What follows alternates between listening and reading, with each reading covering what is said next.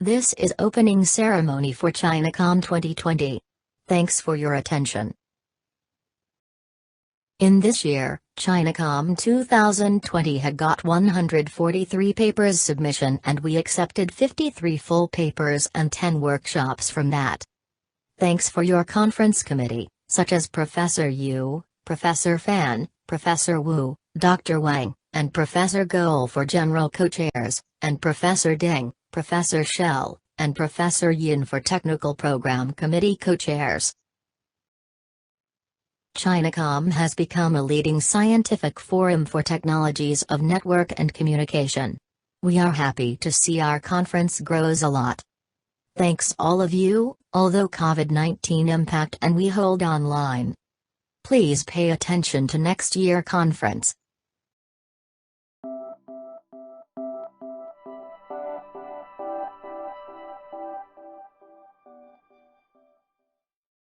Dear ladies and gentlemen, let me welcome you to the EAI Chinacom 2020 conference held in this virtual interactive setting.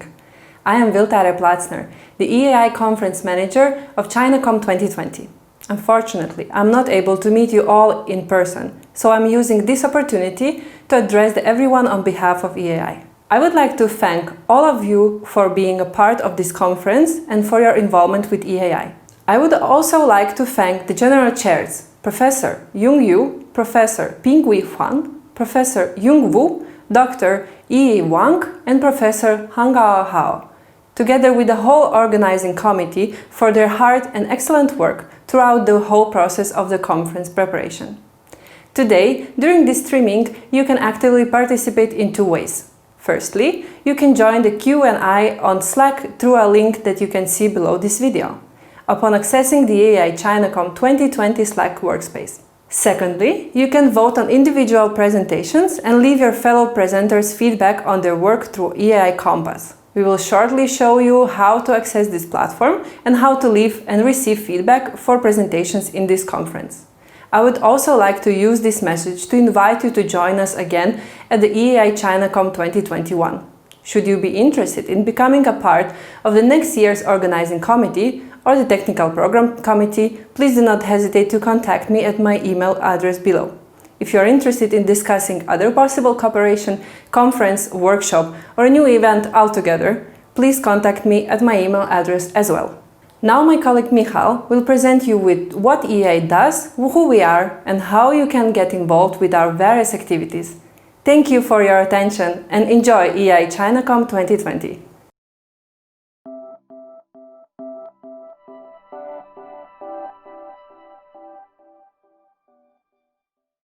Hi everyone, my name is Michal Dudic. I'm the community manager at EAI, European Alliance for Innovation.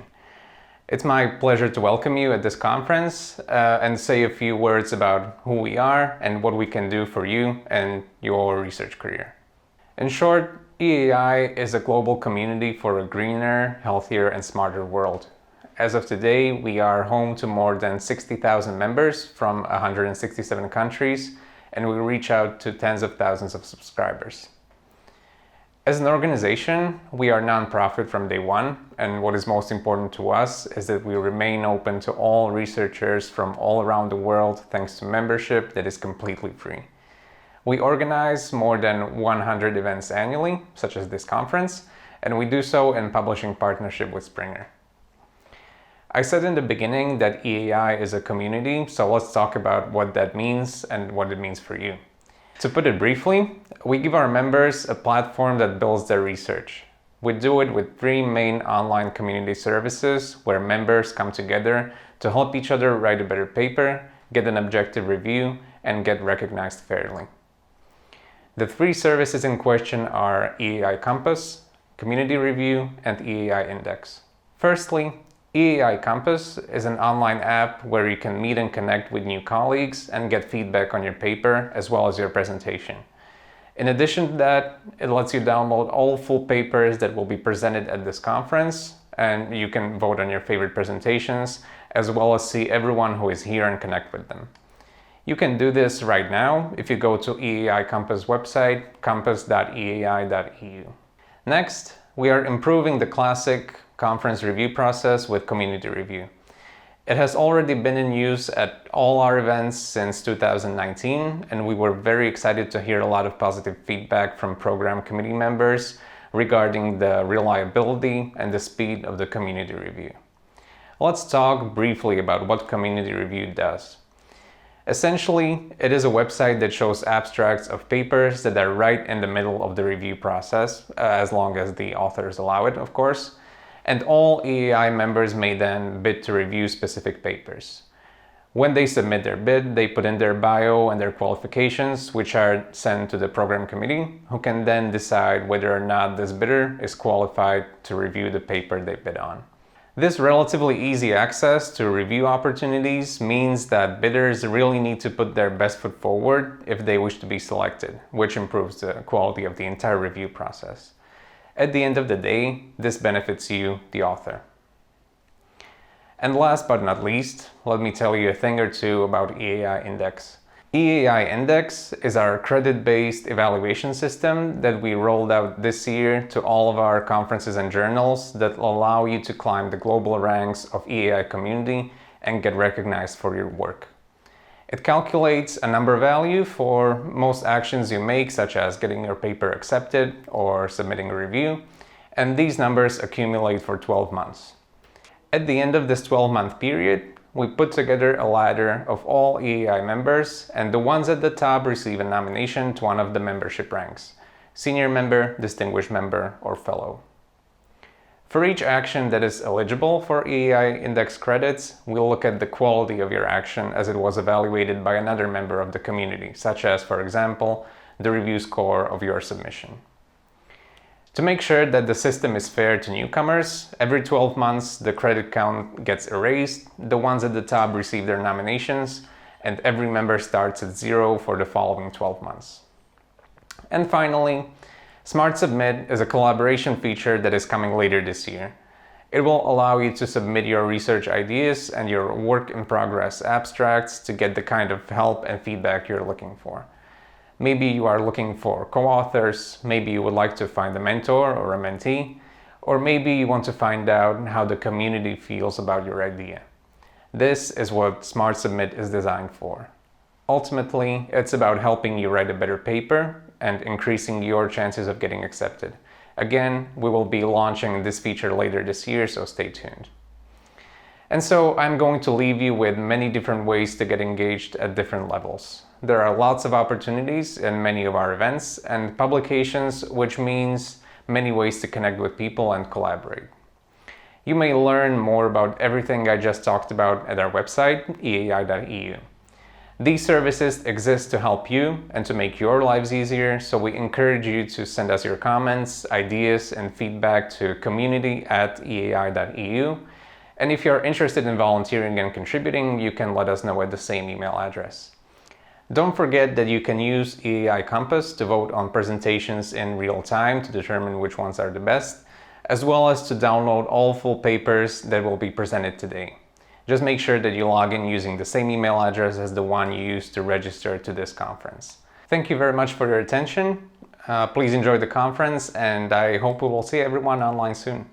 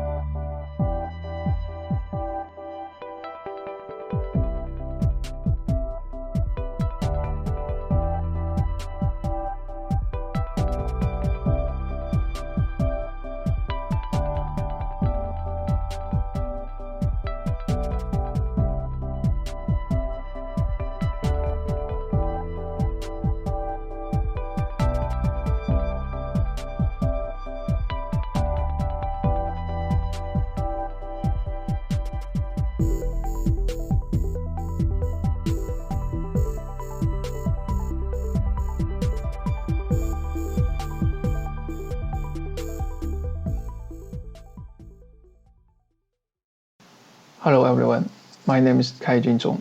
I'm from Zhejiang University. First of all, I would like to thank the organizer for providing the opportunities to give a talk here. And I also would like to thank my students for preparing the materials. The title of my talk is Intelligent Reflecting Surfaces Assisted Wireless Communications. Just as an outline, I will start with the basics of intelligent reflecting surfaces. Then I will briefly discuss the channel estimation issues for IRS systems. And the major focus of the talk is on the active and passive beamforming designs. Let's see the motivation. So we all know that 5G networks is officially deployed this year. So it's time to think about what B5G or 6G will like. Researchers is currently underway to identify the key requirements and the typical scenarios and the key performance indicators of 6G networks. According to some recent studies, in addition to the 3 typical scenarios such as EMBB, UILLC, and MMTC, there will be 2 additional additional scenarios.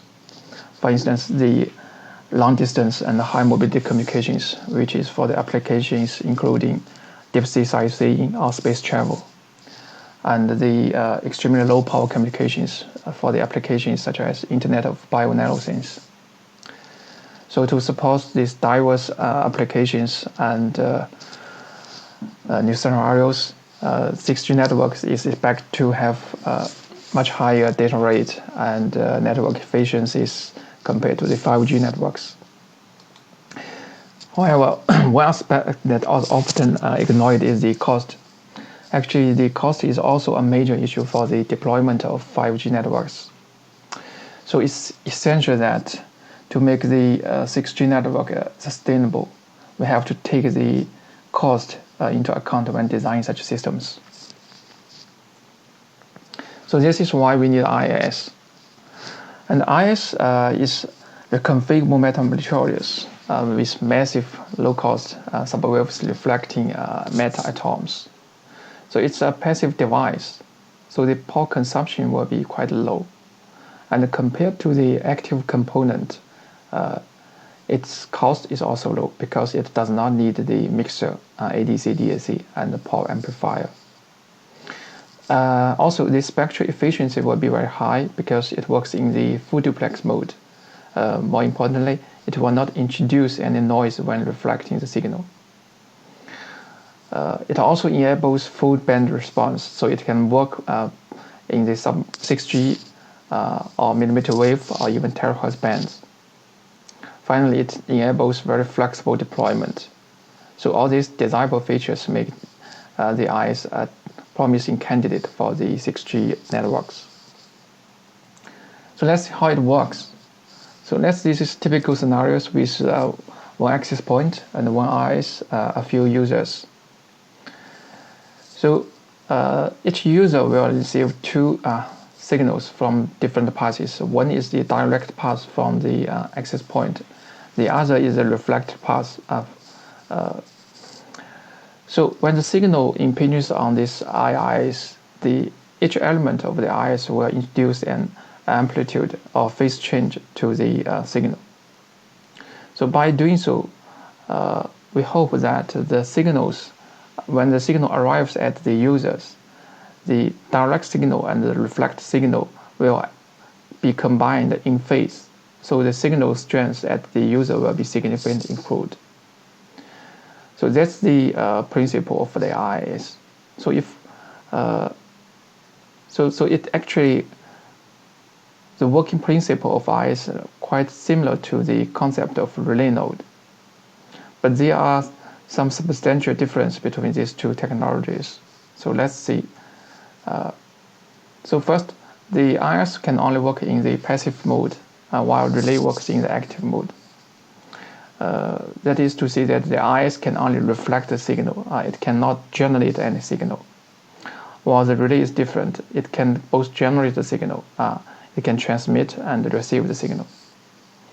For the IIS, it can work in the full duplex mode, while the relay can work both in the half or full duplex mode. When working in the full duplex mode, it will introduce self-interference, which will be a major issue.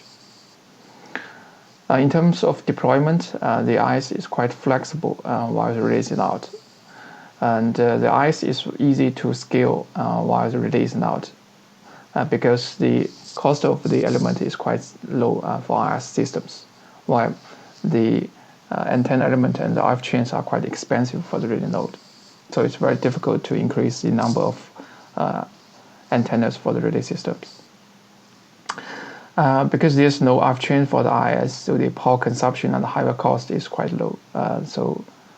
In contrast, the relay need RF chains, so the cost and the consumption is also quite high. So from this comparison, we can see that IS is a low-cost alternatives for the next generation networks. So let's see the applications. The first application is to solve the coverage holes or the address long line of sight communications. Future communication is expected to move into high-frequency bands, such as millimeter wave or terahertz band. But one of the major issues in high-frequency band is that the signal will be easily blocked by the obstacles. So with properly deployed IS, we can actually solve these dead zone problems for high-frequency bands, or to create line-of-sight passes by smartly reflecting the signals to bypass the obstacles. Another application is to enhance the cell edge performance. We can deploy the IS at the cell edge. For instance, in this example,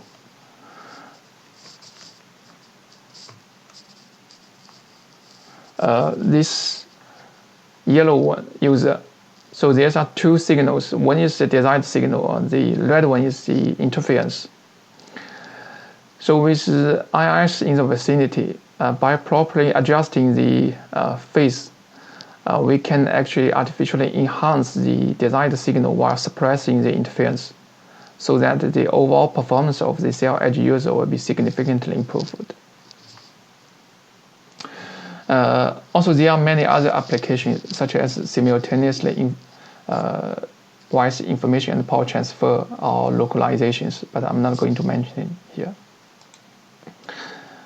In terms of lab prototypings, there are several prototypes from the various universities. For instance, from Southeastern University, they have built a 2x2 MIMO system. But the system they built is slightly different from the concept I just mentioned. Specifically, they use this IIS as a transceiver instead of the reflectors. They show that it's possible to use IIS to replace the conventional active transceivers. The R-Focus prototype from MIT, they use this IIS as a reflector, and they showed that with 3,000 elements, they can double the capacity. Another desirable feature of this study is that with such a large number of elements, even with 1/3 of failed elements, the performance will not substantially degraded. Another prototype is from UCLA, the scatter MIMO prototype. They also demonstrated that using the smart surface as a reflector, the mean slope gain can be doubled, and also the communication range can be extended by 50%. In addition to these lab prototypes, we also have industry initiatives. For instance, Docomo are partnered with mmWave. They have demonstrated the advantage of IIS. So basically, from both theoretical studies and the prototypings, the IS is indeed a promising candidate for the next generation wireless networks. Now let's look at the issues for IIS-assisted communications. And the first major issue is channel estimation. So let's recall the 3-node typical system model. So for IIS-assisted communications, we have 3 different types of links The first is the AP to user link.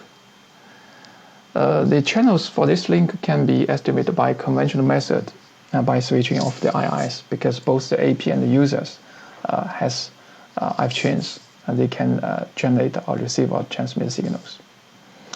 The second is the AP to the IIS link. It can be estimated periodically or even offline, because the AP and the IIS are static. So the channels will vary relatively slowly. The third is the IIS to the user link. This channel very much faster, because the user location will vary with the mobility of user. So it has to be estimated in real time. So the estimation of the channels will be much challenging in IIS-assisted communications due to the following reasons. First, the IIS is a passive architecture, so it's not equipped with any IF chains. That implies that the IIS cannot perform any baseband signal processing functionalities. It cannot jump signal, it cannot decode the signals. Another issue is that the number of elements at the IIS is usually large. So in a conventional massive MIMO literature, we all know that the training overhead usually scales with the number of antennas. So with IIS, the estimation overhead will be quite large. So that's the major issues. And in the literature, there are many works has already studied the estimation of IIS systems. So let's see this typical 3-node scenario. The signal received by the user is the combination of these two path signals. We ignore the noise. The first part is the reflected path, and the second part is the direct path. So the estimation of the direct path is relatively easy. We can basically switch off the IIS and estimate the channel by uplink channels. So the major issue is to estimate the cascade channel, which is the red G. So to estimate this cascade channel, it's worth to emphasize that both this theta and this S can be controlled. So we can adjust the reflection pattern of the IIS to facilitate the estimation of the cascade channels. And in the literature, there are many approaches. For instance, the on-off strategies. Basically, we switch on each element each time. Another approach is to use the DFT matrix for the IIS. And more sophisticated methods, including Lagrangian-based strategies and compressive sensing-based strategies. Due to time constraint, I will not elaborate these different strategies, but just keep in mind that for IIS systems, channel estimation is going to be challenging, and it's very difficult to obtain accurate channel state information. So it's essential that we can design systems without imperfect channel state information. Okay, so that's the focus of this talk. So if we don't have access to the perfect channel state information, how can we design the active and the passive beamformers to achieve desirable performance? Let's start with the random beamforming approach. So let's consider the first system. We consider an multicast system. We have one base station and one IIS, multiple users. And we assume that the channel coherence time is L, and for each channel coherence interval, we equally divided it into Q reflecting slots. And during each reflecting slots, the IIS will randomly choose a set of coefficients. And during each reflecting slot, the BS will send RF training symbols, and all these users will estimate the effective channel during the reflecting surface. And because the users are estimating the effective channel, so the number of elements at Rs will not affect the training overhead. So initially, the channel coherence time is L. So we artificially introduce randomness by randomly setting the channel coefficients of IS in each different reflecting slots. So we basically increase the variation of these channels to avoid severe outage. And we use this outage probability as a performance measures. So basically this log is the achievable rate during each reflecting coefficient, and we have totally Q reflecting coefficients. So this is the achievable rate. And the 1 over Q minus RF over L is the cost of the channel estimation overhead in each reflecting slot. And this tau is the target rate threshold. So if you look carefully about this outage probability formulation, we can see a fundamental trade-off of how to choose this, how to set this number of reflecting slots Q. So basically, when we set a larger Q, it will introduce more randomness into the channel, so it will can help to avoid severe outage. However, with a larger Q, because in each reflecting slot we need RF symbols to estimate the channels, so a larger Q will imply a larger channeling overhead. So how to choose this optimal Q to minimize the outage probability is a desirable, is a fundamental question. And because this quality feature of this H and F, so it's very difficult to derive the closed form solutions for this outage probability, and we resort to approximations, and we find closed form approximations, and based on which we optimize these Qs. Okay, I'll miss the details here, but just go to the simulation results. So we have two sets of curves here. One is the red, and the other is the black one. The red one is associated with a large number of reflecting elements with 500, while the black one is only 50. So as expected, when the number of reflecting elements increase, the achievable rate of the system also improves. Let's see the other curves. The solid curve is with large number of reflecting slots with Q equals 10, while the dash one is associated with 5, while the dot one is associated with the Q being 1. So we can see that with large number of reflecting slots, the variation of the achievable rate actually decreases.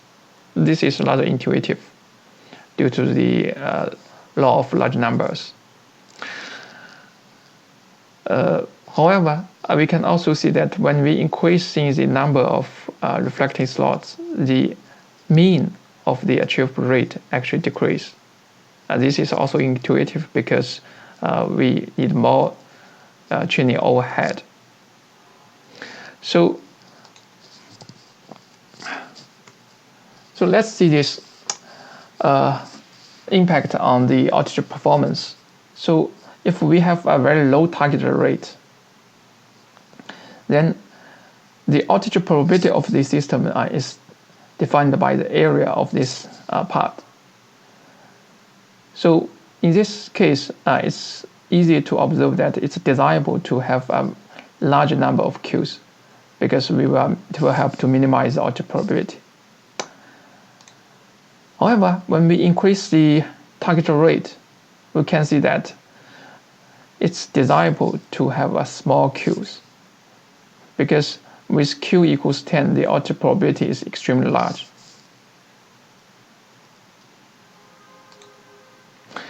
Okay, so let's see the impact of q on the diversity order.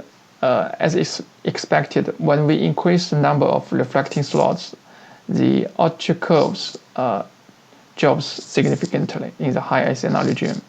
So because the slope of the curve is determined by the diversity order, we can see that increasing the Q will significantly improve the achievable diversity order. Also, let's compare it with the case with instantaneous channel estimations. So, for instance, when we increase the number of antennas, we can see that the performance of the scheme which estimated the effective cascade channel will first improve and then decrease. This is quite intuitive because when the N is sufficiently large, the estimation overhead of conventional approach will increase significantly. That makes it an undesirable feature. However, for our case, because we only estimate the effective channel, so the number of reflecting elements will not play a role in the estimation overhead. So it's also always desirable to have a large number of reflecting elements. Okay, so let's move to the another case. When estimating the channel, usually the channel estimation result is not accurate. It will have some estimation errors. So in presence of estimation errors, one typical approach is to use robust design approach to improve the system performance. So let's see these typical scenarios. We have 3 nodes. So for these 3 channels, we assume that it contains some estimation errors, and we use the Gaussian error models. So basically, this delta G and delta HD and delta HR are also our Gaussian random variables. And the objective of this work is to minimize the mean square error by properly designing the active beamformer W and the passive beamformer theta, as well as the receiver coefficient C. Because of the unimodular constraint at the IIs and the coupled random variables, and this problem is highly non-convex. So we propose to use alternative optimizations and majorization minimization approaches to solve this problem. Basically, we want to find out suboptimum solutions. The one desirable feature of our approach is that for each optimizations, we can obtain closed form solutions so that the overall complexity of this alternating optimization approach is quite low. Let's see the simulation results. We can see that compared with the non-robust case, the robust case the performance of the robust case is much significant when the estimation error is significant. Also, we want to see the impact of finite phase resolutions.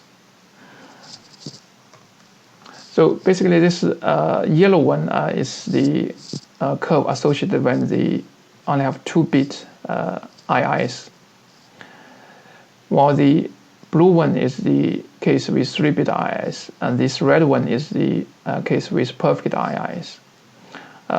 So it's easy to see that 3-bit phase shift will be sufficient to achieve near optimum performance. Okay, so now let's move to the statistical CSI-based beamforming designs. Because the instantaneous CSI varies very fast, while the statistical CSI varies much slower. So it's relatively easier to obtain the statistical CSI. So if we can use statistics to design the system, which will also be quite desirable. So let's also consider this 3-node typical scenarios. We have one transmitter and one receiver assisted by the IIs. So BS has M antennas and IS has N reflecting elements. We model this 3-channel as Ricin distributions. And we assume that the BS and the IS only have statistical size. So in this paper, the BS needed to design this active beamformer, while the IS need to design the channel reflecting surfaces coefficient. And this is the received signal at the user. This is the reflect path, and this is the direct path. F is the active beamformer, and this theta phi is the passive beamformer. And for such systems, we can derive the capacity upper bound, which can be expressed by this one. So our objective is to maximize this capacity upper bound, subject to the constraint on the active beamformer and the phase shift. Depending on the assumption of this direct channel, if this direct channel G follows a Rayleigh distribution, we can solve the optimization problem and derive a closed form solutions for the optimum active and passive beamformer. However, for the case where G is modeled by the Ricin fitting, and then we can also derive a suboptimal iterative algorithm to to solve the problem.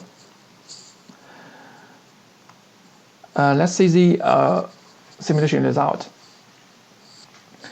So this curve actually compares the performance with the instantaneous CSI-based beamforming design. As we can see that for both cases, different ends, the performance of this statistics CSI-based is quite close to the instantaneous case, especially when we have a large K. This is quite intuitive because the K, when we have a large K, that implies that the line of sight component is much stronger. So that also implies that the statistics CSI will become close to the instantaneous CSI. And this curve illustrated the impact of line of sight of the direct link. We can see that regardless of the existence of the direct link line of sight component at the direct link, the performance are very close, especially we have a large number of reflecting elements. And this is also quite intuitive because when we increase the number of reflecting elements, the signal received from the reflect path will significantly increased. So that means the impact of the direct channel will be less important. Okay, so another way is to design the 2-time scale CSI-based design. So we consider a multi-user scenario. We have one base station and one IIs and multiple users. So we consider 2-time scale CSI, which implies that we have instantaneous CSI at the base station and the statistics CSI at the IIs. However, we want to mention that the instantaneous CSI is estimated by using the effective channel instead of the cascade channel. So the number of reflecting elements at the IIs will not introduce a large overhead. So basically the base station will estimate the effective channel, combine these two passes from the user using the uplink pilots. Okay, so the overhead is independent for the N. And to simplify the design, we assume that the base station will use the maximum ratio transmission for the downlink precodings. And we use the weight sum rate as a performance matrix. And we can derive this weight sum rate as these following expressions. So basically, this weight sum rate will depend on the statistical size only. And it's a function of this theta and the power vector p. So our objective is to maximize this weight sum rate subject to set of constraints.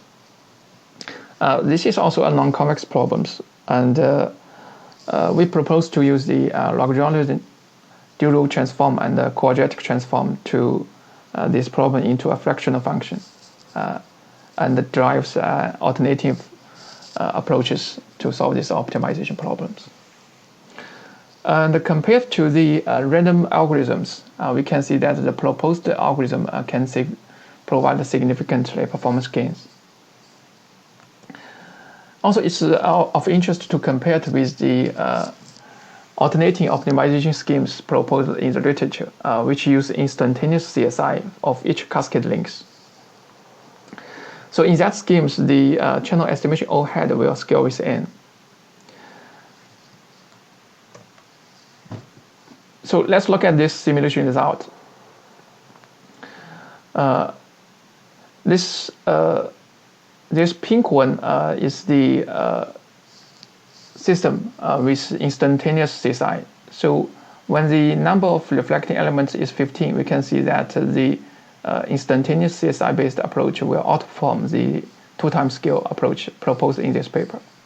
However, when the number of reflecting elements increase to 30, we can see that the performance of the instantaneous CSI-based approach actually drops. In contrast, the performance of the proposed approach becomes higher. This can be explained that when you increase the number of the reflecting elements, the channel estimation overhead will be significantly increased. So the effective achievable weight sum rate is actually decreased, which is not the case in our proposed method, because the channel estimation is independent of the number of reflecting elements n. Okay, so let's go to the final angle domain design. In all these previous studies, we estimated the effect channel or the channel coefficient h. However, with the antenna array, we actually can exploit the array structure of the antenna array. So we don't need to estimate the entire coefficient. We can only estimate the key parameters such as the angle of arrivals or angle of departures. With only this information, so we can characterize the propagation channels. Okay, so that's the motivations. So let's consider this system. We have a base station with M antennas and IS with n reflecting elements and single users. We assume that both the BS and the IS are equipped with uniform rectangular arrays. And we assume that all these 3 channels follow the Rosen distributions.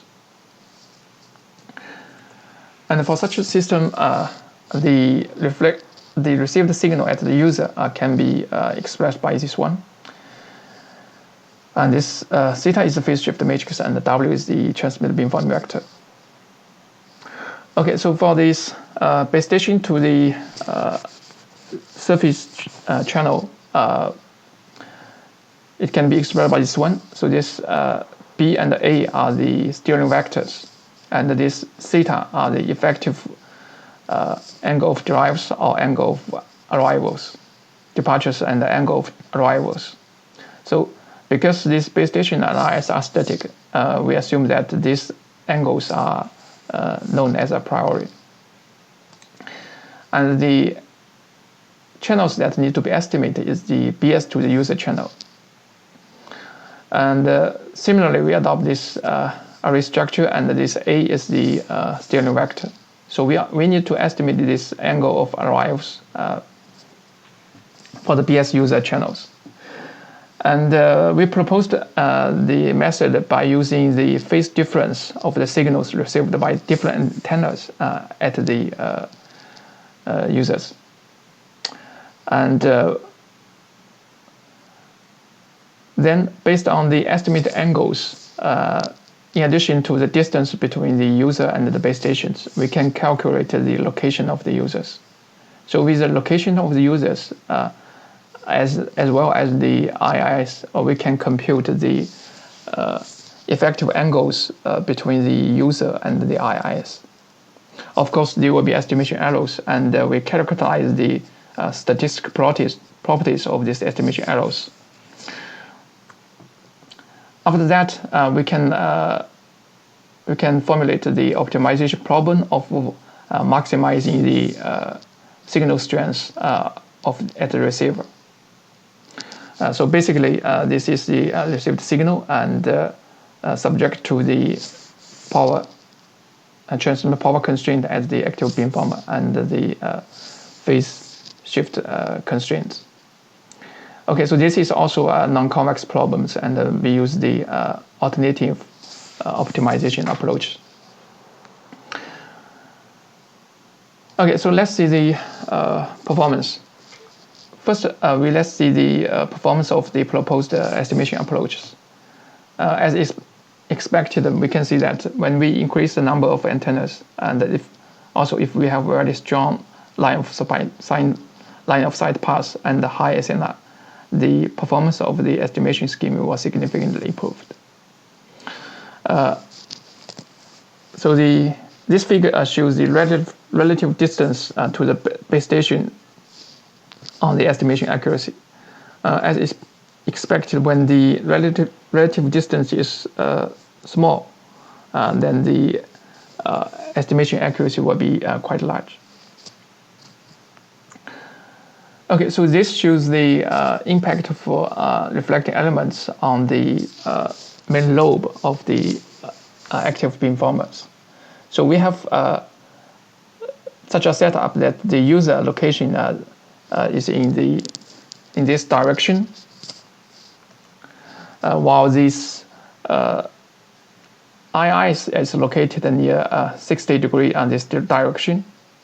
So initially, when we have 400 reflecting elements, the main lobe of the active beamformer will pointing to the user.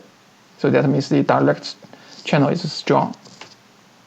However, when we increasing the number of reflecting elements, for instance, to 700, we can see that the main lobe of the active beamformer will pointing toward the IIS. That means the reflect path is actually the dominant passes.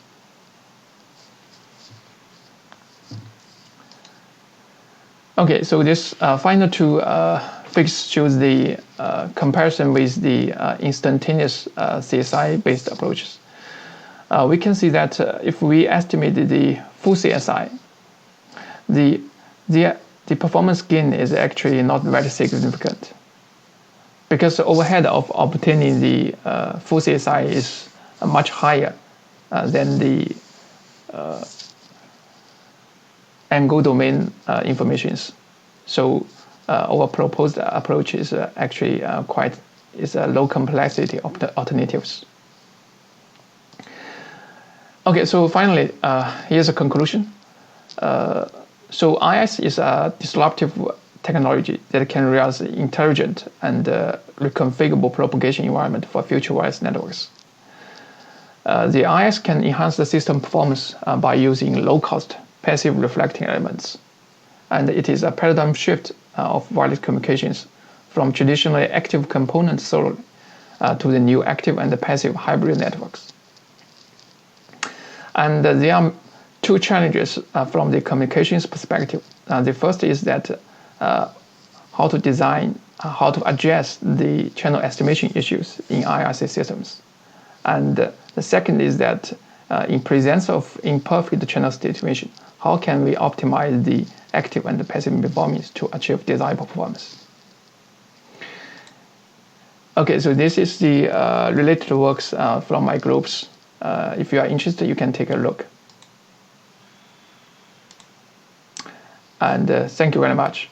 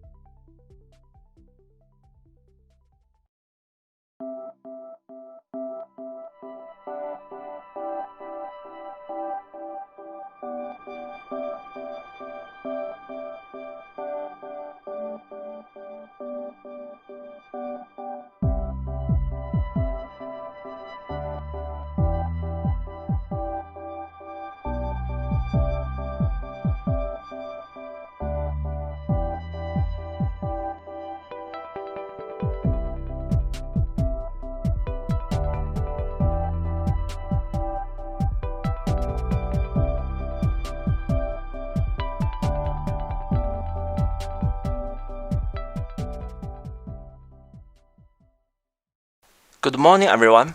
My name is Feifei and I am from Tsinghua University. Today, it's my pleasure to be here to talk about the deep learning for physical layer communications. And we believe that this would be an effort to work for the coming 6th generation wireless communication systems. So everybody knows that the 5G has already got a lot of the development.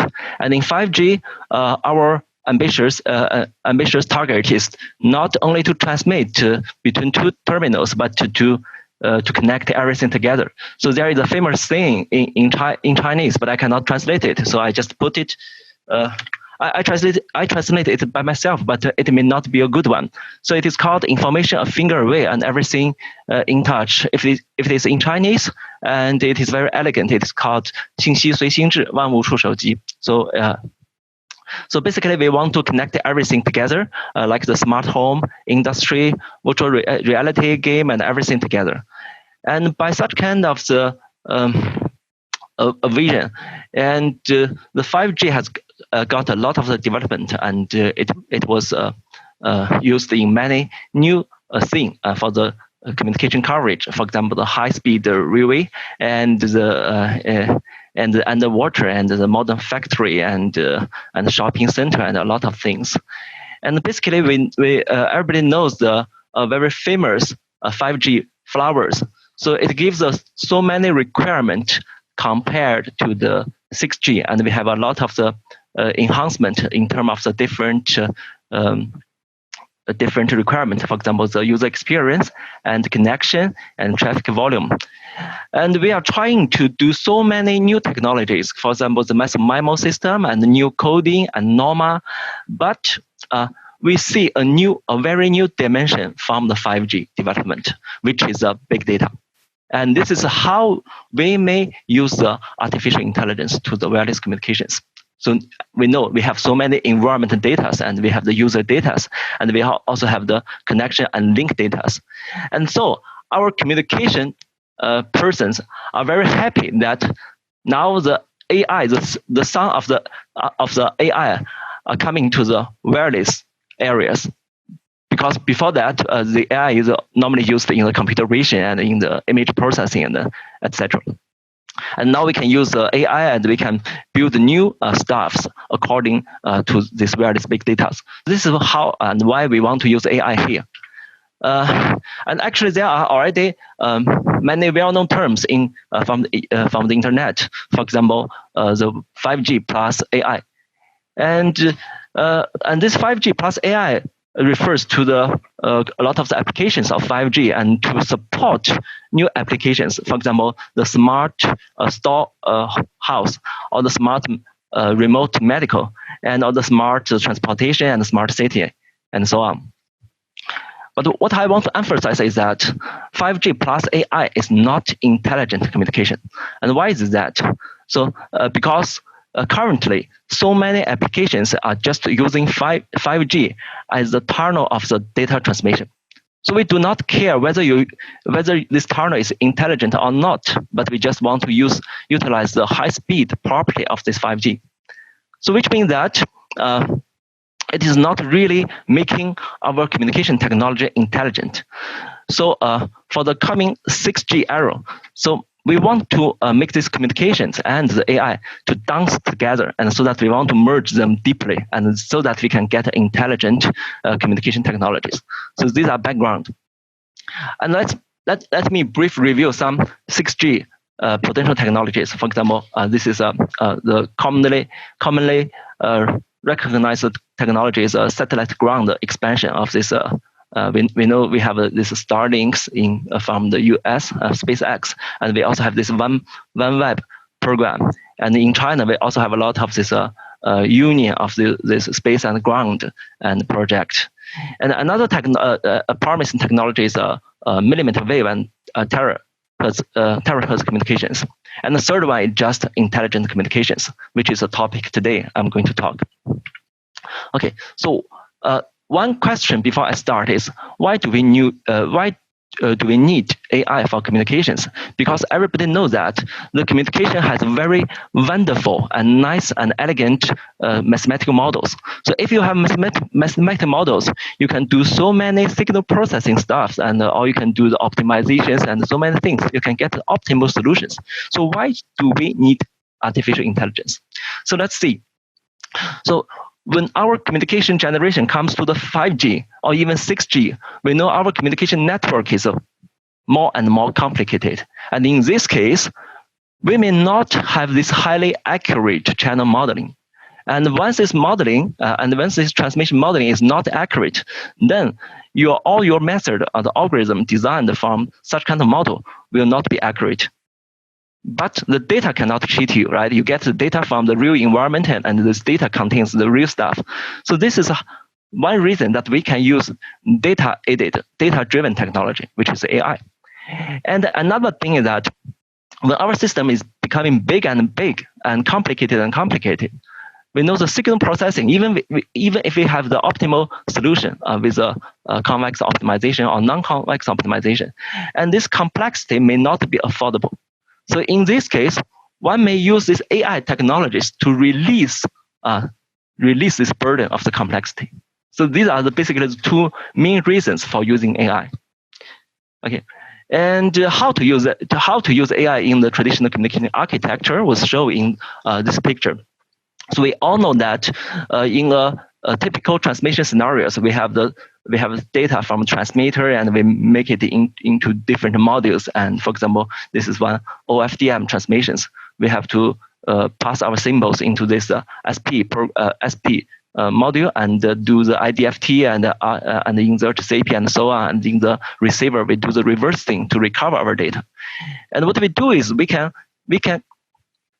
insert this AI technology into any two modules and to change it. And once any module does not have a exact mathematical form or has some problem, and we can use data-based method.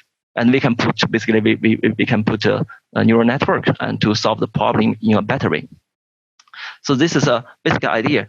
And the advantage of AI is very obvious. For example, it can fit arbitrarily complex functions, and even if we do even if we do not know the exact expression, we can use AI to approximate it. And we can do this also. We can do this distributed parallel processing and to enhance the speed. And so this corresponds to the two reasons that we want to use AI. And actually, this figure is getting from the Chinese website. So some Chinese here, and actually the Huawei had already started the AI-based architectures for the smart IP networks in 2019.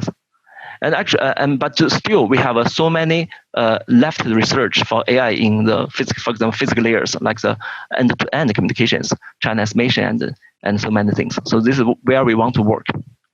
Okay, so this is the introduction of the deep neural network, and I will skip it, and I believe and everybody knows the basic stuff of it. Okay, so let's see. I divide my talk into 4 categories. The first category is how we use deep learning, or how we use AI technologies to improve the existing algorithms. So let's see the first one. It is about the channel estimation. This is one very important technologies for the communication systems. So let's check. So we can replace some channel estimation modules in the receivers, and then we can, for example, we can put the DNN there, and we can train this network, and then we can get a better channel estimation. So this is existing work. It shows that the DNN channel tracking in the time varying scenarios. So why do we consider time varying? Because the model is not exact. So in this case, the DNN channel tracking is better than the least square estimation. So this is existing work that has already shown the advantage of the AI. But if the scenario become even more complicated, and sometimes, right, when we use the black box of this AI technology, and the estimator from the deep learning may not be as good as the LMMS estimators. this is the reason that because we do not exploit the structure of the communications. So that normally we try to propose a new technology that can combine both the characteristics of the communications and the data-driven method. And we call it as a model and data-driven technology. And in this case, we can design a special structure, some special structure here, and to really design something that fits the communication properties, and then we can improve the channel estimation accuracy. And after we do such kind of the design, and we can check the simulation result that, so let's see this here. And so this green line is a deep learning method, and this black line is the LMMC estimation method. And we can see that deep learning is better than the LMMC estimation method when we do not have enough pilots. But when the number of pilots is enough, we can see that they approach to the same thing. So both of them are optimal in terms of when the number of pilots is enough. And if the time variance statistic is unknown and is fluctuating rapidly, and we can see that the deep learning based method can be better than LMMC method. So we see that the deep learning method is really, we can get some better results than the traditional one. And the second one is about the channel information feedback. So we know when we transmit the data from the base station to the users, and we have at the users, once we estimate the channels, we have to feedback the channel to the base station so that the base station can perform beamforming or some other power allocations, some other stuffs. But traditional CSI feedback algorithm is based on compressive sensing, which assume that the channel is a linear projection onto some space, and we can reduce the dimensional in terms of the linear projection. And this is of course does not match the real environment. And the real environment is very complicated, so it may not be a linear projection, and it may become a nonlinear projection, which is unknown. And in this case, one can easily design the deep learning based stuff, and we can use deep learning to do the compression, and it can get a better result, much better result than the traditional one. And we also run some simulations and to prove our opinion. Okay, and this is about CSI feedback. And actually, there are a lot of things that we can work on this deep learning stuff. For example, we are when we look at the millimeter wave or the high frequency transmission, we know the mathematics is not the factor that will give you a bad result. What affects your result is a hardware cost or the hardware accuracy.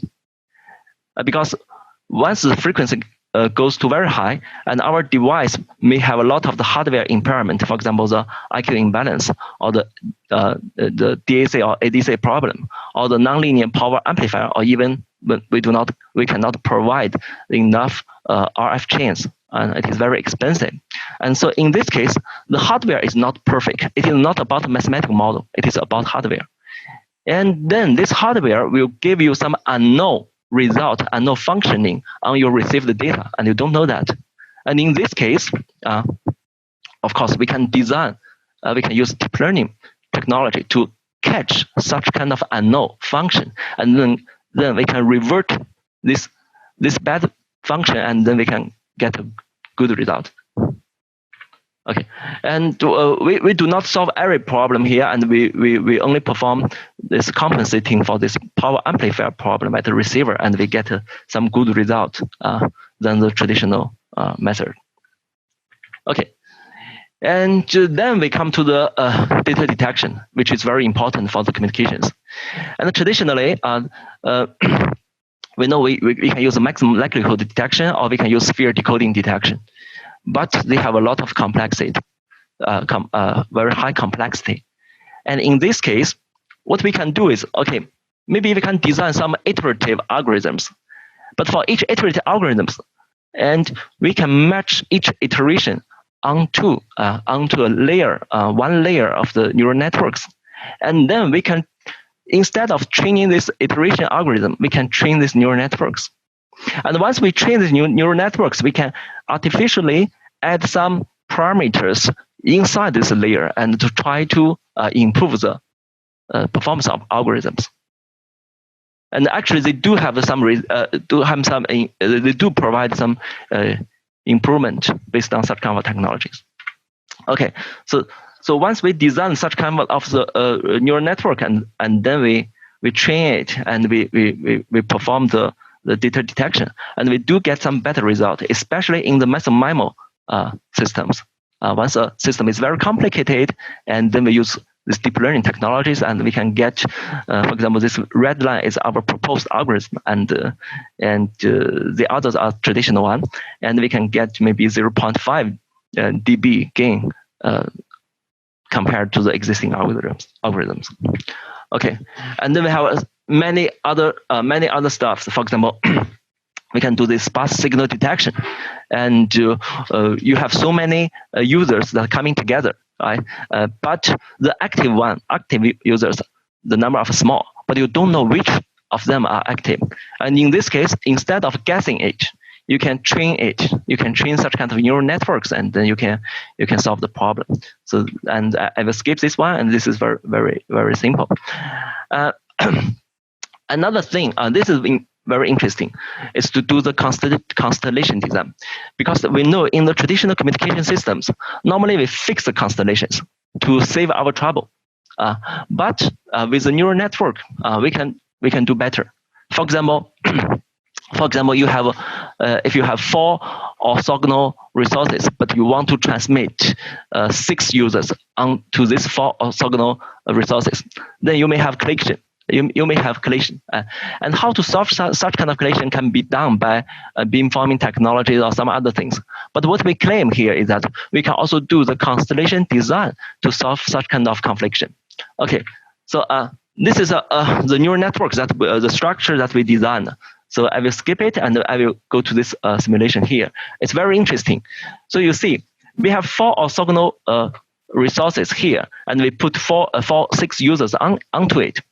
And the constellation is very irregular. It's not a regular constellation because that is traditional one, and you may have some problem with that. But the picture that you think is obtained by training the neural network, and it really reflects how the data after going through the channel and how they can conflict with each other, and how we can solve it, and how we can reduce such kind of confliction, so that you get a irregular constellation shape. And once we use such kind of the designed constellation for simulations, we do observe some improvement compared to the traditional algorithm. So we see that deep learning is very powerful here. Okay, and another interesting thing is this is about radar signal processing, and it is array signal processing, and this is very interesting. And this is one that I'm favor of. So we know for the conventional array signal processing, and we have to use the antenna array to check the direction of arrival of the target. And a prerequisite to do that is to know the number of the target. And conventionally, this is a very big headache, because normally we use this MDL algorithm to find the number of the target first, and it is inaccurate. It is inaccurate. And what we do is, okay, let's check the let's apply the deep learning algorithm. Of course, we have to do some data pre-processing and to design our neural network and to get a better result. And this paper is it was published in Signal Processing Letter. And let's check the result. Let's just check the left one. So this red one is a conventional method, the MDL method. And there are two, we propose 2 methods and they overlap. And we see that the accuracy of the number of the detections is very high. And people may normally ask me that in the conventional usage, for example, in the military usage, and we do not feel that. We use MDR method and it works perfect. And this is because that in military uses, you do not care SNR, and you use very, very high SNR. And of course, in this case, the MDL method give you good result. But when we use in our maybe communication systems, mobile communication system, it is not military usage, and then we have to reduce our SNR. For example, you put the radar on your car and you get something there. You have to reduce your SNR and or on your cell phone. You reduce your SNR, and then the traditional algorithm drops, the performance drops sharply. But the proposed method by deep learning and is very robust, and this one is very interesting. So, okay, so that finished what is how we can use deep learning to improve the existing method. And even interesting thing is how we can use deep learning to solve some conventionally unsolved problem. Let's see this one first. So we know in massive MIMO system, when you have a lot of antennas, the biggest headache is the downlink channel estimation in FDD system. If it is TDD, the uplink and the downlink channel are the same, so you don't worry about it. If it is FDD system, you have to do the downlink channel estimation from time to time. But we know that the uplink channel and the downlink channel in FDD system, although they are different, but they are highly correlated. The only problem is that you do not know the mathematical expression of such kind of correlations. So don't worry, now we have the deep learning, and we can use deep learning and we can catch such kind of unknown function, and then we can directly use the uplink channel to predict the downlink channel. So this is actually the prediction of the channel from one frequency to another frequency. Okay, so we design some neural network and we get the performance, and performance is valid. We cannot claim it is good, but it is valid. And even amazing thing is that, so let's see this figure here. So we test the electromagnetic wave, the energy inside the EM energy inside the room, and this is energy of the at the frequency 3.5 gigahertz, and this is energy of the at the frequency 28 gigahertz, almost the millimeter wave. So we can see that the EM power, of course, are different, but the shape are very similar. Very similar. So in another thing, the channels are different, but they do have very strong correlations there. So people are trying to design something like, okay, now in the future, maybe we have two different frequency bands inside at the same position. And in this case, you can help one frequency band by another frequency band, by the knowledge from another frequency band, even if these two frequency bands are very far away from each other. So this technology is called frequency extrapolation. Extrapolation, and this is some work proposed first by Professor Jianhua Zhang and Ahmed in Arizona University. And what we do is we try to improve it because we know this once a frequency band is far away from each other, the prediction is not as good. It's not good. And what we do is, okay, let's try to use a little bit additional information. For example, we can transmit a little bit pilot, and then we can merge the prediction from another frequency and the pilot from this frequency. And we design some merging network, neural networks, and then we solve the problem. And let's see the simulations. So if we predict here we predict the beamforming. So if we predict beamforming of the millimeter wave band from the sub 6G, and the performance is a red line, which is not good. But once we add a little bit pilot, here we add only 4 pilot, and the number of antennas is 64. And we see this performance improves greatly. So this is how we use deep learning and combined with the communication thinking. So we do not directly just put everything, but just throw everything into this deep neural networks, but we have to add some communication thinking. to make it to fit the communication scenarios. So this is our contributions. Okay, I will skip some of the similar. Okay, and the second question is, okay, how do you if you just send several pilots, how do you select the antennas or the subcarriers to transmit such kind of pilot? So this becomes an antenna selection problem. And we all know that this antenna selection problem is very difficult to solve because it is combinatory problem. But with deep learning, we can solve it. We cannot solve it optimally, but we can solve it suboptimally. And we propose some neural network, and by this is we use these ordinary differential equations and to improve the performance. And let's see the simulation directly. So not this one, this one. Okay. And so we prove that. So if we do for the traditional method, everybody by default think that the uniform sampling of this to uniformly sample from the whole antenna side or whole subcarrier side, whole subcarriers are the best one. But with the deep learning technologies, we do find some better sampling from such kind of antennas, and the pattern is very irregular. But the performance, we do not improve a lot, but we improve a little. Yeah. So which means that in a complicated scenarios, your conventional thinking, uniform thinking, may not be the best one. You can improve it by the powerful deep learning technologies.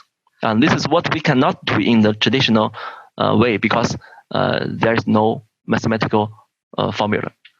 Okay, and we can even use transfer learning to help the transmission from one user to another user, even if these two users are far away from each other. So we have one paper about this using transfer learning and meta learning to do the channel prediction. Okay, I will skip it and let's check another one. So this is an even interesting one. This is a very new result from our group. So we call it as a vision-based intelligent communications. So we know that the communication, the reason that we have this communication is because the EM wave, the transmission of the EM wave over the air. But how such kind of EM wave are transmitted? So they are affected by the environment, or by the structure of the environment. So in this case, we can easily understand that if we can know this, we can get the 3D structure of the environment between the transmitter and the receivers. Then, of course, you can catch how your signal are transmitted from the transmitter to the receivers. So in this case, we can merge the two areas. One area is image processing or the computer vision, and another area is communications. So we can try to merge them by designing some technologies. So what we do is, okay, let's get the 3D image first, and then we try to extract something that affects the communications. For example, we extract the point cloud from the image, from the 3D image, and then we use such kind of the point clouds, and we do a lot of the training. And what type of the point cloud will give you what type of the channel characteristics. We use a lot of the training, and we build a network such that what we can do is, okay, let's, for example, for the beamforming thing. In this case, we do not need the traditional pilot or the beamforming design anymore. What we do is, let's take a picture of your environment, and then from this picture, you directly get the optimal beam selection or the optimal beamforming. And the result, this is some early result. And this result, it's not that perfect, but it is effective. So what we do is, okay, this is the accuracy of predict our beamforming from the environment only. We do not have any pilot now. And the accuracy is sometimes it goes to 60% or 70% or 8%. And we can of course this is because we use black box, and we can design some specifically we can use some specifically designed or sophisticatedly designed neural networks. We can try to improve it, and this is what we are. This is ongoing research. And so a little some summary from the previous result. So once we have this powerful artificial intelligence technologies, and our input of the communication systems may not be communication parameters anymore. We can have a lot of the sensory data as an input. For example, the picture or the image that we have mentioned before, and also some other thing from the, for example, the of course you can use the pilot, or you can use the channel from other location, or you can use the channel from other frequency, or you can use so many things. And all these data and do have different leveled information about your current transmission. And we can hardly to model them, model the relationship between them and your current transmission. So what we can do is, okay, let's use deep learning again, and we can use a lot of the training, and let's deep neural network to catch such kind of the relationship.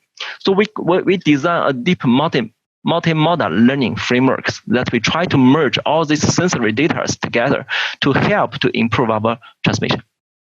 Okay, so we tried different combinations, we tried different combinations and try to find the best combinations. And what we show is this is a simulation figure that we show. Okay, so the more the more sensory information that you combine together, and the better result you get. But once you have a lot of sensory combinations, and maybe your improvement may not be that obvious. So there can be a trade-off. But unfortunately, we know this. We know this deep learning is very hard to be explained. So we only have the numerical result to say, okay, how many sensory data that you should use, and what has used this one. But we do not have a mathematical result. Okay.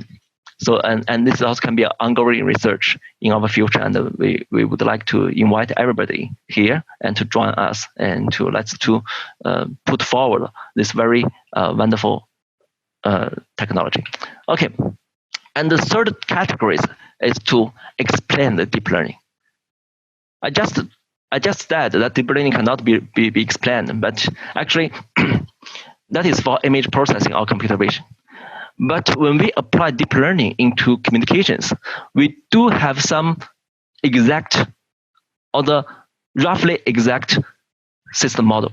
And in this case, it is possible to explain the deep learning to some level.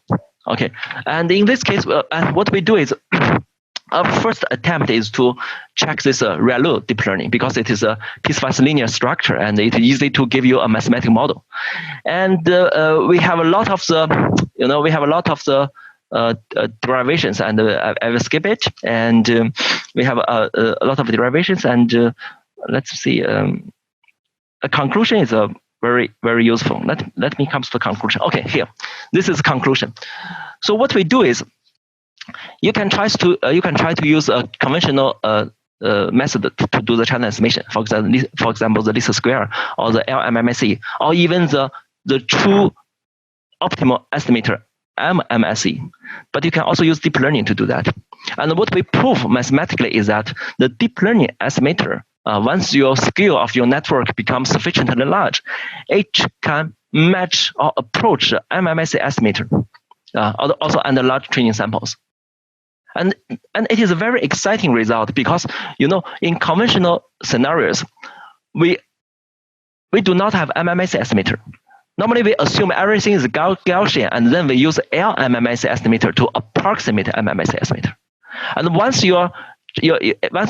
your transmission has non-Gaussian noise, or you have some nonlinear effect, for example, the nonlinear power amplifier or the ADC or DAC problem, and then your LMMSE estimator is never an MMSE estimator, and we do not have an expression for it. We cannot get an MMSE estimator, in fact. But here we see that we use deep learning, we can do that. Okay, let's see the simulation result. So on the left side, okay, the blue line is an LMM-based estimator, and the red line is deep learning method. And this is everything is Gaussian. And we see that when everything is Gaussian, this LMM-based estimator and the deep learning method are both the optimal one, so they overlap. And let's add some nonlinear effect here in our transformation.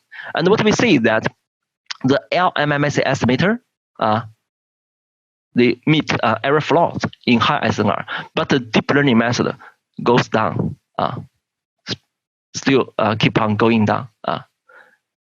But there is no MMS expression for the MMS estimator in this case, so we cannot perform MMS estimator. And so this is a very exciting result that we finally get a way to approach the real optimal estimator, and we prove it.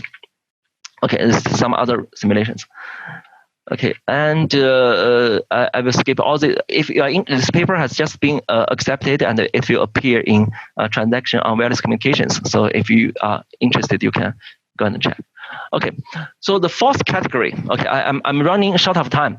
So the fourth category is to use deep reinforcement learning, and this is very also a very robust, a very strong and robust technology that we can treat the scenarios with no modeling. So basically, people are in communication areas are trying to use deep reinforcement DRL in the UAV communications and to design the trajectories. For example, I will skip it quickly. And for example, when you apply this UAV for the coverage or for whatever you want and for the data collection, and you have to design the best trajectory there. And you should also consider the battery consumption. So in this case, and it's really hard to model to mathematically model this problem. And then we can use the DRL problem. You can set your reward and you can set your punishment, and then you can perform it. And so what we do is, okay, what our group did is, okay, like we do this trajectory design, and we do this frequency band allocation, and we do this. You have multiple UAVs and how to choose to access and to which user access which UAV, and all this problem are very hard to formulate, and we can use DRL.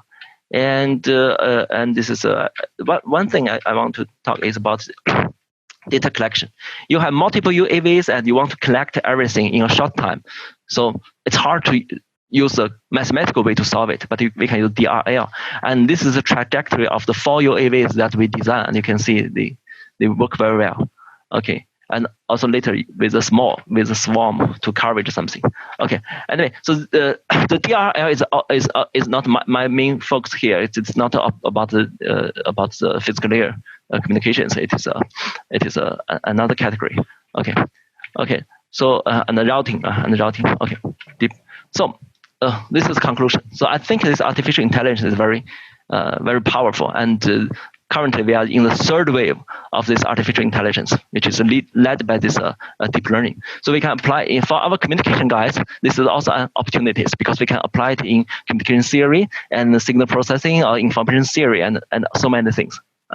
And we expect more interesting results in the future. Okay, thank you.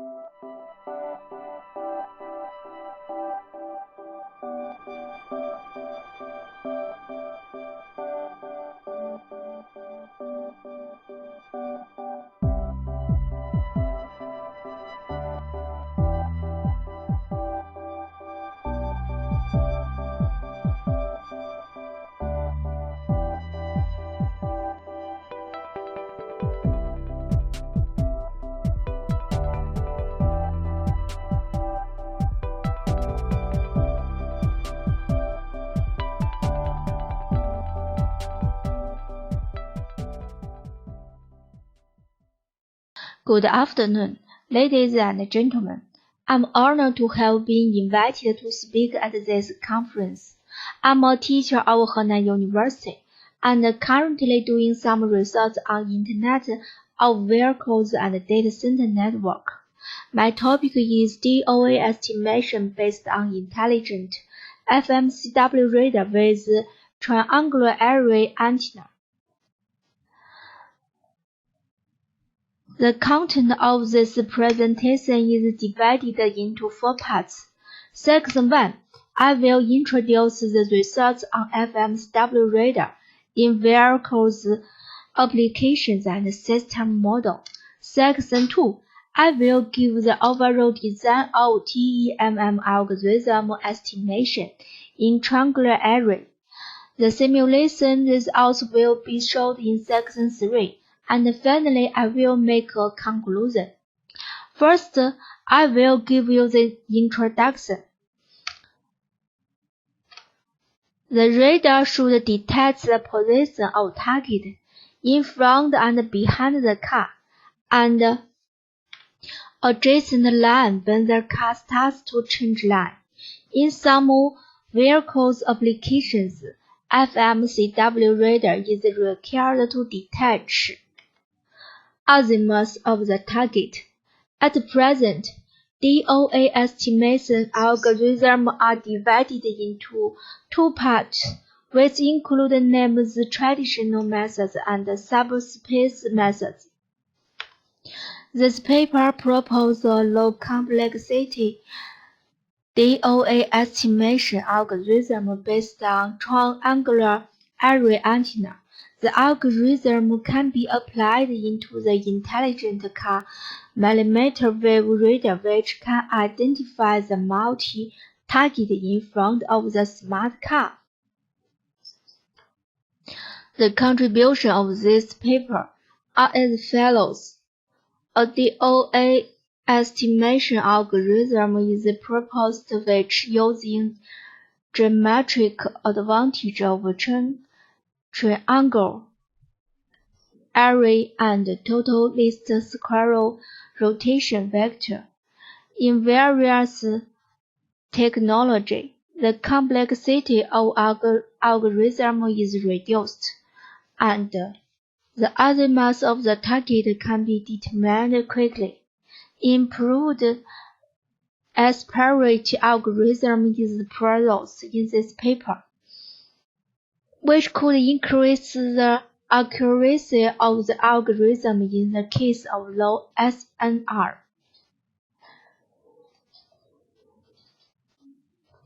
Here you can see a figure which shows the triangle array model.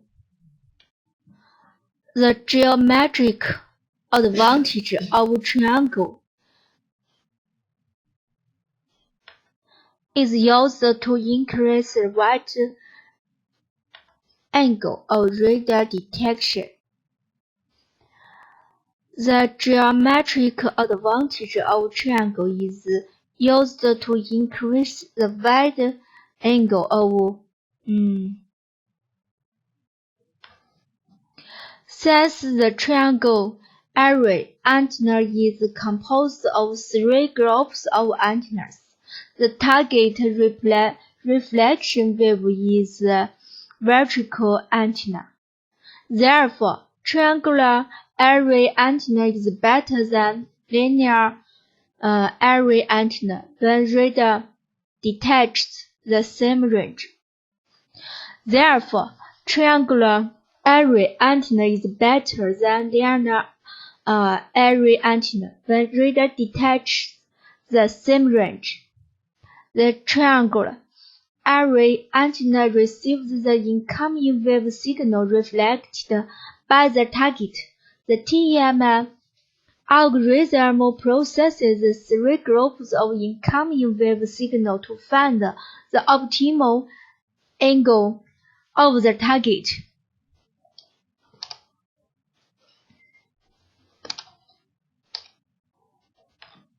Now, I will introduce my algorithm for you. In this paper, the triangular array antenna model is adopted to receive the radar signal reflected by the target, which increases the transverse range of the detected target and improves the beamforming gain of the target. TLS aspirate algorithm and mmMusic algorithm combined with the triangle array antenna proposed in this paper to estimate DOA, referred to as TEMM algorithm.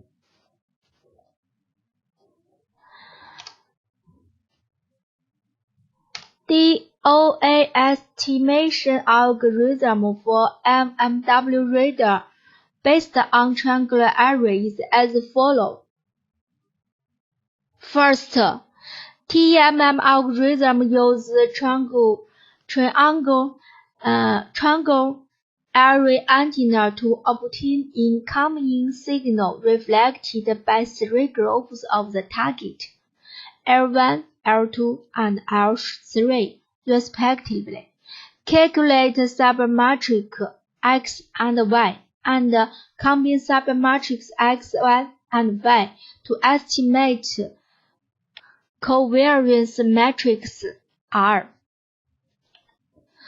Get US matrix by eigen decomposition of R.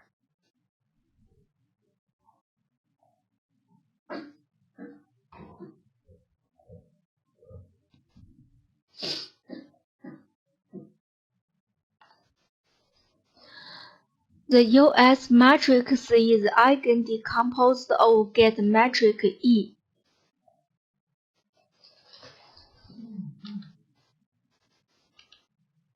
Phi TLS is obtained from formula, and Phi TLS is eigen-decomposed to obtain the solution of L1 antenna. Go to step 2. Similarly, we can obtain the solution of L2 and L3 antennas, and DOA solution set Zi can be obtained too.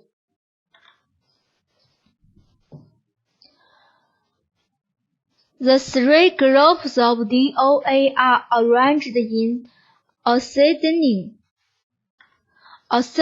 order. The formula: the maximum power general of the target is solved, and corresponding angle is set as the intel optimal solution, theta I. The final optimal DOA is searched within some range, and by the power spectrum function of TEMM algorithm. So the DOA solution set corresponding to the target is finally solved.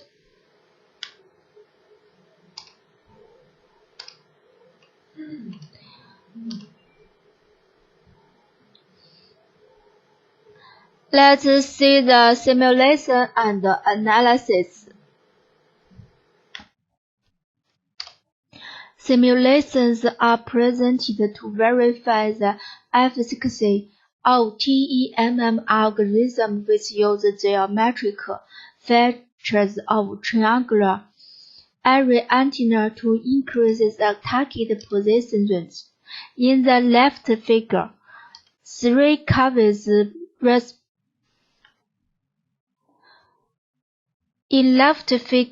three curves respectively showed the change of the root mean square error of DOA with the signal-to-noise ratio.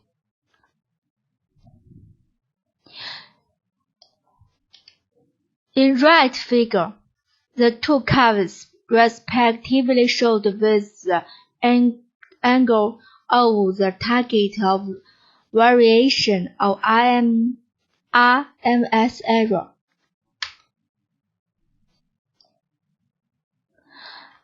Under the different sampling snapshots, 300 Monte Carlo experiments were performed using the algorithm and TLS aspirate algorithm respectively. The simulation results were shown in the left figure. It could be seen that the azimuth IMS error decreases with the increase of the number of sampling snapshots. In the 100 to 1,700 snapshots, it could be seen that the root mean square error of the TEMM algorithm was small and had a high estimation accuracy. It could be seen from the right figure that music requires a long time of spectrum search and a large amount of calculation. However, the algorithm in this paper avoids this defect and only needs to search within a short range to get an accurate DOA. Under the same conditions, the algorithm in this paper could more accurately distinguish DOA of adjacent signals, and the spatial resolution was improved.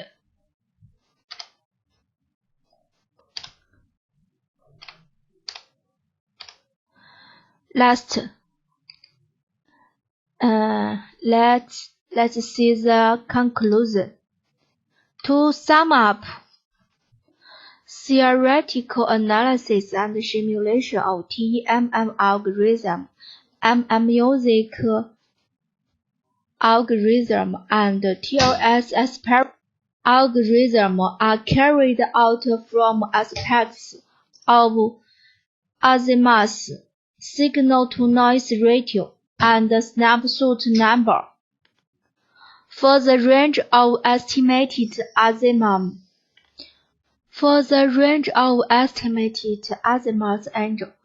angle, the root mean square error of TEMM algorithm is smaller and accuracy is higher.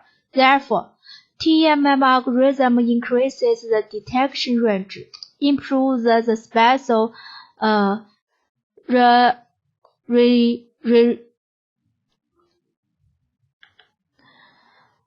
improves the spatial resolution and reduces the computation, which lays a foundation of the practice of engineering.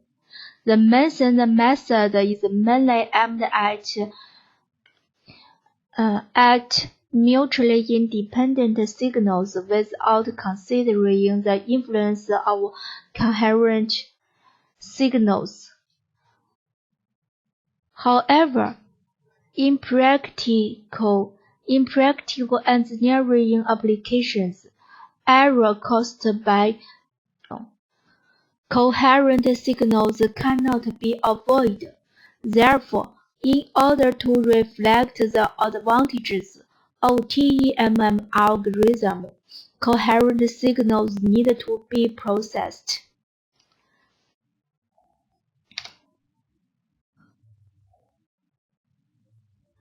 That's all. Thank you very much.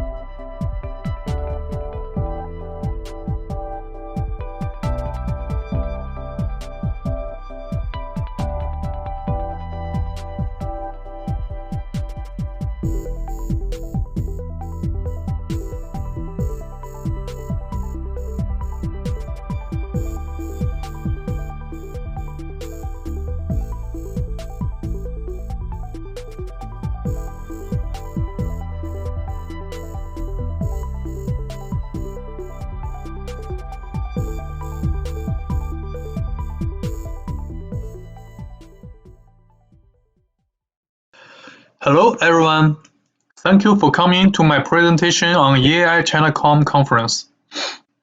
Before I start, I would like to thank my advisor, Professor Zygmunt Haas, who helped me a lot about my presentation and paper. Okay, the title of our paper is Multi-Modulation Scheme for RFID-based sensor networks.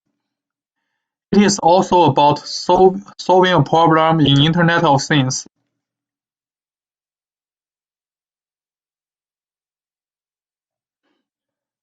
The purpose of our study is to improve the energy harvesting efficiency in RFID-based sensor networks, which is short as RSN. We will try to improve the overall throughput of this kind of networks. Dense RSN requires higher efficiency than traditional networks, and the energy harvesting efficiency in this kind of network is becoming a more and more significant problem. In general dense RSN, the energy harvesting efficiency is always limited by the farthest node from the exciter. This is also the main problem we want to solve in our study. See the picture below. There is a considerable disparity between the energy harvesting efficiency of the red node and the black node. The red node is far away, so it will suffer from a larger attenuation from the exciter.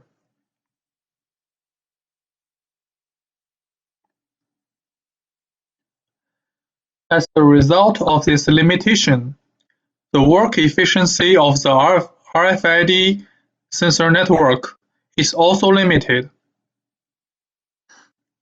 To address this problem, we propose a multi-modulation scheme that assigns nodes different modulation methods by their different exciter-to-node distance.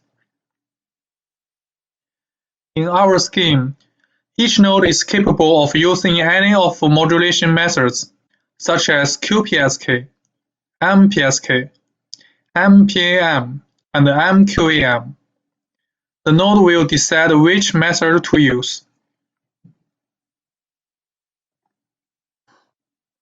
Let's take a look at some background of our study. The operation of the RSN is based on the time cycle. It is shown in the following figure. We can see that each cycle is decomposed of query phase, charging phase, and transmission phase. In each cycle, the exciter will ask all the nodes if they are ready to transmit in the query phase, and then provide power to the nodes in the charging phase. When all the nodes have gained enough power, the transmission phase starts. Nodes will transmit data back to the exciter with the order assigned by the exciter. If we want to optimize the working efficiency of RSN, we need to minimize the cycle time, which means we need to minimize the summation of these three phases.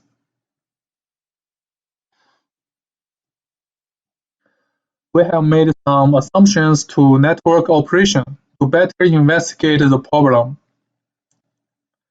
The first assumption is we deploy nodes in the network with a uniform distribution.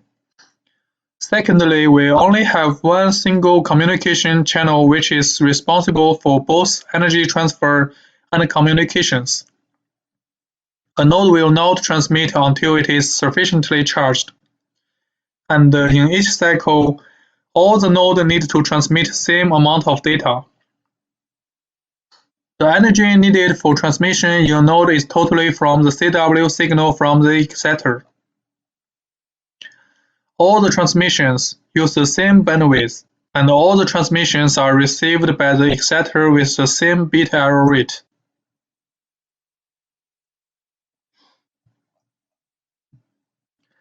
Here are some details of our scheme.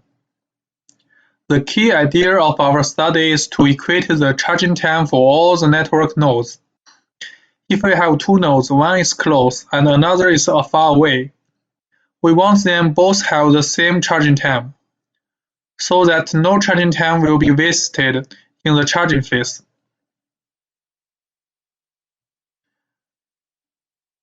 In this scheme, further nodes use higher energy harvesting efficient modulation, which means they require lower EB over N0. This EB over N0 represents the energy requirement for constant bit error rate. Closer nodes will use higher data transmission efficiency modulation. So as a result, the total cycle time is minimized since both transmission time and charging time are reduced.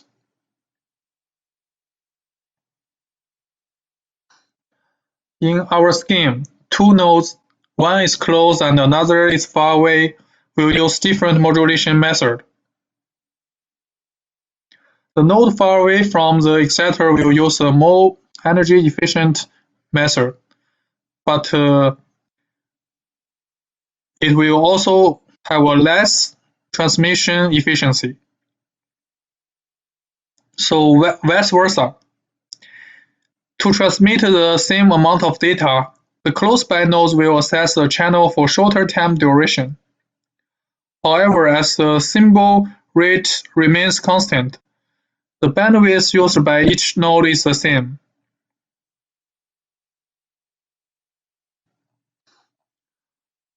So with these constraints, how can we optimize the charging time and the transmission time?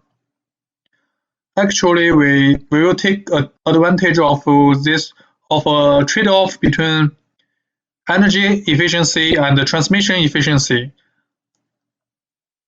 This trade-off is shown in the following two formulas. In the first formula, we calculate the charging time. Since all other parameters in this formula remains constant, we only have two factors affect the charging time. One is the EB over N0, another is the exciter to node distance. The transmission data rate is calculated in the second formula. It is determined by K, which is the number of bits per symbol. The number of bits per symbol is from different modulation methods. We have a trade-off, because if we use larger K, the data rate will be improved, so the transmission time will be reduced. However, if we use larger K, we will require more larger energy to transmit, because this kind of modulation method requires larger energy. So in this case, the charging time will be increased. In our scheme, we assign closer nodes with larger bits per symbol modulation methods to reduce their transmission time, and also assign further nodes with smaller K to reduce their charging time. Then the cycle time will be minimized.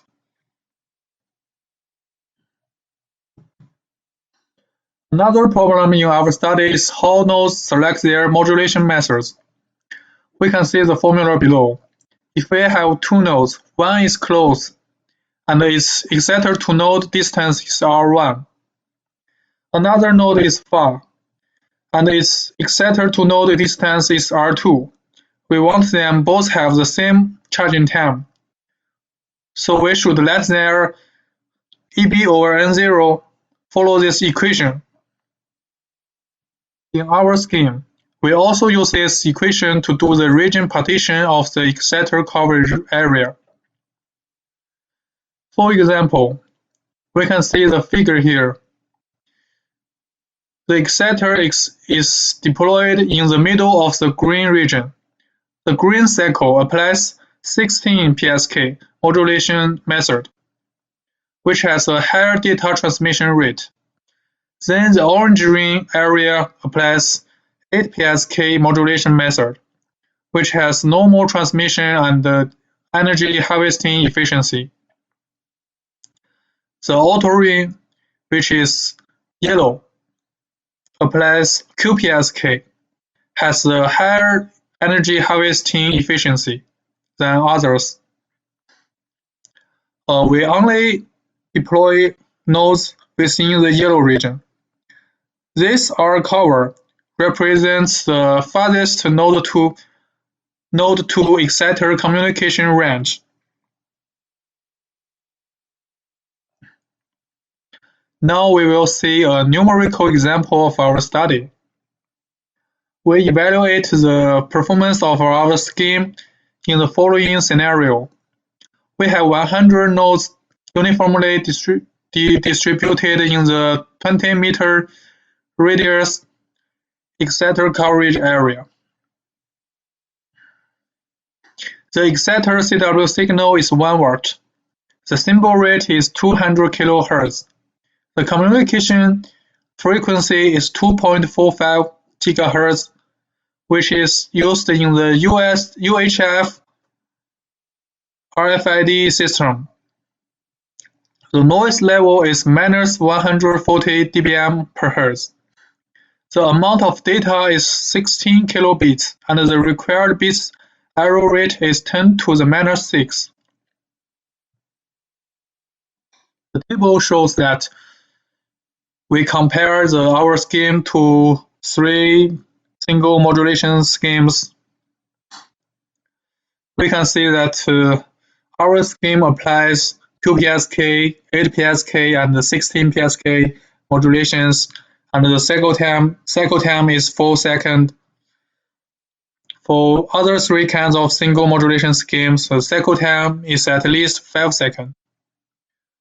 So if we calculate the throughput, we will find that we have gained 28% throughput compared with single modulation schemes. In our study, we also apply our scheme to the multi-exciter networks. We assume this kind of networks follow the structure of cellular networks, as shown in the following figure. Exciters are deployed in the middle of each hexagon area. Node in the red point could receive power from 7 nearby exciters. The location of it, which determines the distance from node to reader, will result in different energy harvesting efficiency. So our multi-modulation scheme will also gain a throughput improvement in this kind of multi-exciter cases. Let's see the general case. As we said before, the charging time is affected by the exciter-to-node distance. In addition, the maximum exciter-to-node distance in a network will also affect the performance of our scheme. The reason is, if the farthest node is too close to the exciter, the charging time saved by our multi-modulation scheme will be insignificant because the transmission time will take more places in cycle time. And if the farthest node is too far, the charging time will take more places, and the transmission time saved by our scheme could be ignored. We can see the diagram below. We tried 4 kinds of multi-modulation schemes in both single exciter and multi-exciter cases. We can see that the improvement of our scheme will change by farthest exciter-to-node distance. In the PM single exciter case, the improvement could reach 40%. It is such a big improvement for the network.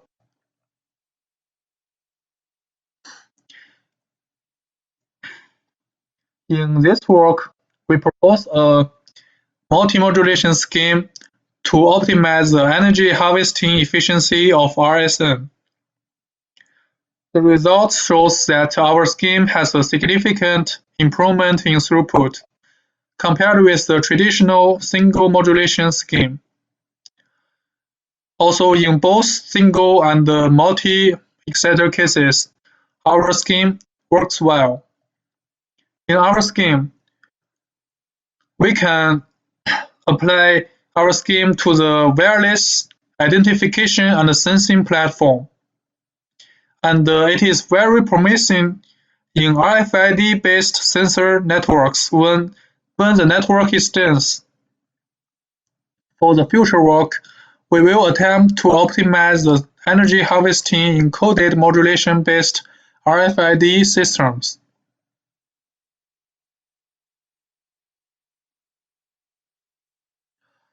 Thank you very much for your listening.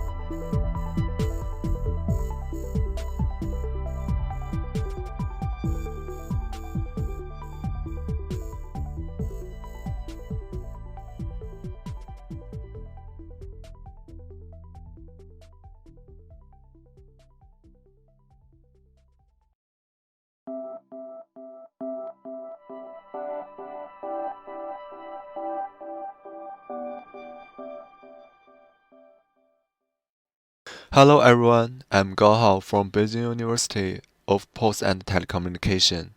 Now I will introduce the research work, beam-based secure physical layer key generation for mmWave massive MIMO system. I will focus on the following 6 aspects. First one is the introduction. Due to the extremely high data transmission rate of 5th generation mobile communication, people will use it to transmit a large amount of key information, including some private information. If the transmission process is stolen, it's likely to bring hidden dangers to the user's security. Now, there are 2 main encryption methods. One is traditional classic encryption. The disadvantage is that the broadcast characteristics and mobility of wireless networks make secret key generation more difficult and lack of effective anti-interference mechanism. The other is physical layer secure encryption. Due to its little computing, energy overhead, and the readiness of key generation, we will focus later on the physical layer keys generation. The combination of massive MIMO system and the physical layer security increases key generation rates, but the corresponding challenges come with it. Firstly, the existing key generation algorithms need to obtain full channel state information. High-dimensional channel estimation is challenging as the number of antennas increases. Secondly, the existing algorithms are not compatible with the 2-stage synchronization process in the 5G NR protocol. If designing a key generation process, the additional signaling overhead will be introduced. To address the above issues, we proposed a key generation scheme based on the existing 5G NR protocol framework. The beam representing the spatial characteristics of the mmWave channel is used to generate secure keys. Choosing the beam instead of AOA and AOD as the random source has the following advantages.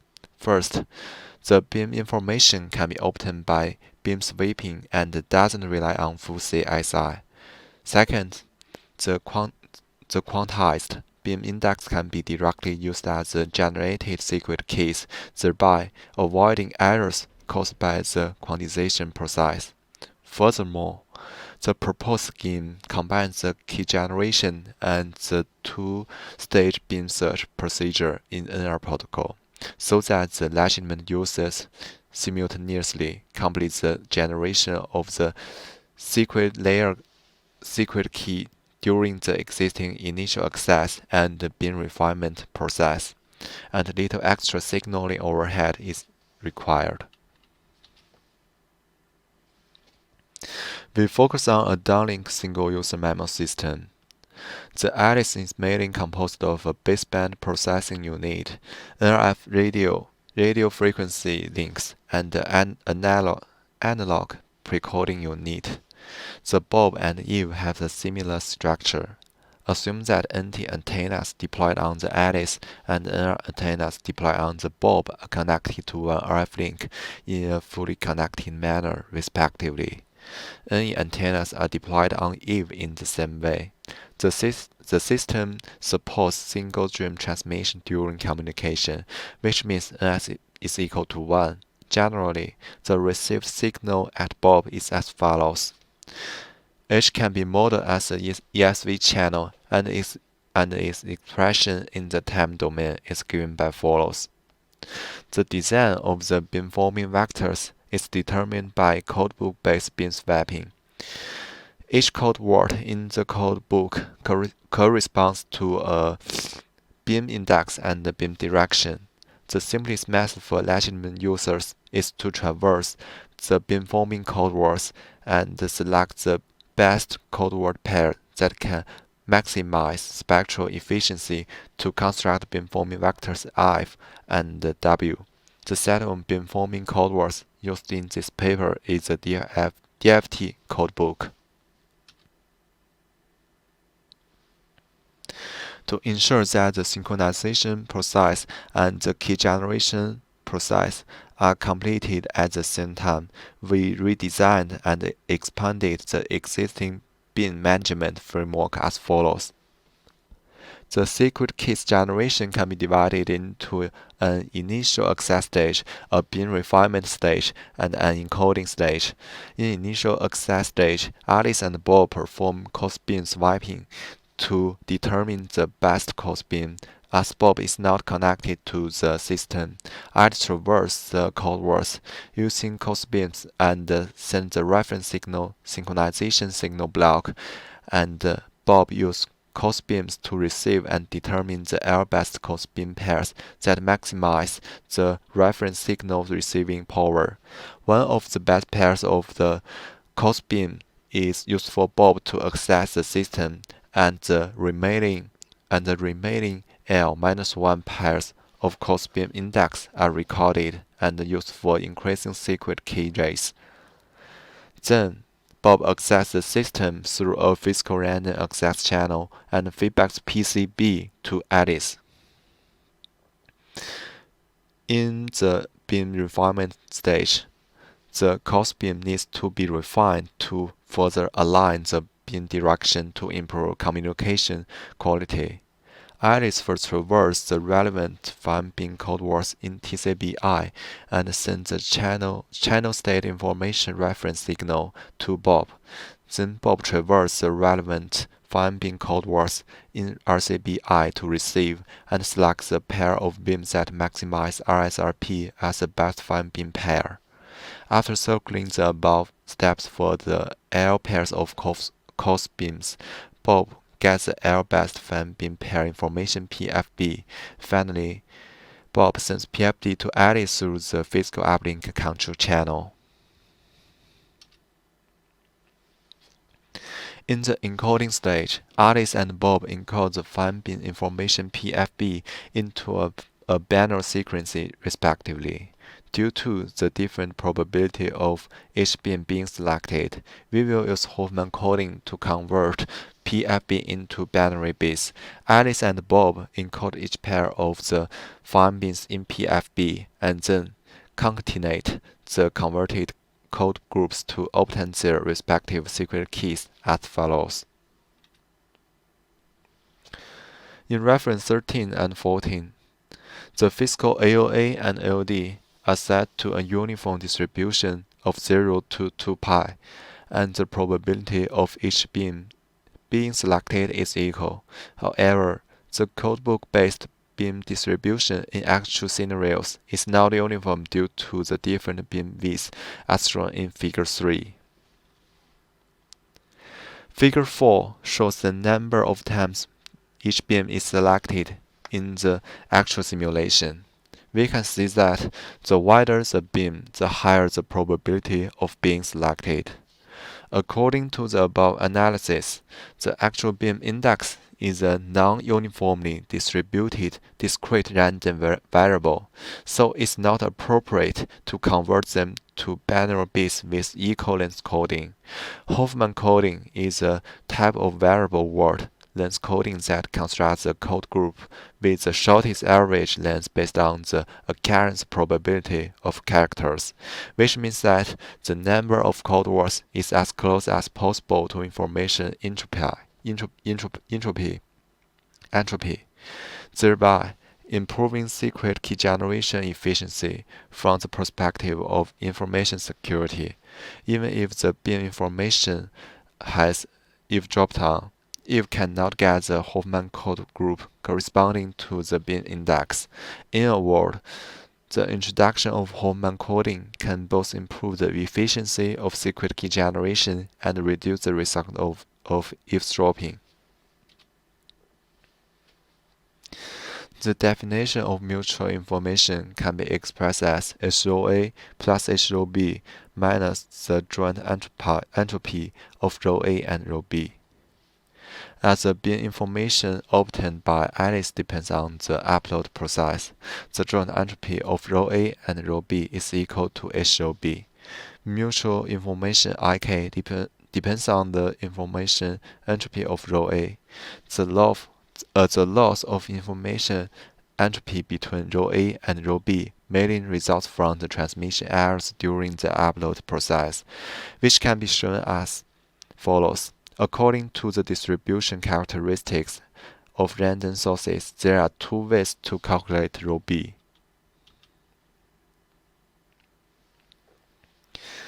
Eve have two methods to eavesdrop on secret keys.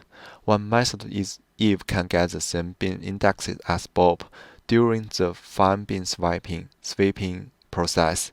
However, the promise of this method must be that Eve knows the index of candidate bin pairs L and have the same configurations as Bob. Only if the eavesdropping channel must be highly correlated with the legal channel, Eve can get the same scan results as Bob. In the mmWave system, two channels become independent if they are separated by several wavelengths. As is known, the millimeter wavelength is on the scale of the millimeter, and the distance between two antenna elements in the massive MIMO transceiver can be very small. It's almost impossible to keep Eve within half a wavelength around Bob, so it's very difficult for Eve to eavesdrop on the secret keys through the first method. The other method for Eve to eavesdrop on the secret keys is to intercept the uploaded information from Bob. However, Bob uploads the bin indexes instead of secret keys. After receiving the bin indexes, Alice needs to use Hoffman coding to convert them into the final secret key. Even if Eve intercepts the uploaded bin index information, Eve doesn't know the Hoffman code corresponding to each bin index and cannot generate the secret key as the same as a legitimate user.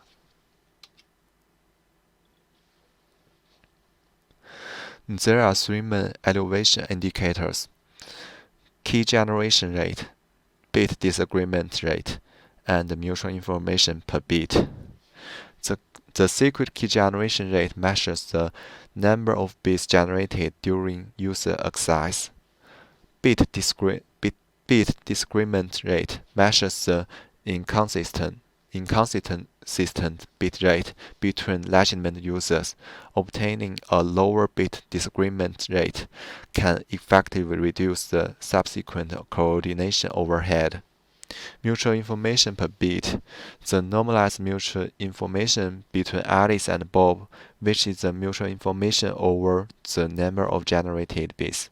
This metric measures the key generation efficiency. The specific simulation configuration is shown in the following table.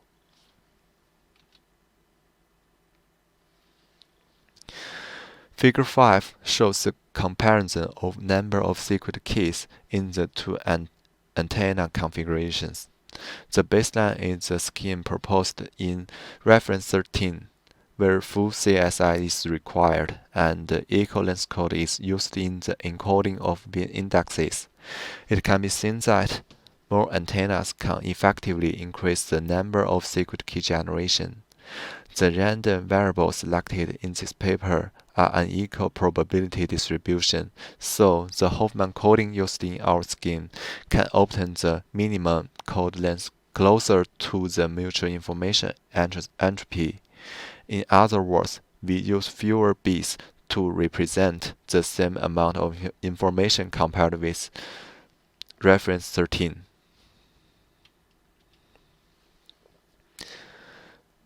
Figure 6 shows the mutual information per bit in the two antenna configurations. It can be seen that the mutual information per bit rises with the increase of the signal to noise ratio, and the average bit mutual information of the two configurations reach more than 0.9 at low SNR is equal to minor 15 dB. When the SNR is greater than minus 10 dB, the mutual information per bit tends to be saturated. The increase in the number of antennas is helpful to improve the mutual information per bit. a large number of antennas can obtain a higher beam gain, thereby reducing the bit error rate during the upload process. The encoding method doesn't affect the mutual information of random variables. Therefore, the Hoffman coding used in this paper can obtain the shortest code length of the secret key, obtaining higher mutual information per bit compared with reference 13.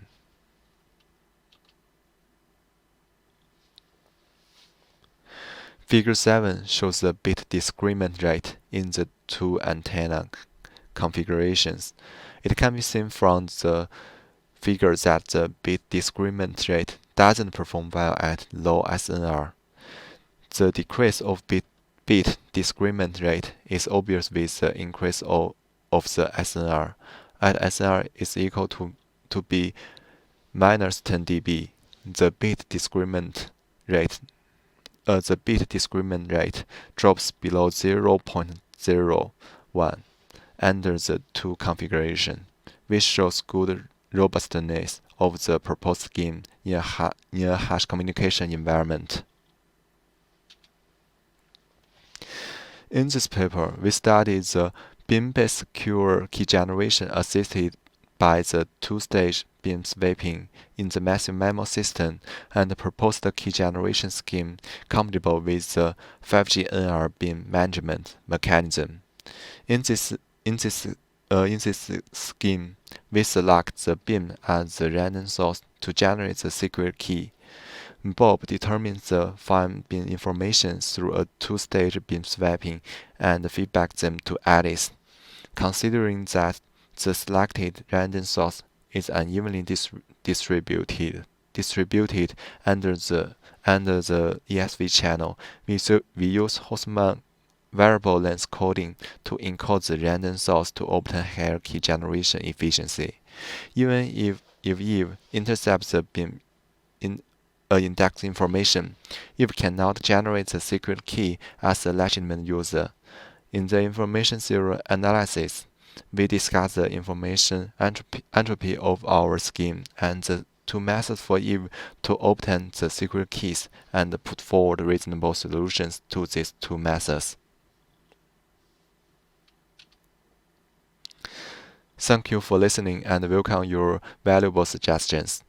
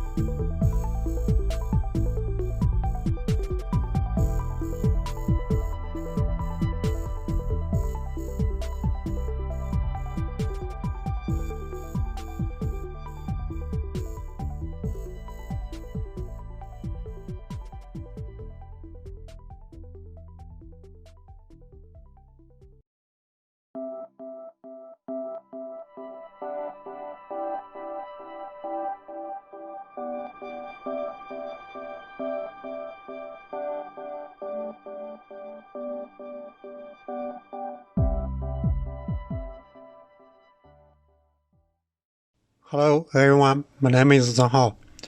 I'm from Chongqing University of Post and Telecommunications.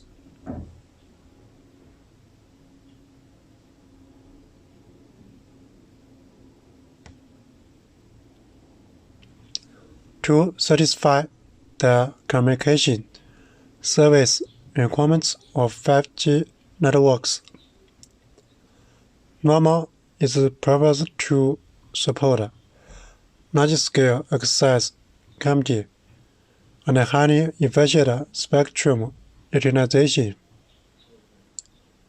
The UAV is swift and flexible, with good channel conditions.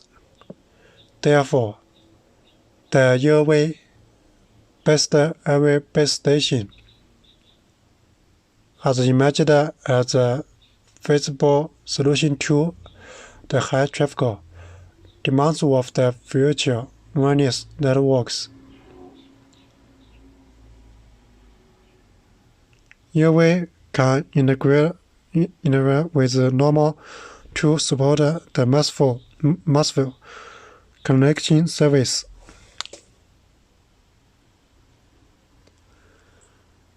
We consider to investigate the weighted summary maximization problem for NOMA-based UAV networks.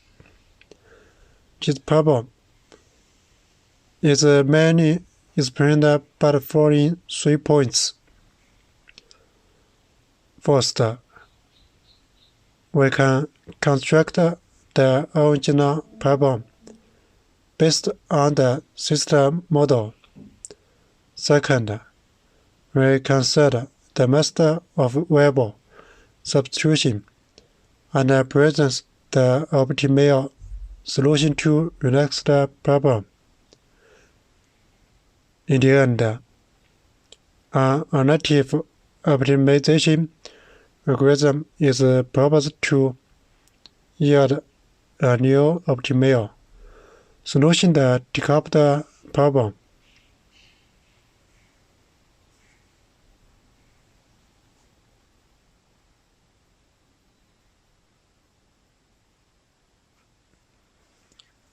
We consider a single antenna UAV in a Downlink communication network system.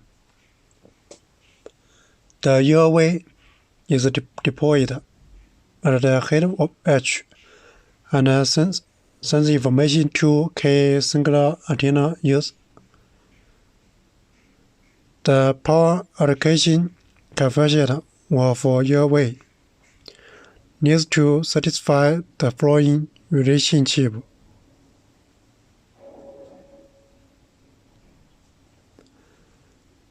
The channel power gain experience of the UAV to the case use can be given as follows. Where beta denotes the channel's power gain at the reference distance of d equals 1 meter. Dk is the distance between the UAV and case use. The information received by background case use can be given by Yk.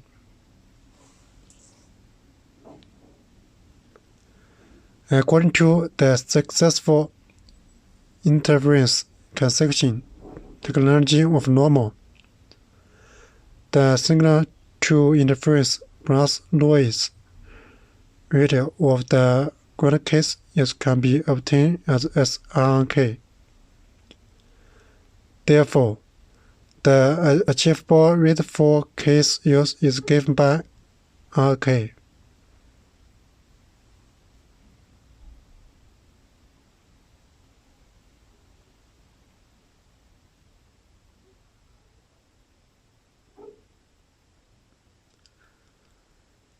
The weighted summary maximization problem can be written as the following problem P1. It's observed from the problem formulation that the objective function is not convex with respect to the general variables of power allocation conversion AK and the real ways converted XY.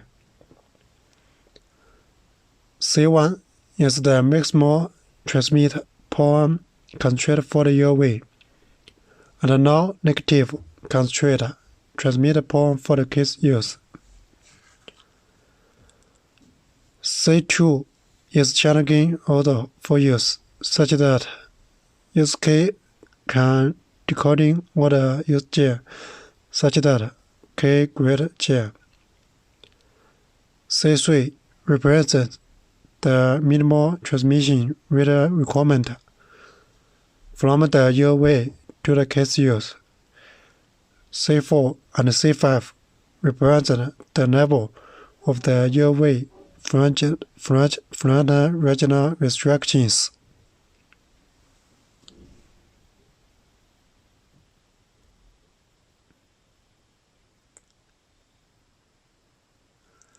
Next, we will solve problem P1 by decoupling the variable of real ways coordination and use power allocation with block graded decimal algorithm. In order to solve this non-convex optimization problem, we first introduce auxiliary variables RK and UK. We use the multiplicity of the original problem with respect to RK and UK. Then we get two inequalities.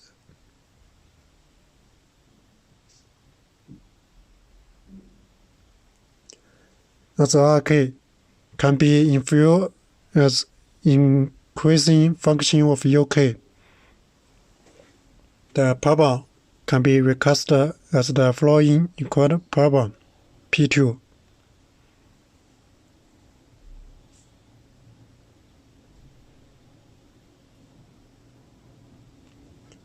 Next, we introduce a new variable substitution SK, such that ESK is brought into the constraints C1 and C5. Based on the above expressions, problem P2 is equal to P3.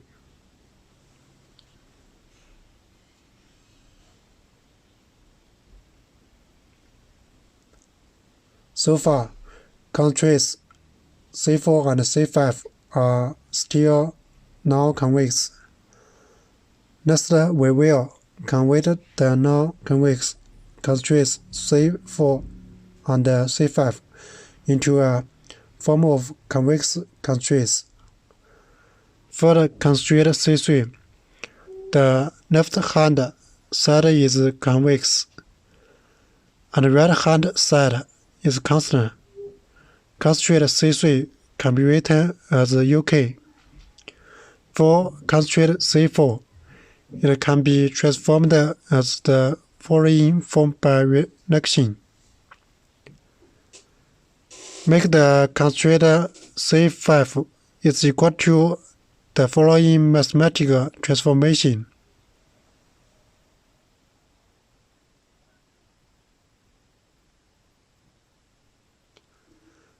Constraint C2 can be transformed into the incoordinate constraint in by expanding the equations on both sides and cancelling out the quadratic term x and y.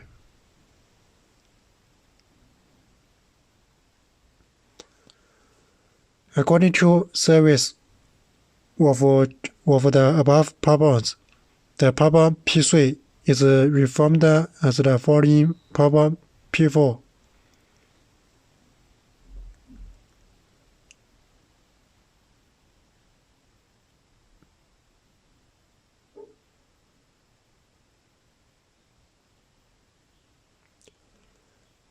Based on the analysis of the above formula, we first fix the variables U are analyzed in P4 and update the placement coordinates XY of UV by problem P5.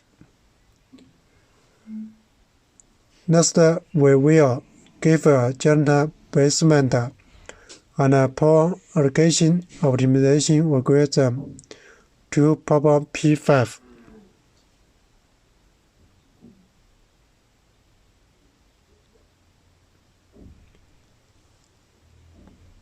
After we find the XY, we fix UV's placement and drive U, S, and R in problem P6. The problem P6 is a correct optimization problem with respect to U, S, and R. The fixed UV position coordinates can be solved using the entire point algorithm.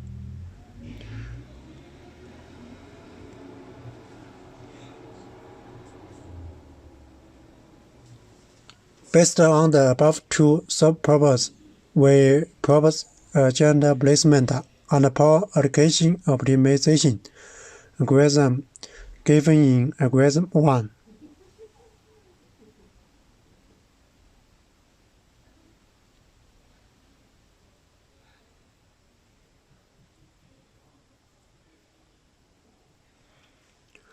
The algorithm in turn first obtains the central position of the UV, and then use KT to obtain the power allocation coefficient.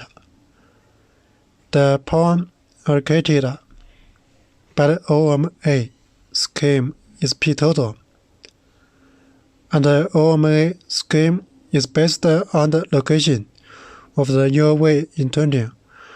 It can be seen that the UV can achieve better performance after optimizing the location of UV. Compared with other schemes, the proposed scheme can get better performance by optimizing the placement and power allocation of the UV additive.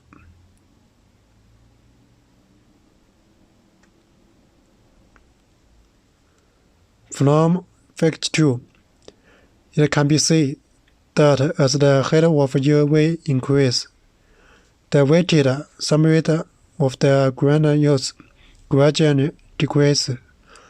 This is because as the height of the drift increases, the channel gain from UV toward use becomes worse and worse.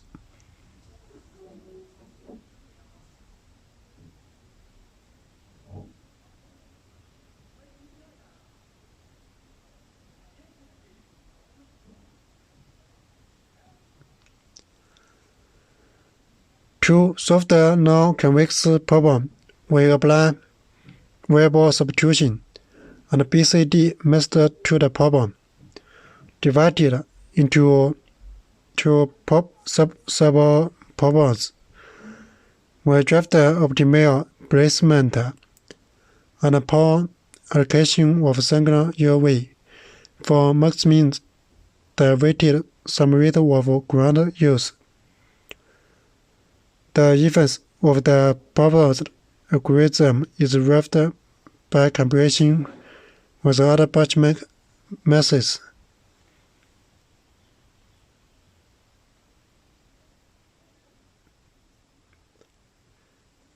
Thanks for your listening.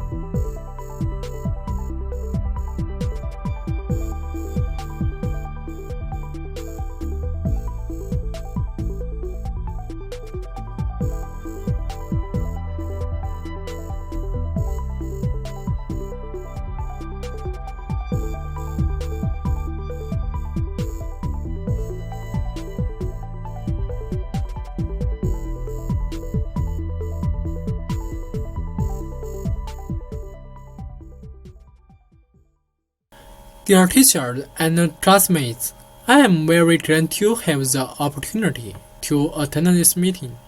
My name is Liu Yang. I come from Chongqing University of Post and Telecommunication. The theme of my speech is placement optimization for UAV-enabled wireless power transfer system. I will report from the following 5 aspects. Introduction. With the continuous development of wireless power transmission networks, more and more devices can be charged by wireless transfer. For example, mobile phones and cars are charged wireless. What's more, in the military, UAV are deployed for power transmission to some ground users, and so on. And the combination of UAV with wireless power transmission will become an important research direction in the future. This paper considered a UAV-enabled wireless power transfer system, in which a UAV hovers in a given flying altitude to transfer energy to more than 2 energy receivers underground. The aim of this paper is to maximize the sum energy and weighted sum energy of ERs by UAV placement optimization. The sum energy and weighted sum energy maximization problem are some of ratio problems, which are generally hard. We adopt a lower quadratic transform technique to transfer to equivalence problem. System model and problem formulation. We consider a UAV-enabled WPT system with K users, where a UAV is scheduled to charge K ERs on the ground by transferring wireless energy. We set a power transfer time of the UAV at T. The location of ER is XT-YT. UAV's location is SYH. H is fixed. The channel power gain from the UAV to ER is modeled as HT. So the sum energy to the K user is this. So the optimization problem is expressed as equation 1. Equation 1 is non-convex maximization problem. Moreover, equation 1 can be regarded as a multiple ratio fractional programming, which is generally NP-hard problem. We will give a simple iteration algorithm to solve. Iterative coordinates updates algorithm. Equation 1 can be equivalent to equation 2. Then the quadratic transformation is used to convert to equation 3. We can optimize the primal variable x, y, and the auxiliary variable zt iterative by block coordinates ancient algorithm. When omega I is equivalent to zi square, equation 3 is equivalent to 4. The closed form solution to 4 can be obtained by the lemma 1 by the first order condition. For fixed xy, equation 3 is concave function with respect to z1 and zn. The optimal solution Z1 and Zn2 iteration 3 is given by states. Using lem1 and 6, we do an iterative coordinates update algorithm as follows. First, we initialize SY, bring in ZI, omit I, calculates ZI0, omit I0. Then T increased by 1, updates HT, YT, ZT, until some stopping criteria is met.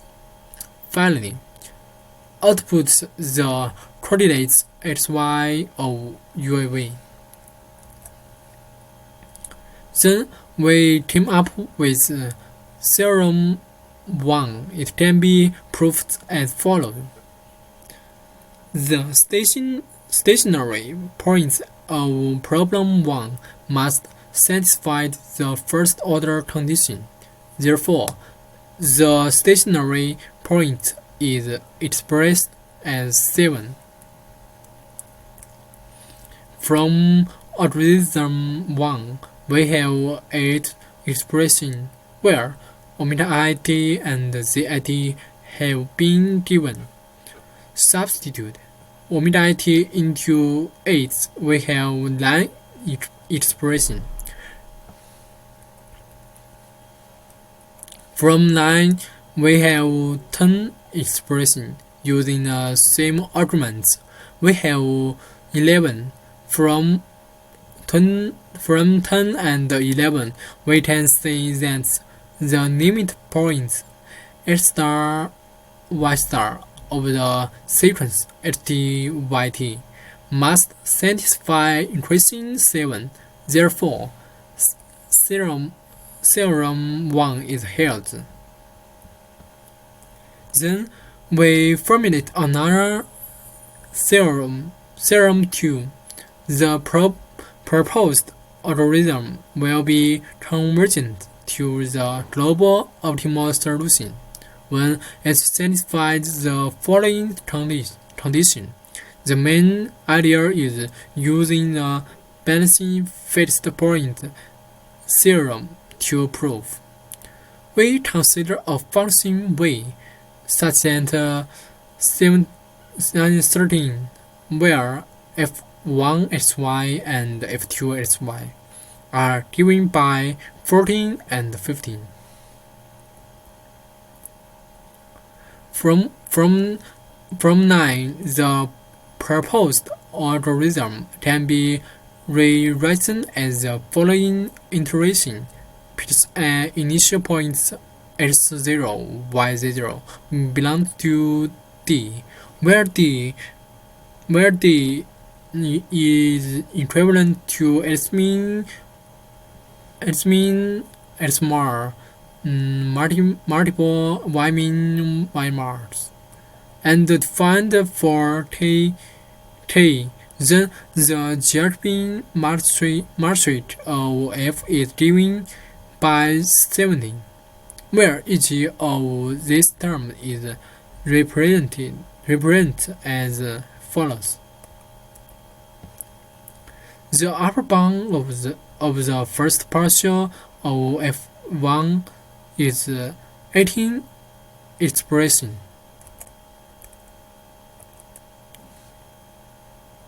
Using the same arguments, we have 19, 20, 22 using 18 to 21. We find an upper bound for jet beam at follow 22. We have because 12 is held. Therefore, the proposed algorithm will converge to unit fixed points. Next, we discuss wide sum energy of ERs. It's 1, an iterative approach is also used to solve this problem. Using NOMA-1 and omits the constant value pt beta in the numerator in problem 23. Then the wide sum energy maximization problem is equivalent to the following problem 24.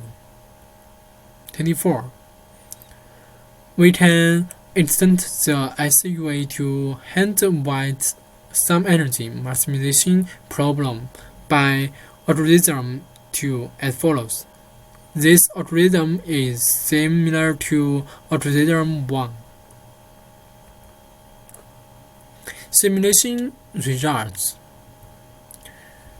As can be seen from figure 1, with the increasing in the number of SN, the energy wide sum of the three algorithms is increasing.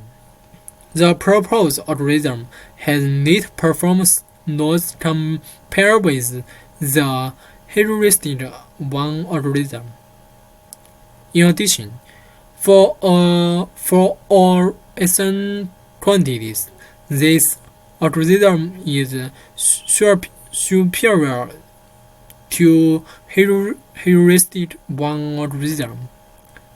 The normalized CPU time versus number of SN is given in figure 1, and you can see that the number of SN reaches 32. The proposed algorithm can save about 94% and 34% CPU time compared with the heuristic 1 and 2 algorithm, respectively. We can say that in section B, the performance of our proposed algorithm is slightly different from that of heuristic 1 algorithm. Therefore, the proposed algorithm may not find the optimal solution in some cases. However, we found that as the size of SN region decreases, our proposed algorithm will find the optimal solution just like the heuristic 1 algorithm. In figure 4, it can say that the proposed algorithm can obtain the optimal solution as heuristic algorithm with much less computation time.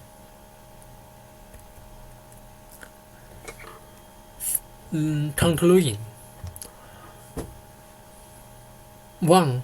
Conclusion 1. In the paper, we studied the placement problem of the UAV that maximizes the sum energy and weight sum energy of the ERs. A lower quadratic transform technique can effectively transfer the non-concave optimization problem to an equivalent problem. And we proposed a low complexity iterative coordinates update algorithm to solve the placement problem. 3.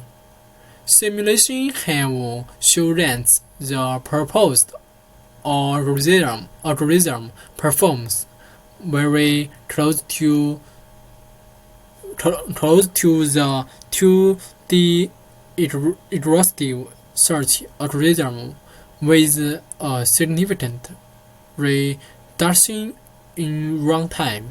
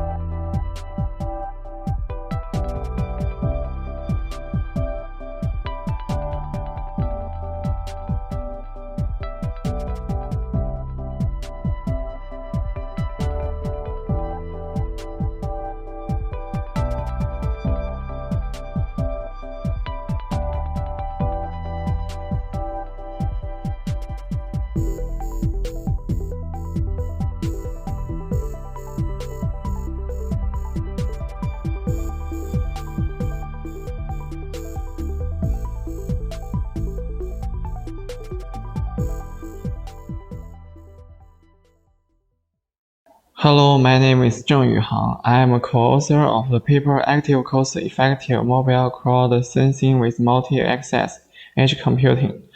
And now I'm going to do a presentation on our work. I will start with the background of our research and an abstract of our contribution. I'll then give an example to illustrate it briefly. Next, I will introduce our system model in detail, as well as the solution.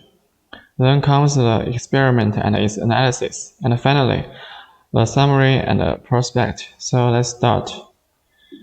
With the development of mobile computing technology, we are now embracing an era of mobile devices and services. Mobile devices and mobile applications are becoming increasingly important, and remodeled the communication between people and machines. Increasing number of devices, services, and their communications make multi-access edge computing technique possible. MEC is a novel paradigm that has emerged recently as a reinforcement of mobile cloud computing to optimize the mobile resource usage and wireless network to provide context-aware services. With the help of MEC, computation and transmission between mobile devices and the cloud are partly migrated to edge servers, and the user or devices being empowered to act as components of complex tasks, make mobile crowd sensing possible. MCS is a human-oriented technique that leverages the built-in sensors of users' mobile devices, as well as the involvement of user to collect data. It does not only care about the effectiveness and the accuracy of the data, but also focus on the issues about stimulating users to share their data. These two techniques provide us good platform and good quality to propose and solve our problem. So here are our contributions. Firstly, we investigate the relationship between the task quality and the cost in the MEC-based MCS problem, and a proposed analysis framework of it. Secondly, we mathematically model the former problems which aim to balance the task quality and the cost under the constraints of application developers' budget, available resources of edge servers, and the capacity of users, as a mixed integer quadratic programming problem. Thirdly, we conduct a series of experiments to evaluate the results of the solutions and show the improvement compared with other existing baselines. Now the example. Here is an overview of Westlake Business District in Hangzhou City. The wide variety of shops in this business district attract a large number of users every day, and the behavior records of these users in the business district will be a good data source for constructing consumer portraits. Therefore, data researchers hope to use mobile crowd sensing technique to collect this data. Specifically, the data that is expected to be collected may include T1, recent walking distance in the business district, T2, the most frequently visited shops, T3, recent bills in the business district. However, not all stimulated users are willing or able to provide all the data the researchers want, and even these users will have differences in the quality of the provided data. At this time, in order to construct a consumer portrait that reflects the average consumer, the data researchers will assume that these consumers are sampled from the same consumer space, and assign three types of data collection tasks to different users, and use the MEC the server nearby to pre-process the collected data. As shown in the figure, edge servers distributed in the business district have their own serving area so that the users can easily connect to the nearest one. There is a rectangle group under every user to describe their willingness for providing different types of data, T1 to T3. And the user can provide data with better quality if his corresponding rectangles are darker in color. Suppose the user will be equally rewarded if they are assigned with one task. Therefore, we can let user U6 and U7 to provide data T1, let user U4 to provide data T2, and let user U2 to provide data T3. Meanwhile, the pre-processing module of T1 can be deployed on E5, T2 on E4, and T3 on E2. It is obvious that we can move the pre-processing module for T3 to E5 and let U6 to provide data. But the quality will get worse because user U6 always pay in cash and the transaction data on his device is not complete. Okay, let's next system model. If we use LMJ as an indicator to describe the user coverage of edge servers, then we will have these constraints. When task T is submitted to the MCS market by requester, the MCS market will then decompose task T into several sensing subtasks, T1 to Tk. As web services are usually the carriers to fulfill corresponding tasks in practice, we use S to denote them. Because edge servers are resource constrained, at most nj epsilon, service instances are allowed to be deployed on edge server EJ. Denote DJ as the indicator to show whether the instance of SK is deployed on edge server or not, which is formally defined as this. Then the constraints of each resource can be represented within this constraint. If a user chooses to register as a worker, he then must claim his waiting task via informing the MCS scheduler what kind of subtasks he can complete. Suppose the capacity of user UM is denoted with NMU, and PMK denotes how many times the user UM is arranged to complete TK. Then we will have this constraint.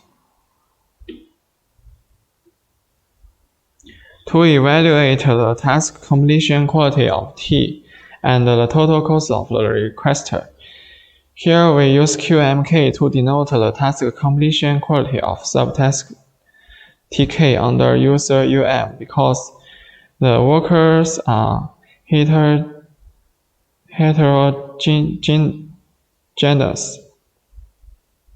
Then the task completion quality of TK can be represented with this equation. We use CMK to denote the incentive requirement of UM if he would like to complete the subtask TK. When the price of deploying a service instance is V, the total cost of the register can be represented with this equation. With the introduction of the related concepts, now we can give the definition of this cost-effective service deployment and task assignment for MCS in MEC problem clearly. In this problem, the requester would always like to balance the task completion quality and the cost to have his submitted task completed. So he would like to find the optimal service deployment strategy D and the task assignment strategy P to make ends meet. Therefore, we can now formulate the problem from the perspective of cost optimization. Then we will have this problem.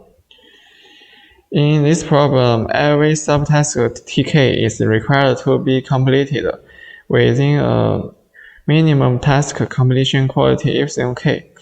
The reason is that a success threshold to measure the result for every subtask.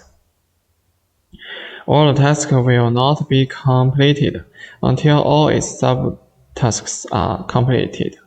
Similarly, from the perspective of task completion quality, we can also define quality version as follows. We can find that in this version, we mainly focus on the total task completion quality, while keeping the total cost within an acceptable budget C star. With some mathematical transformations, we can turn the problem into a simpler form. Obviously, the new version of the two problems are quadratic constraint linear programming problems. Therefore, we can apply the branch and bound framework here to search for the optimal solutions to these problems step by step. And in every step, we will relax the constraint of variable x to r, so that convex solvers like Cplex and Groby can be applied to solve these classical problems. Okay, next, the experiment. Due to the lack of well-adopted platforms and datasets in this work, we generate our experimental data in a synthetic way, based on the simulating data. Complete experiments are conducted so that the impacts of different factors are explored. As the problem will be solved with exact solutions after they are translated into the MIQP problem, it is not necessary to compare it with other baseline except ones that consider the trade-off between accuracy and running time. Thus, we choose some popular and representative heuristic approaches for the programming problem as baselines. The chosen approaches are genetic algorithm and taboo search algorithm, which is GA and TS. In Figure 3, we can find that not all the baseline approaches can find the optimal task assignment and service deployment schemes. Compared to TS, the GA shows better performance in obtaining the schemes with best quality, but fail to have a good probability to obtain the best cost. However, different from the exact results generated by solving the mixed integer quadratic programming problems, these heuristic algorithms may always sacrifice their accuracy for the time complexity to find the best schemes. To explore how the system configuration will impact the optimal task assignment and service deployment schemes, we conducted a series of parametric experiments in this section. We explored the experimental results obtained in different environments and used data and images to show the differences. So, these are the impact of user to the total cost of cost aversion problem.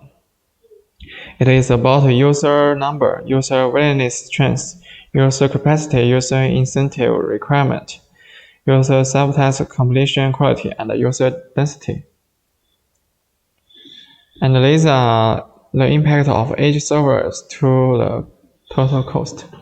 It's about edge server number and edge server capacity. Next is the service, which is the task number and the service deployment price. And these are the impact of user to the total quality of quality version problem.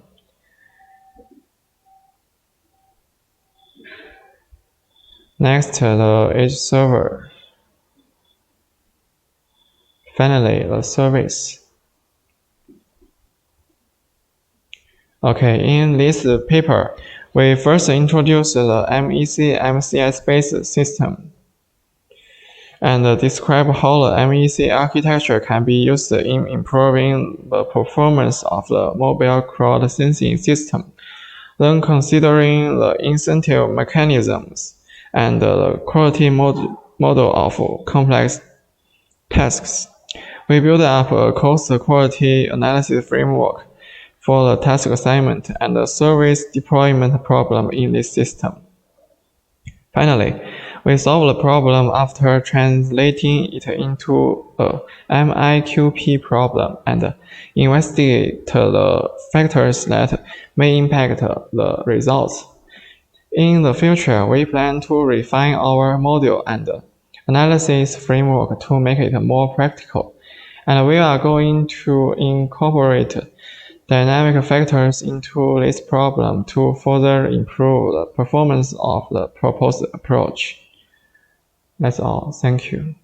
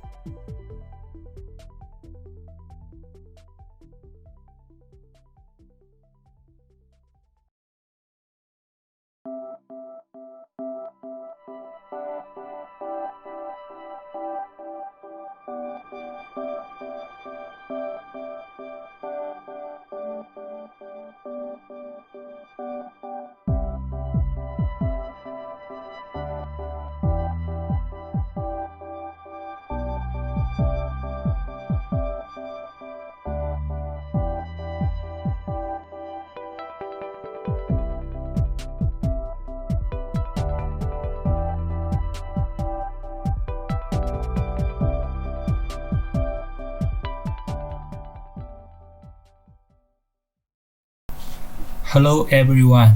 Today I will make a presentation about a MIMO channel measurement system based on delay lines and simulations based on graph modeling.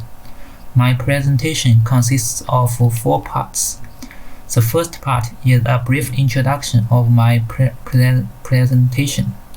The second is about propagation graph modeling. It is a simulation method.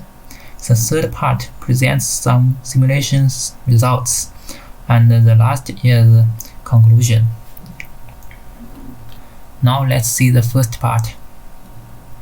In the development of wireless communication, the evolution of each generation of communication systems is accompanied by an ascent in frequency and bandwidth. The 5th generation wireless communication systems will use channels with bandwidth up to 2 GHz to offer sufficient spectral resources for the users in the frequency range of 0.45 to 85 GHz. As we know, the accurate description of the propagation channel is the basis of design, analysis, and optimization of the wireless communication system. Channel measurement need to be performed accurately. In addition to that, new techniques and scenarios of the 5th generation wireless communication, such as massive MIMO, beamforming, and millimeter wave communication, require new methodology for channel measurement.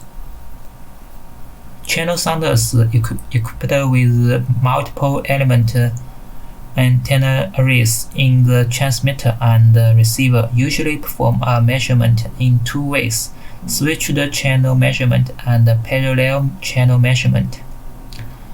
This is the switched channel measurement, and this is the parallel channel measurement. The latter usually needs multiple TX and RX antennas, which leads a high cost, while the former, with a high-speed radio frequency switch at the transmitter and the receiver, has a lower cost, but it is difficult to realize beamforming due to the TX-RX antennas cannot transmit or receive signals simultaneously. We know massive MIMO is a key technique for 5th generation, which requires a large number of antennas for example, 32 antennas, 64 antennas, or even more. In this scenario, the problem is traditional parallel channel measurement needs a large number of transmitters. The cost of equipment is very high.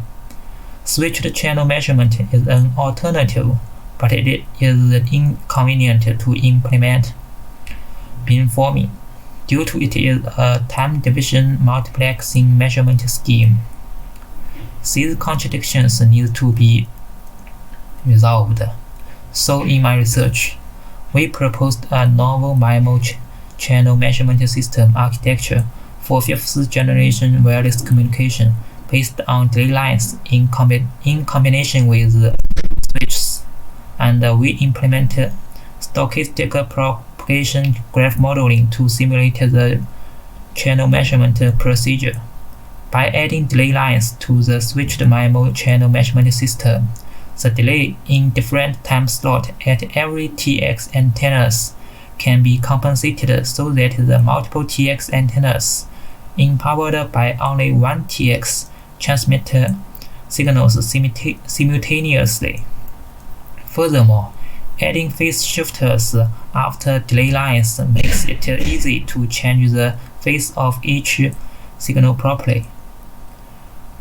It provides a convenient way for beamforming. The feasibility of the proposed method is validated through simulations based on propagation graph modeling. The evaluation of the results obtained from the simulations is conducted by calculating the channel impulse response and estimating the direction of arrival using music algorithm. Then let's take a view on propagation graph modeling. The figure shows an example of a propagation graph. In the figure, vertices represent transmitters, receivers, and scatterers. Edges represent propagation paths. The transfer function of a propagation path can be calculated as Formula 1. The channel transfer function can be calculated in the frequency domain as Formula 2. In the Formula 2, df denotes the matrix of the transfer function from the tx to the rx directly, and bf denotes the bouncing matrix of the transfer function between the scatterers. Tf and rf denote the matrices of the transfer function from the tx to the scatterers and from the scatterers to the rx respectively.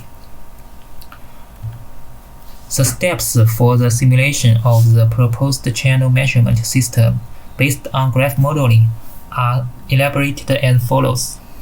First, step 1.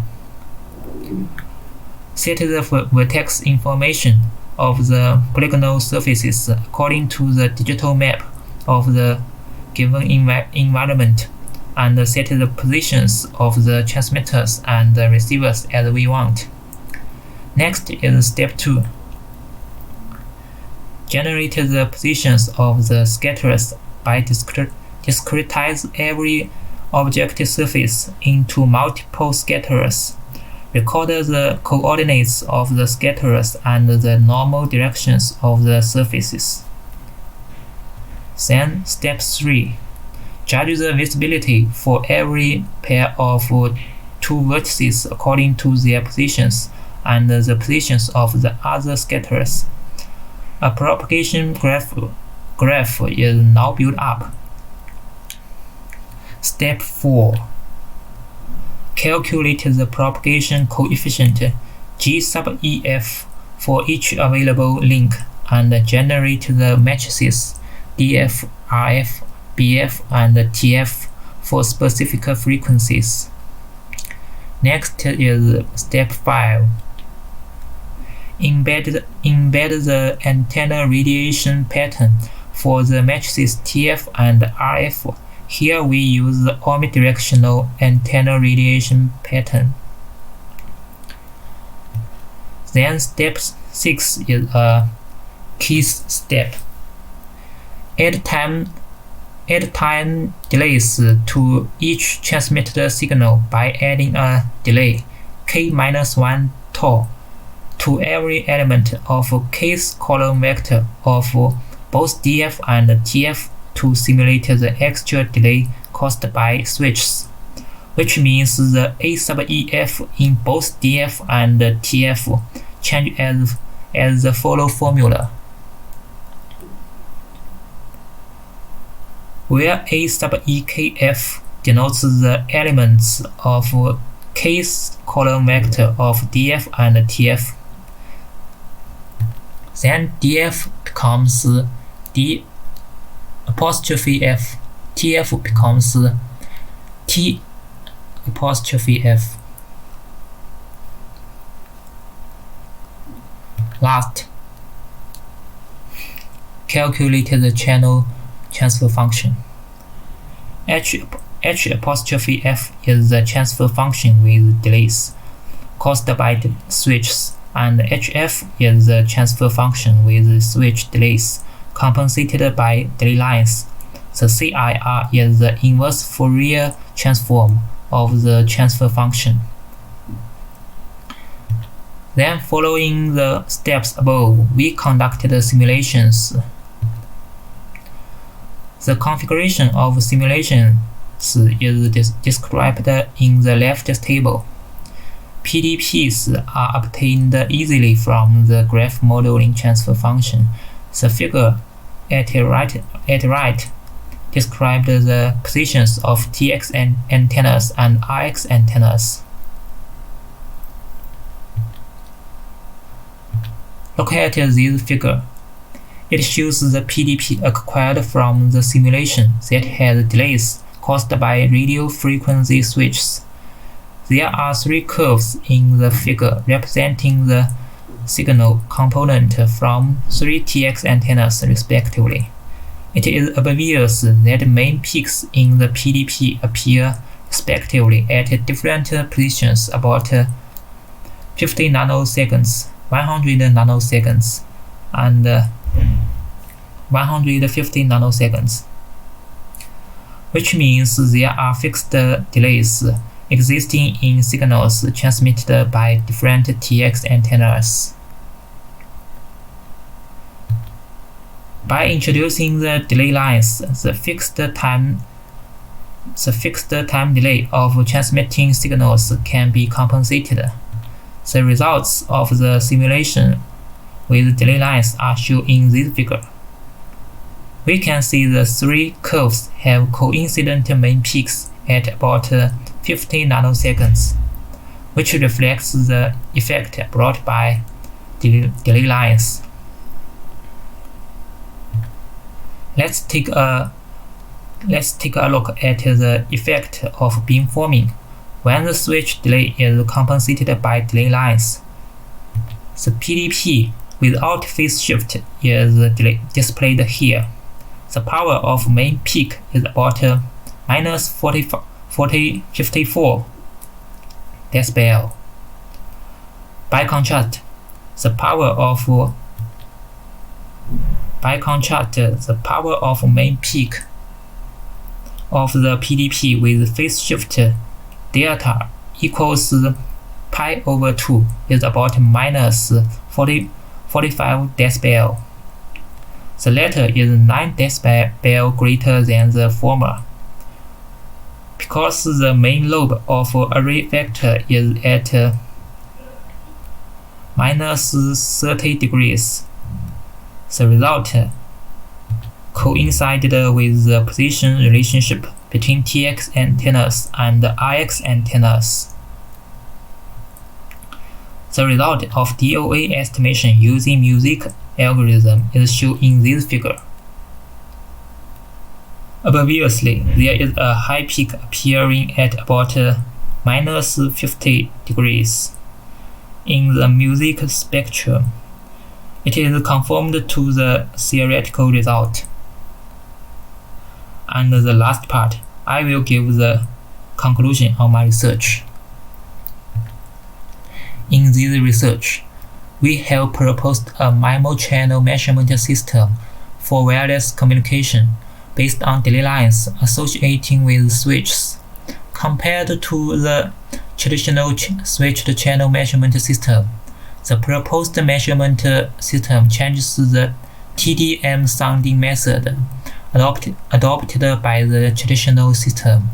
Combining delay lines with switches realizes that multiple TX antennas transmit signals simultaneously, only with one channel sounder in a low-cost way, which also provides a convenient way to beamforming. Simulations for this measurement system based on propagation graph modeling have been implemented, and the results preliminarily show that this MIMO channel measurement system has an applicable potential to channel measurement.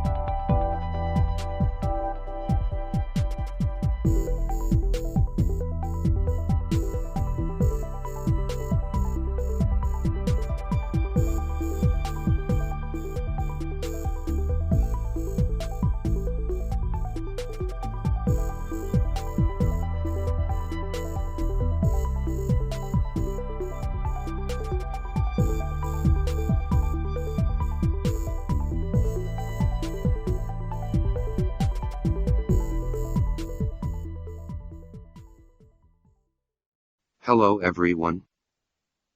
Next I will make a report. The title of the report is a DNN-based Wi-Fi-RSSI indoor localization method in IoT. This report is mainly divided into 5 parts, namely introduce, the structure of Wi-Fi-RSSI localization model, database, experiment, and conclusion. Part 1 Introduction. Indoor automatic localization technology is very important for the Internet of Things. With the development of wireless technology and the diversification of location service requirements, especially in complex indoor scenarios, users are increasingly demanding location-based services. Wi-Fi is now available in most indoor environments. Therefore, using Wi-Fi for positioning does not require additional deployment of hardware devices, which is a very cost-effective method. Traditional positioning methods include time of arrival, time difference of arrival, arrival of angle, k nearest neighbors, support vector machine. Wi-Fi-based indoor positioning requires a large amount of data. So we can use artificial intelligence methods to analyze the data and obtain a positioning model. The traditional indoor positioning methods based on Wi-Fi signals have some problems such as long positioning time and poor accuracy. In order to solve the above problems, this paper proposes an indoor localization method based on deep neural networks (DNN) for Wi-Fi fingerprint. Part 2 The structure of Wi-Fi-RSSI localization model. The structure of Wi-Fi-RSSI localization model is shown in the figure below. The model consists of 2 parts. The offline training phase. The online localization phase. The offline training is indicated by a blue line. The online localization is indicated by a red line. During the offline training phase, the data of the fingerprint database is used to put into the DNN for training. First performing feature extraction on the data. Then performing pre-training to initialize network parameters. After a series of fine-tuning and dropout, a classification model is finally obtained. In the online localization phase, we use the testing database to evaluate the performance of the model. First, the Wi-Fi-RSSI data needs pre-processing. Then, inputting the processed data into the trained Wi-Fi localization model, and finally outputting the current position coordinates and calculating the average localization errors. DNN mainly includes the following parts. Features is RSSI fingerprints after preprocessing. Label is location coordinates. Model training is to establish a DNN, which represents the dependency between RSSI fingerprints and location coordinates. Localization is to estimate location coordinates.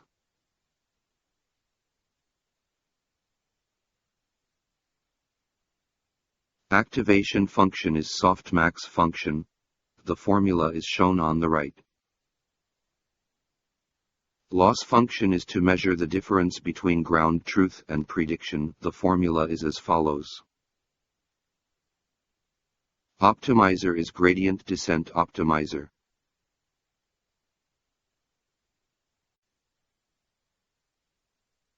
Part 3 Database. In this experiment, two databases of self-collected laboratory database and UG Indoor Lock public database were used for training and testing. The experimental data was collected at the 316 laboratory on the third floor of the School of Computer Science, Inner Mongolia University. The laboratory covers an area of about 78 square meters. The plan of laboratory is shown below. The laboratory data is collected at a sampling interval of 1 meter. First, taking the position of the door as the coordinate origin. Then dividing the coordinates. The coordinate points of laboratory are shown below. We use mobile phones to collect data at each point. The collected data is processed to establish a fingerprint database.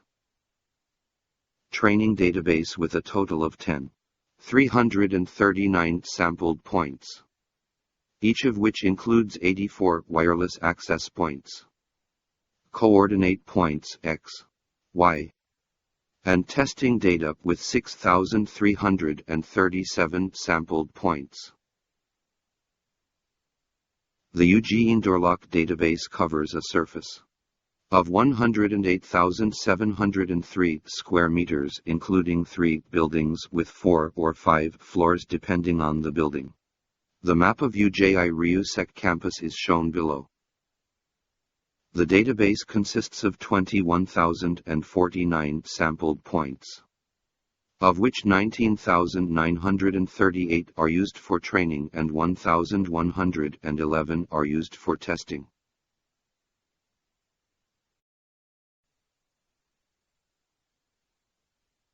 Each record in the database contains 529 attributes, as shown in the table. The first 520 attributes inform about the RSSI levels of these 520 wireless access points. The remaining 9 attributes contain longitude and latitude of measurement, floor number, building ID, space ID, relative position, user ID, phone ID, and timestamp of measurement.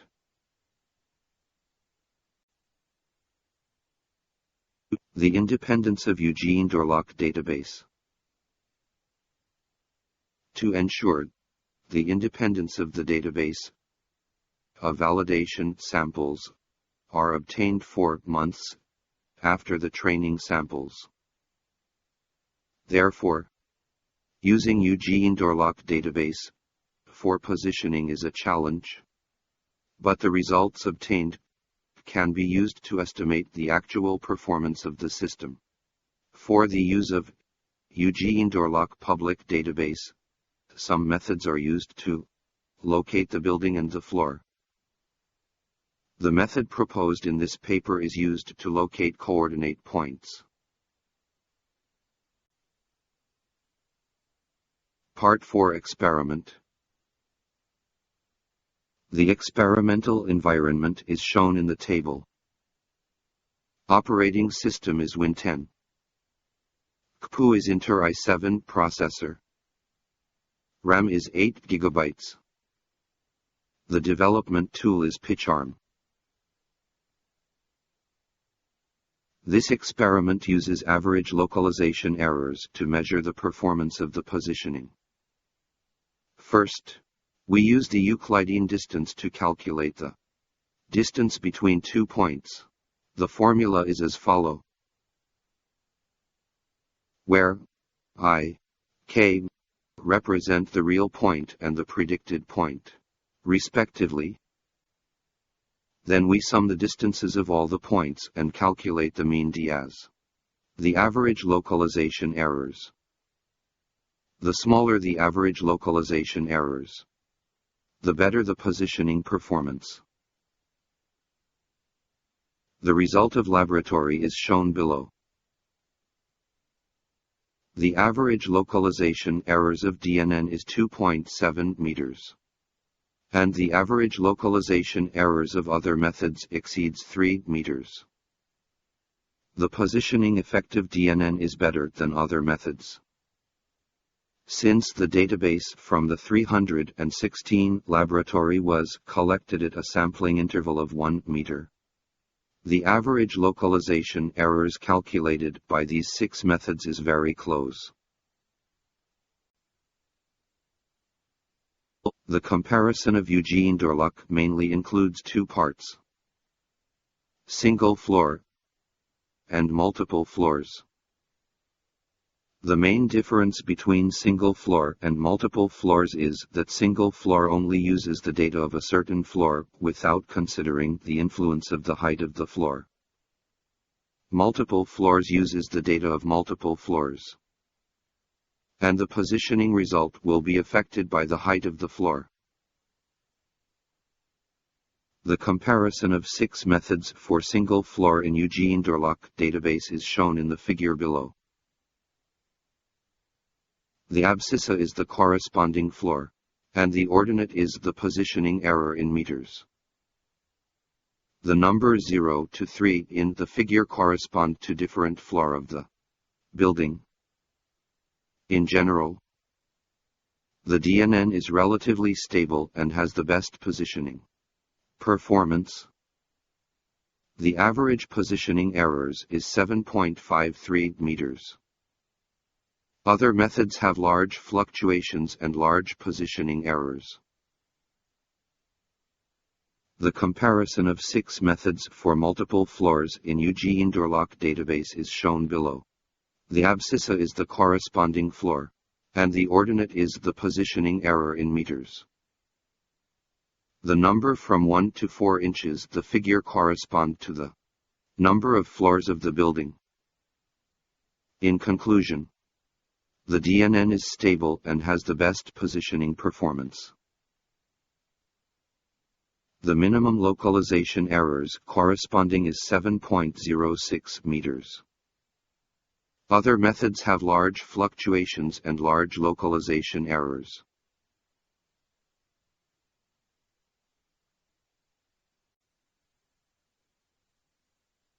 Why the localization errors so high? The reason for the high localization errors is include 2 parts. One is that the position of the Eugene Dorluck data point is represented by the latitude and longitude of the map, and the value is very large. The second is that, when the predicted result is not accurate, it will lead to a large distance between the predicted point and the real point.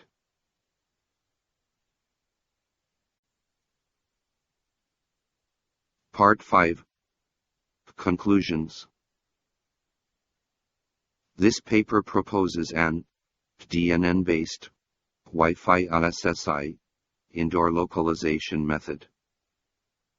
The average localization errors on the self-collected database is 2.7 meters, which is better than the other 5 methods.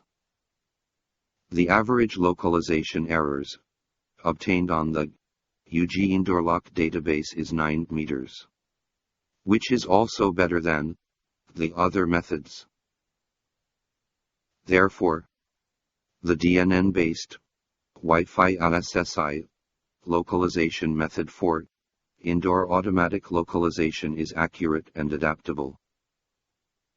However, for the positioning of multiple buildings, further research need to be conducted to improve positioning accuracy. That's all. Thank you for listening.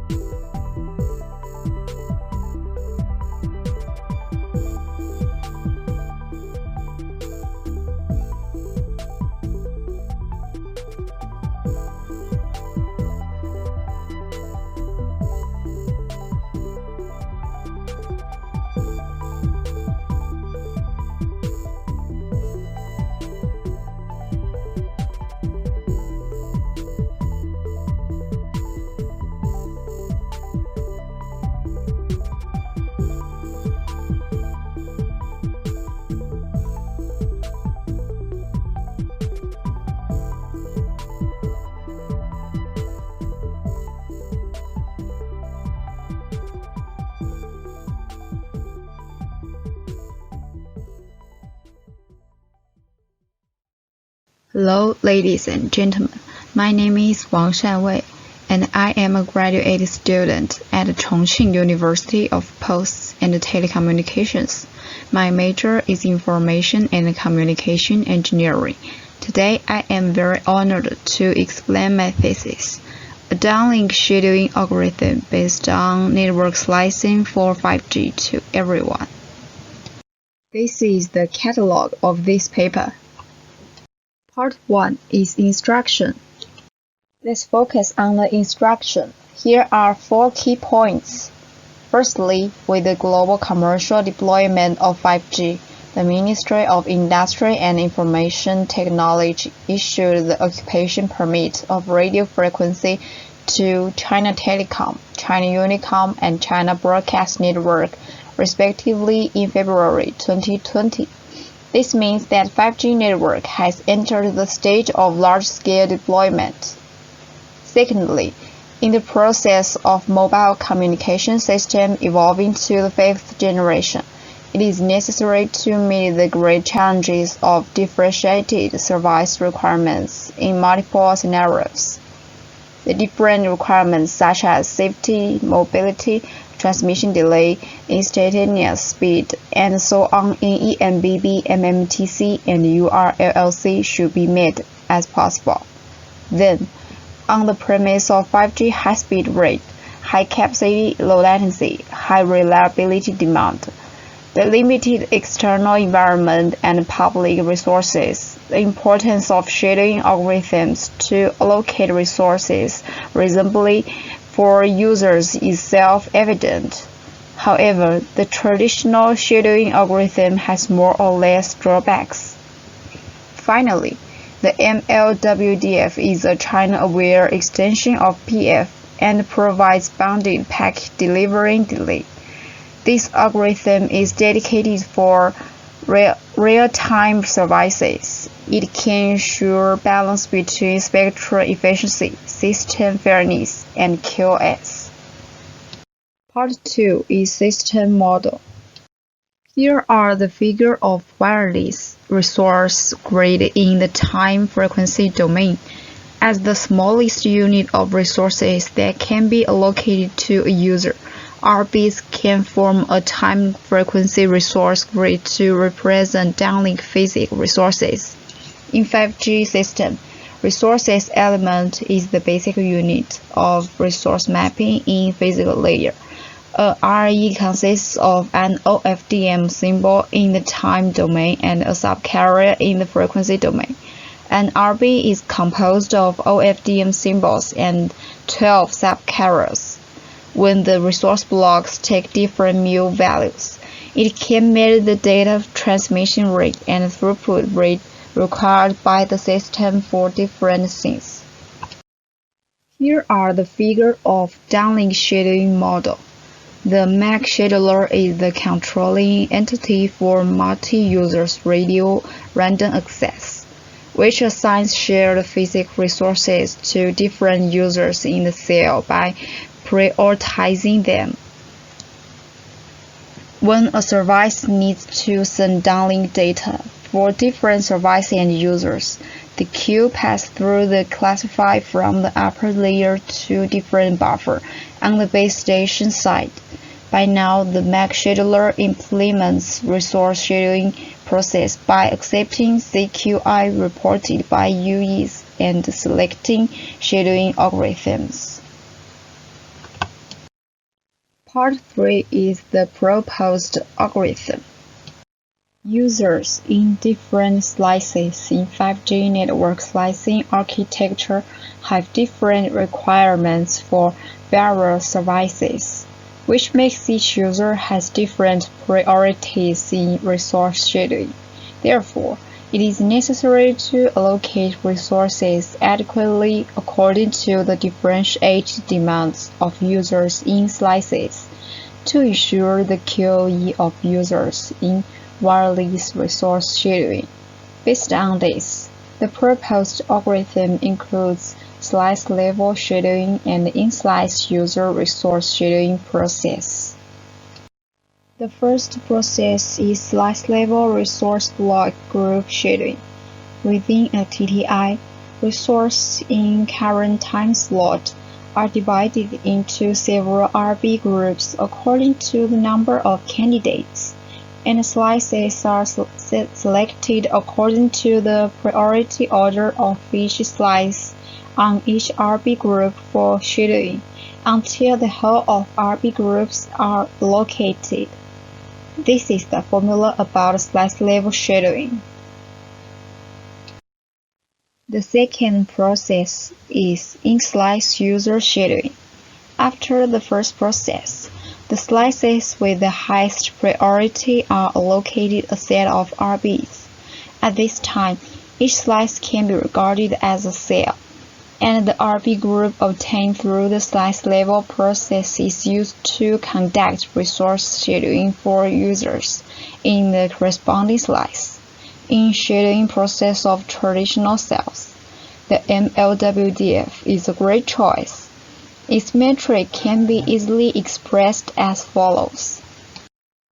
Congestion and queuing are the main causes of packet loss in 5G video service.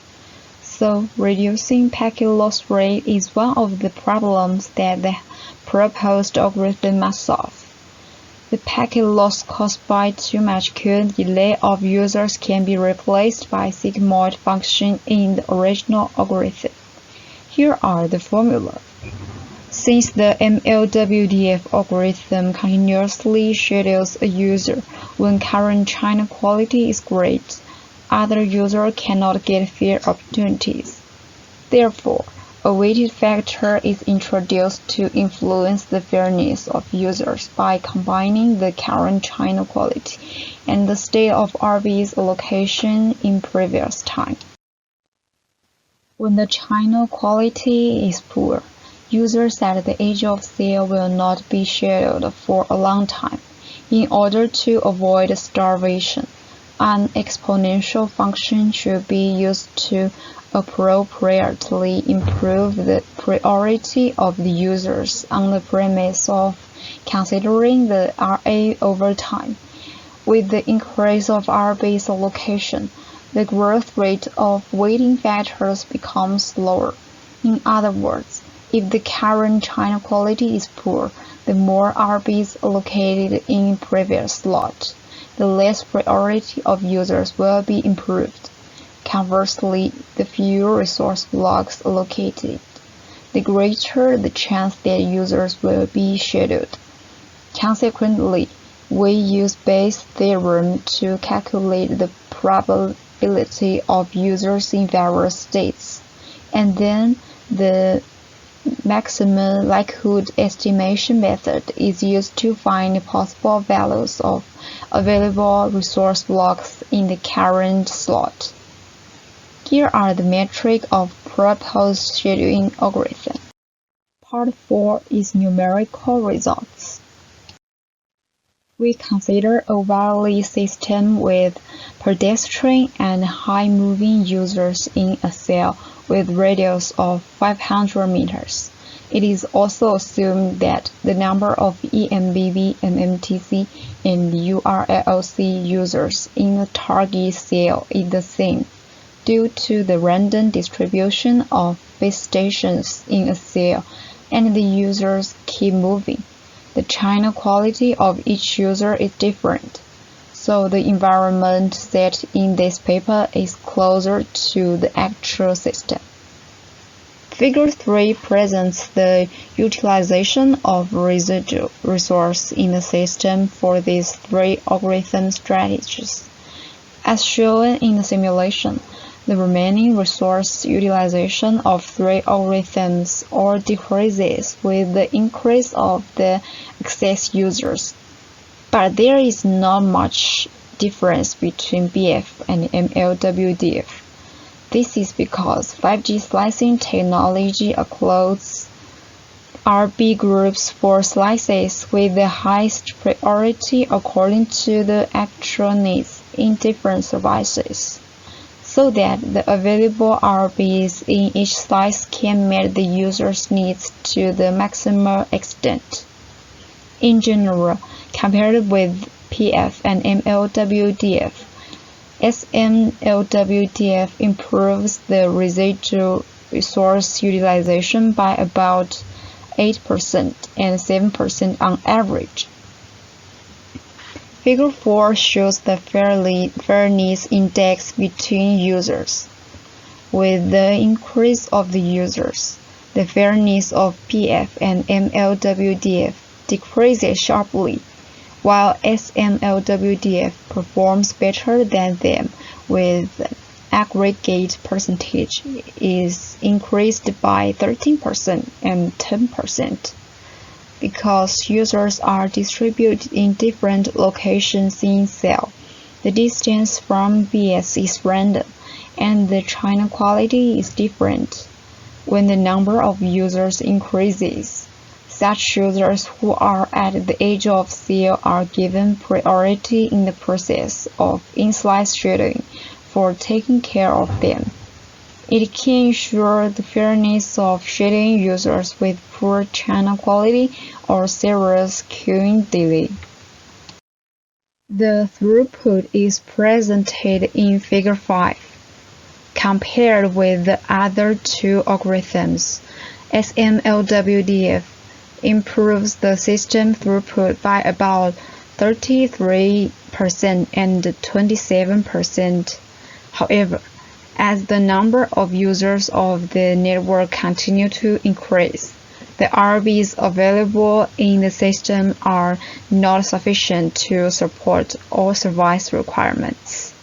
By now, the network slicing technology can maximize the resource utilization by grouping RBs according to the different demands of access services, so as to make effective use of the empty space resources in the cell. Therefore, slicing-oriented shadowing algorithm is more suitable for the actual scene. The packet loss rate for all users is shown in Figure 6. The results show that the PLR of SMLWDF is about 22% and 16.3% lower than PF and MLWDF, respectively, as more and more users applying for accessing the system, the queuing delay of users increases. When delay approaches the threshold, the corresponding packets will be discarded. Meanwhile, the transmission delay of HARQ retransmission packets will also increase dramatically in PLR. The process of in-slice shadowing in SMLWDF greatly improves the urgency of the packets and the priority of HARQ retransmission packets when approaching the deadline expiration, so the proposed algorithm can support more users for shadowing and send more packets in the case of limitation for the number of RBs. Part 5 is conclusion.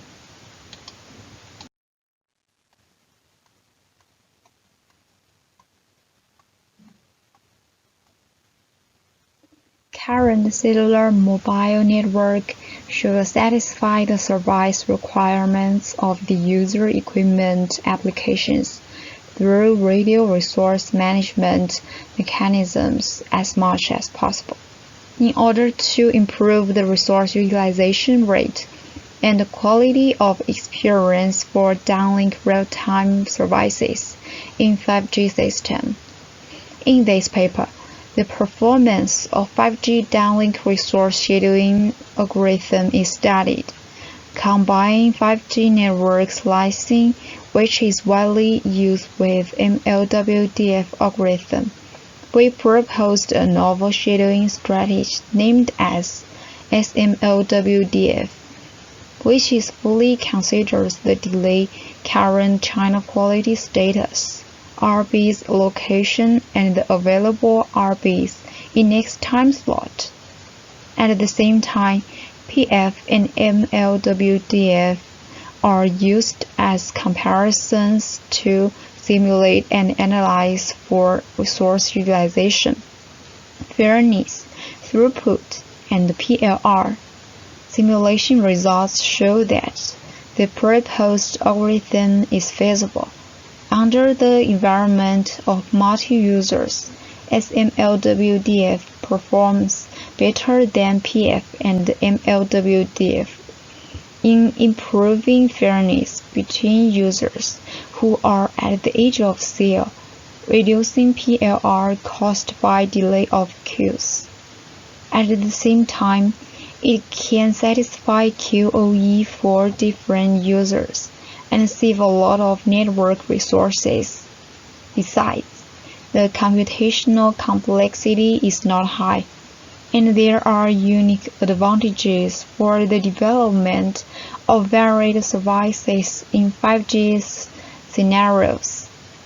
In future work, we need to consider the use of buffer state while scheduling is obligatory to maximize the resource utilization. That's all the content about my paper. Thanks for your listening.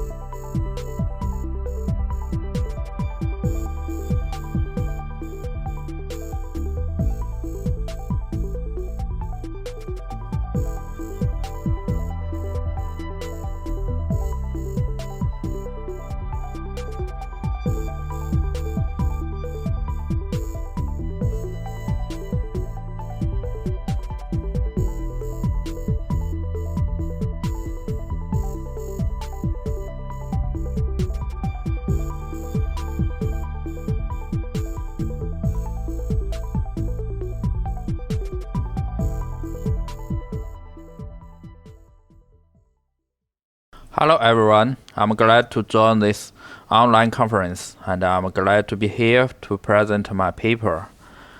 My name is Shimin Sun. I came from Tianjin, Tiangong University, China.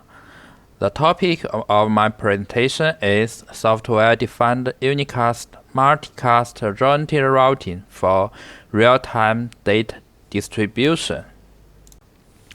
Let's start from the backgrounds. As all we know, internet traffic is growing exponentially each year at an estimated average rate of 20% to 30%. Among those internet traffics, IP video traffic is dominant, such as those usage scenarios, video surveillance networks and video conference services, and online education in real time, especially in today's COVID-19 epidemic. Many schools require or encourage students study at home and take an online real-time education. However, real-time streaming exposes strict quality of service. It requires on connection of latency, packet loss rate, and bandwidth. So, how to reduce redundant stream and video bandwidth requirements? It is a problem. The motivation of this paper is to enable multicasting in IP network with the support of software-defined networks. We would like to provide a better bandwidth utilization and less host or route processing. The objective is to reduce server-side and network-side traffic load. For example, in this figure, if you use Unicast to distribute data, the source will send the same copy data to different receivers. That has a great redundancy in the network. If we apply multicast, only one copy of the data transmitted in the network, there will be no redundant data traverse the internet, so we save the bandwidth. And we can see, with the growth of user connections, if we use only Unicast to distribute data, the bandwidth consumption will increase sharply. But if we use multicast, the bandwidth saving is significant with the increase of user connections. The problem and the current approach is IP multicast is most popular and desirable approach to implement multicasting, but it is very difficult to deploy the IP multicast in a global network because we need to install very complex protocols such as RGMP, PRM, MOSPF, and DVMRP to every routers on the internet. Besides, there are some other issues such as scalability issues, management issues. For overlay multicasting, the traffic are not distributed in real multicast because the traffic goes through the internet is in Unicast. So Unicast is implemented among pairs of hosts, and hosts exclusively handle group management without any support from routers. So we can see the difference from IP multicast is that IP multicast is a network support multicast, and overlay multicast is application support multicast, so that the end host will need to install specific softwares to handle group management and data packet relay. Overlay multicast, also known as application layer multicast and end system multicast. With the development of software-defined networks, it became possible to design a new approach for multicasting. The benefits of using SDN includes it redefines the idea of network from scratch, and it provides a fully open system which is easy and free to implement. The programmability enables your own multicast distribution policy, and the centralized adjustment makes it possible to manage the group members in a flexible way and secure way. The flexible multicast routing at runtime through software elements. Right, as we know, those open flow switches are controlled by the centralized controller and programmer. We can manage the multicast traffic in real time by controller. The system designed in this paper is shown in this figure. We follow the architecture of SDN with data plane, control plane, and application plane. Data plane and control plane is the same with SDN. We introduce the application plane only and divide the design into two parts: server-side modulus and hypervisor-side modulus. Server-side is the server that provides the resource. It executes authentication with its receivers, and it will collect the information of a session with each receiver and update with hypervisor-side modulus. Hypervisor-side modulus provide a multicast function. It has the ability to abstract network, such as to collect information of a link and to gather the information of network topology. Based on this topology, we can build multicast tree. Also, it maintains the session information, and it will distribute roles to open flow switches to manage the data distribution. The authentication is happening between controller and server. To enable multicasting, message exchanging should be introduced.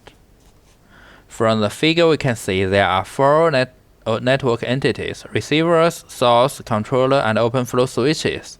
The first step is the authentication between source and controller. After the authentication, controller assigns a group ID to the source.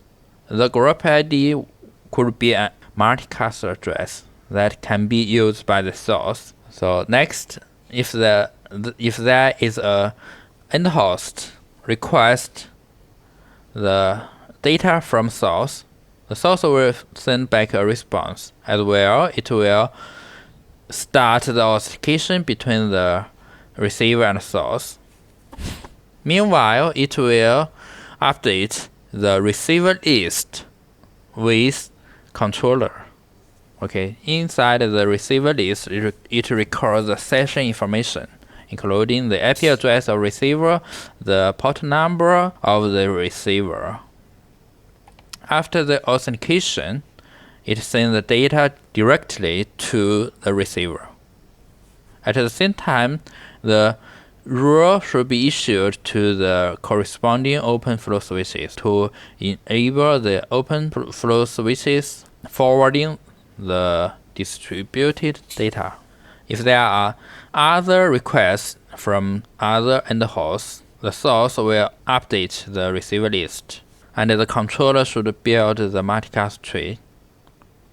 After the tree construction, it issues rules to open flow switches so that the data distributed along the tree and managed by controller and forwarded by corresponding open flow switches.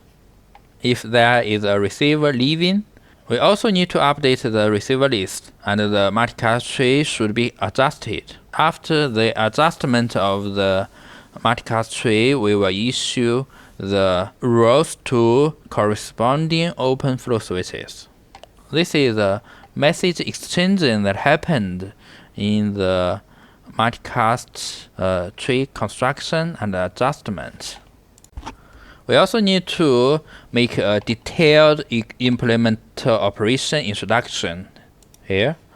From the figure, we can see there is a source and 3 receivers. In the network, there are 8 OFSs here.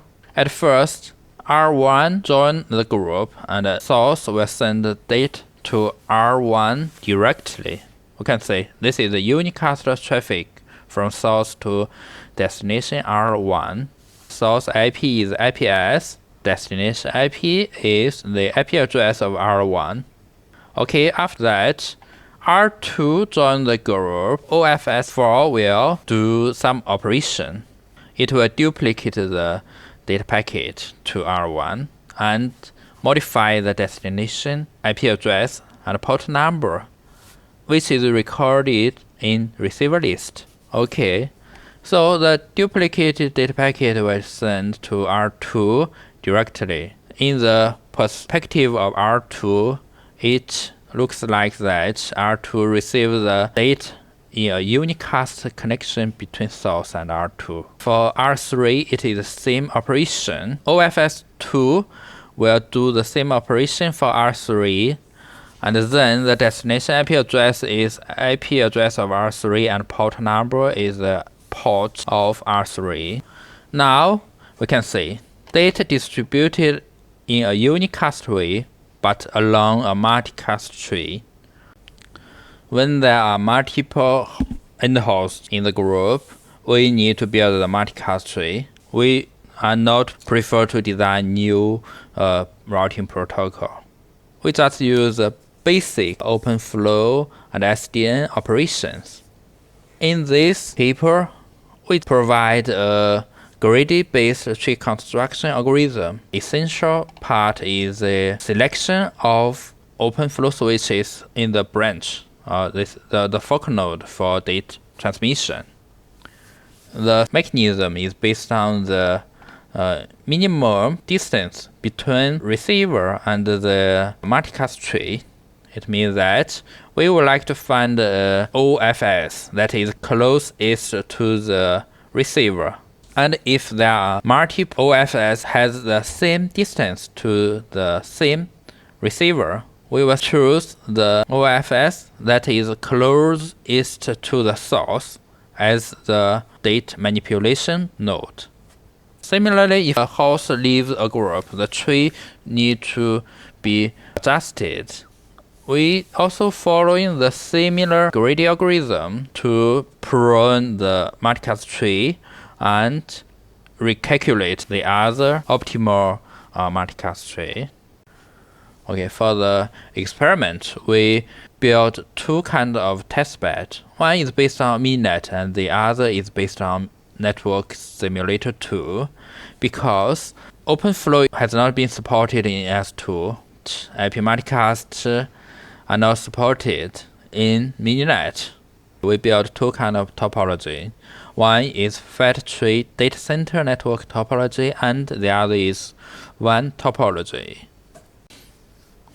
In the experiment, we compared the famous IP multicast protocol PRMSM and an famous software-defined multicasting approach that is different from our approach, and SDUM is our proposed mechanism.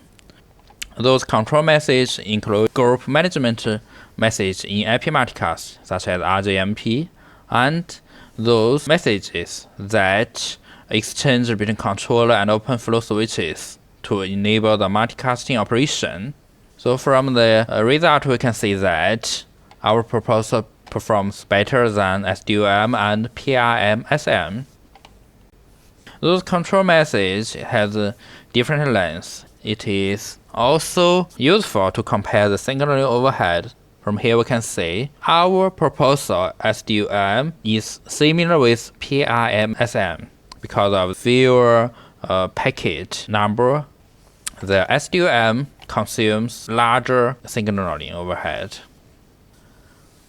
Also, it is useful to compare with the insertion of flow table entries or routing table entries. From the result, we can see that SDUM causes a very sharp increasing during the number increasing of receivers, because for each receiver, it will implement the similar IP multicasting operation, and for each OpenFlow switches, it will need to insert a specific rule. For SDUM and PRMSM is similar.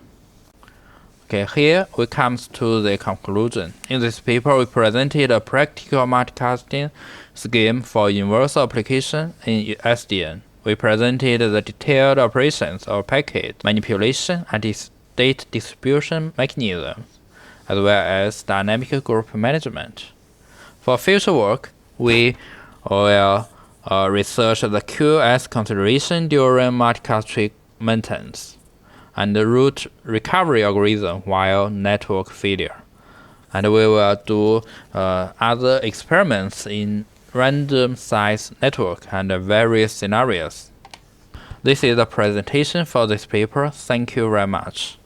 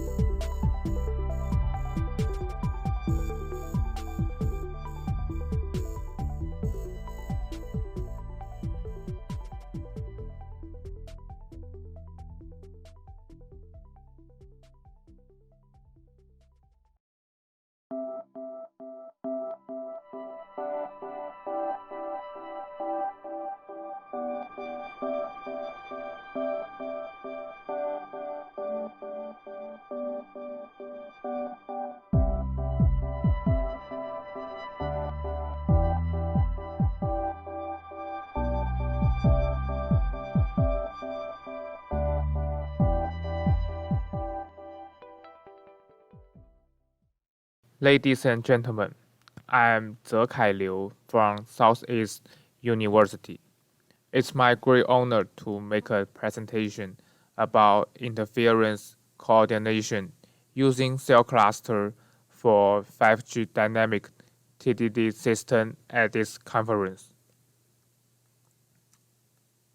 So, the outline of my presentation is listed on this slide, including the background of the research question and literature review of the current cell clustering interference mitigation.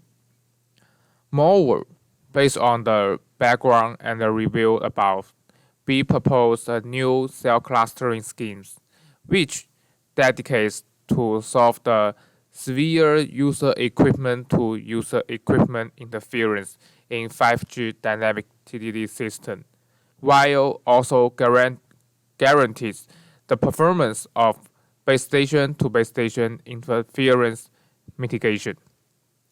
We carry out a simulation of the proposed schemes in the double-slit models and make comparison between the proposed schemes and the traditional clustering schemes. The result shows that the proposed schemes can simultaneously solve the uplink and downlink interference problems to improve SINR and throughput of the system, especially in the downlink. In detail, the background of the research question is based on the two observations below. The first one is, in the 5G system, dynamic TDD and small cell technology are introduced to improve spectrum utilization and coverage performance. And the second observation is, in dynamic TDD small cell scenarios, there is severe cross-link interference, and also the power of the base station and user equipment are in the same orders of magnitude. Therefore, some efficient methods such as cell clustering was proposed to mitigate the severe cross-link interference. However, the current cell class schemes only consider the interference from base station to base station, but ignore the interference from user equipment to user equipment. Motivated by the observation above, a natural idea is more attention needs to be paid to user equipment interference while designing cell cluster schemes. And the following part is about the cell clustering interference mitigation. Note that the serious user equipment to user equipment interference can be detrimental in some scenarios, especially for edge users, as described in these figures. The clustering algorithm allocates cells to clusters according to specific rules. Cells are divided into clusters, and each cluster can contain one or more cells. The cells in the same cluster adopt the same uplink and downlink subframe configuration to reduce the base station to base station interference and the user equipment to user equipment interference. The rules of clustering must take into account the level of interference and asymmetric uplink and downlink traffic. In 5G ultra-dense network, due to the extensive use and intensive deployment of low-power FETMO cells, the user equipment to user equipment interference must also be considered. For dynamic cell cluster strategy in dynamic TDD network, we present the definition of differential. The differential DM of I cells and J cells is related to three factors. That is, the coupling loss of base stations between I cells and J cells, the average path loss of users between I cells and J cells, and the difference between traffic between I cells and J cells. And the weights of these three factors are delta, beta, and lambda. After defining the different metric, the process of cell cluster includes the following steps. To begin with, a clustering metric DM can be calculated as long as the cell gets coupling loss and traffic buffer information through signaling interactions. And the next part is set the threshold DM0 for clustering, assuming the total number of base stations is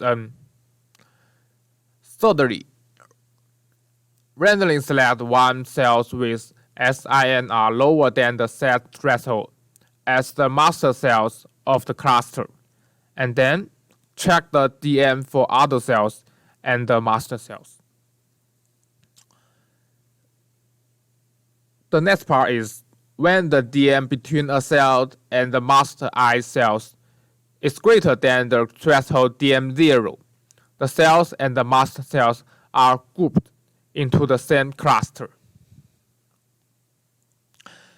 And then, based on the above initial cluster, the first cluster is from.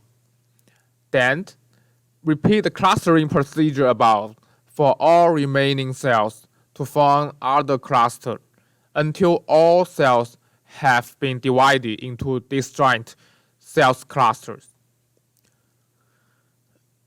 After this procedure, when the SINR level of the uplink and downlink of any I cells below the threshold, or the timer starts again, the clustering procedure is restart and the cells are regrouped. So after design the clustering, the next part is to design the frame configuration of the cluster. It includes two steps. The first step is to calculate the ratio of the downlink to the uplink traffic in each cell for each cluster. And the second step is to select the configuration model in which the ratio of the downlink to uplink subframe is the closest to the result.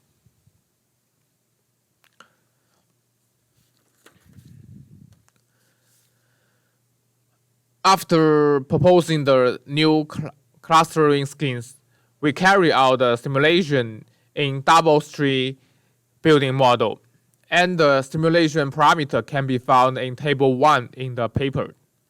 To compare the SINR performance of the proposed schemes, we conduct cluster IMTA and the proposed scheme in the simulation. And the performance metric of the simulation is the throughput of cells in uplink and in downlink.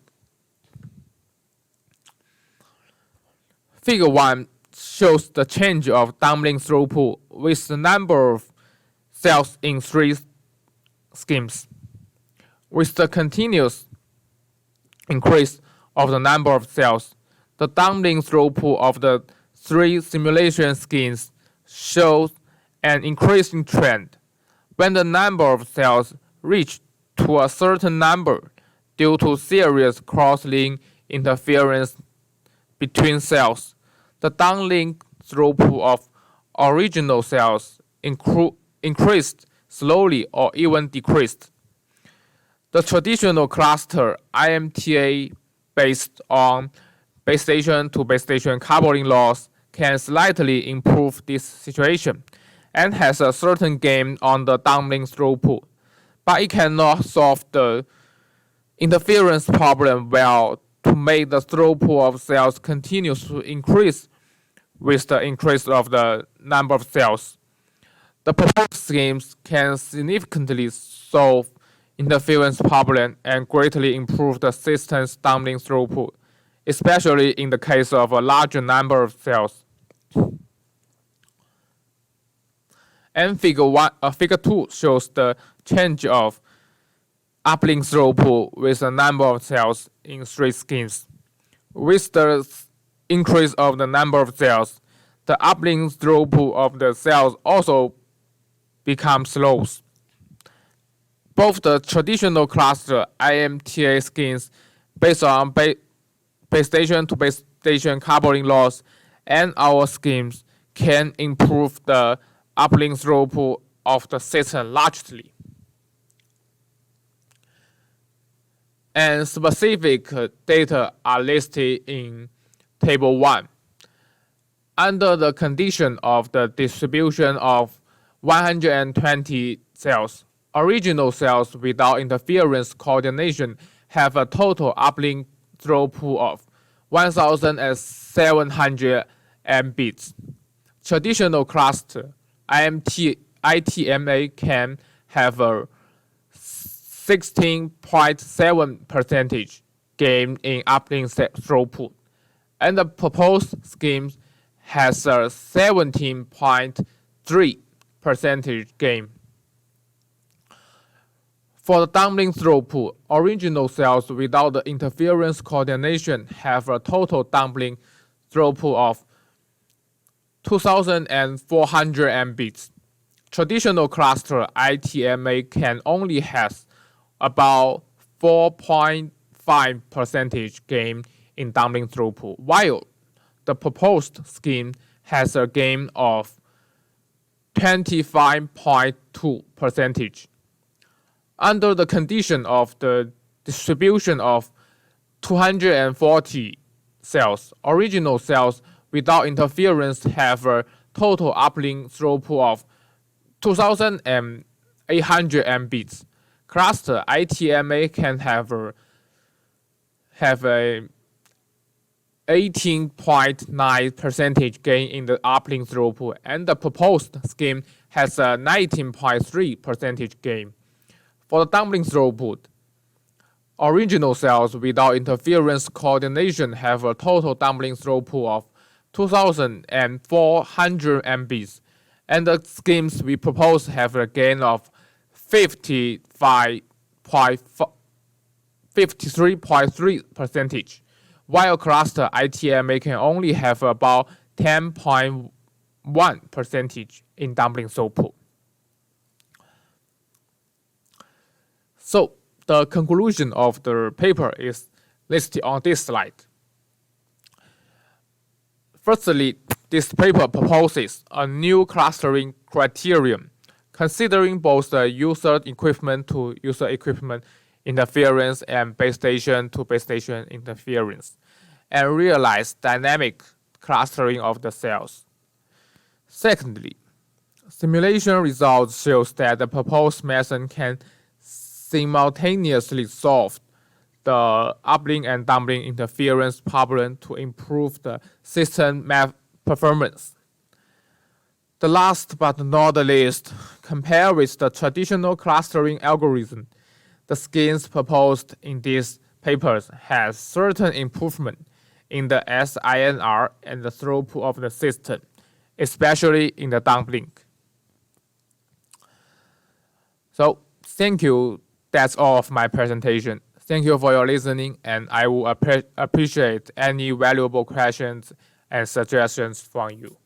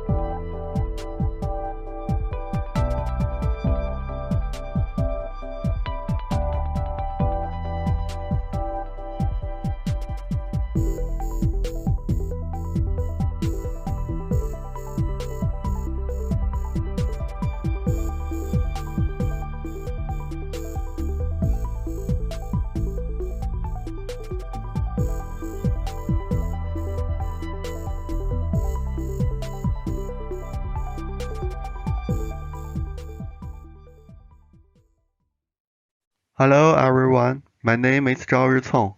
I come from Beijing University of Posts and Telecommunications. The topic of my paper is CPP-based cooperative defense against DOS attacks in future non-terrestrial networks. My report is mainly divided into 5 parts, which are introduction, system model and problem formulation, problem solution, simulation, and conclusion. Now let's begin with part 1, introduction. The non-terrestrial network means a network of satellites and unmanned aerial vehicles in the space to help the ground network transmit information. In the current non-terrestrial network, satellite nodes only serve as relay nodes, and the main authentication process takes place at ground nodes. In the future, satellites may not only work as relay nodes, but also can be base stations and capable of performing simple calculations, like doing some simple authentication. However, satellite nodes have some disadvantages. Satellite nodes are exposed and channels are open. The node distance is long, the delay is long and uncertain. Network nodes are difficult to maintain, and the resource is limited. Based on the above disadvantages, secure access should be considered in future non-terrestrial network. In addition, satellite nodes can easily become the target of DOS attack if they participate in authentication and other computing work. Therefore, this paper focuses on how to defend against DOS attack in future non-terrestrial network.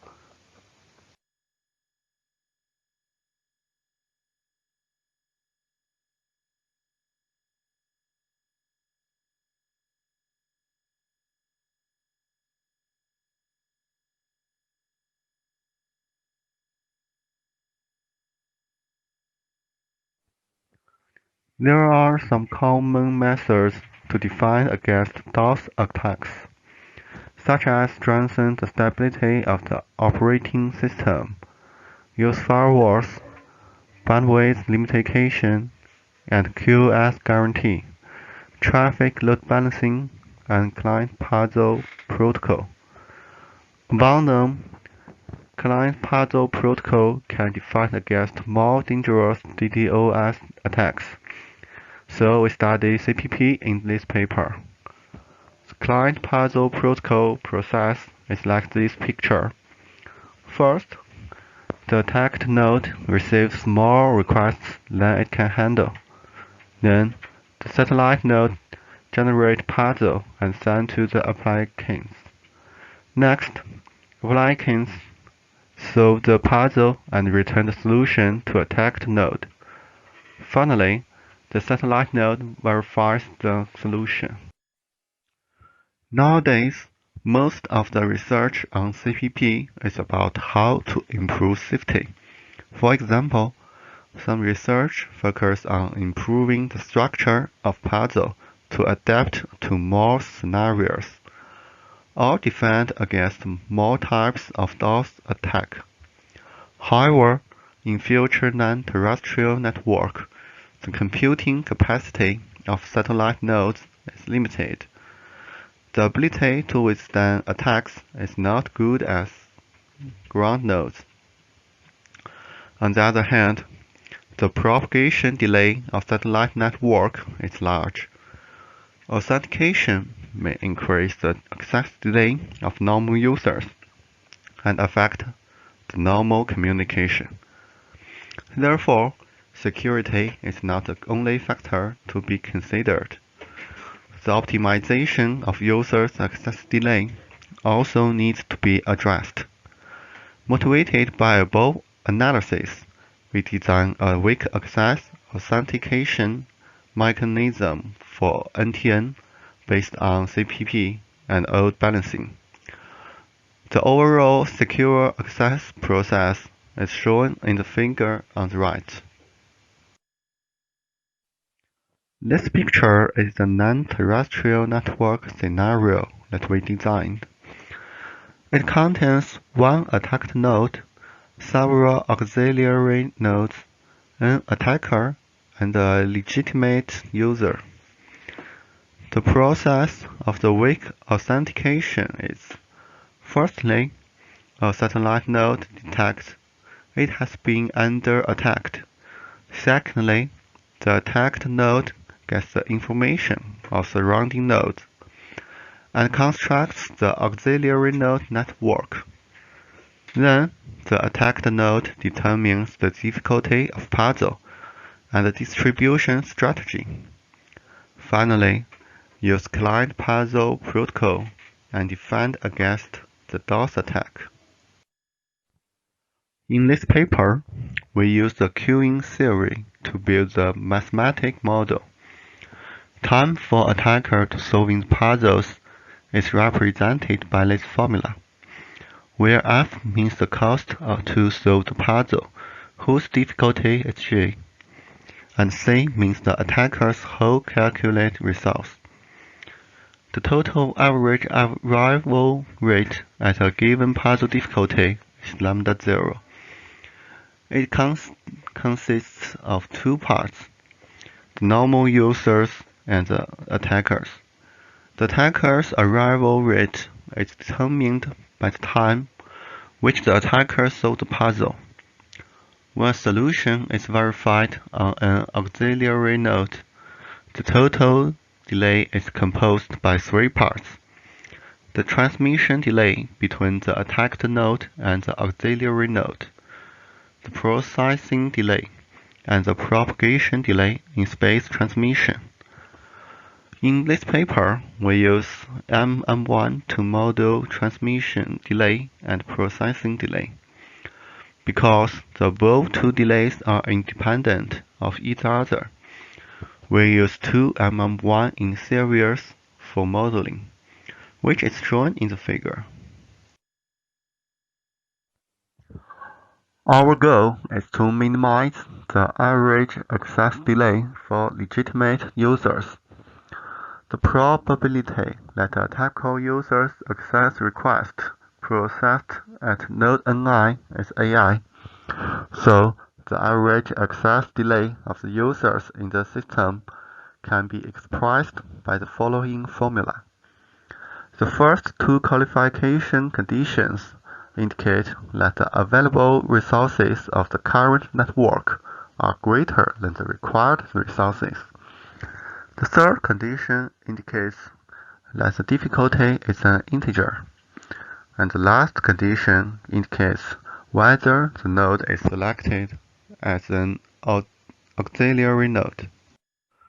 Since problem has three variables with interaction effects, it is difficult to obtain the optimal solution directly.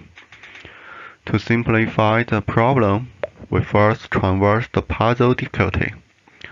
For a given difficulty, the auxiliary node selection scheme and the corresponding traffic allocation scheme can be obtained relatively easily. Therefore, two algorithms are designed for selecting auxiliary node and traffic allocation, respectively. Finally, compare the user's access delays of all difficulties to get the best solution. We use MATLAB to perform performance comparative simulation of user access delays under different conditions. A total of 66 satellites of the Iridium system and ground nodes are selected. The parameters and motions of the satellites are imported through SDK. According to the obtained trajectory data, satellites capable of communicating within a certain period of time are selected to construct a satellite network. Some important parameters are listed in the table. This figure is the comparison result of the cooperative CPP-based defense and the non-cooperative CPP-based defense. It can be seen that under the same attack intensity, the minimum user's access delay of the cooperative CPP-based defense is about 48 milliseconds. However, the non-cooperative CPP-based defense is about 100 milliseconds.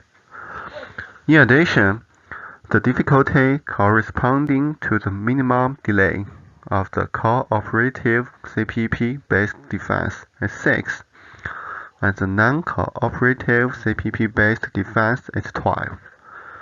Lower difficulty can save the satellite node's available computing resources on the basis of delay optimization. This figure shows the comparison of the access delay between the proposed scheme and fixed puzzle difficulty scheme under the same number of auxiliary nodes. It can be seen from this figure. The user's access delay of the proposed scheme has always been the lowest.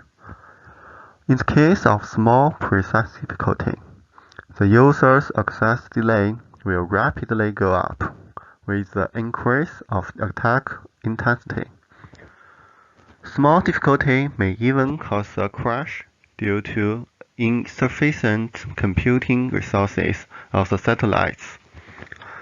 If the preset difficulty is too large, the satellite node's available computing resources are wasted when there is no attack or the attack intensity is small. Meanwhile, large difficulty will increase the user's access delay.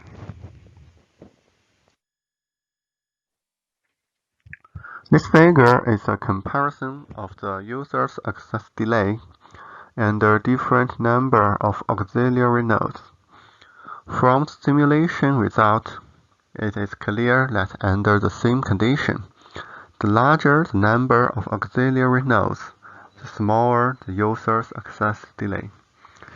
This shows that for the auxiliary network, the more nodes, the stronger the attack resistance. However, when the number of auxiliary nodes increase to a certain extent, the reduction in user's access delay becomes small.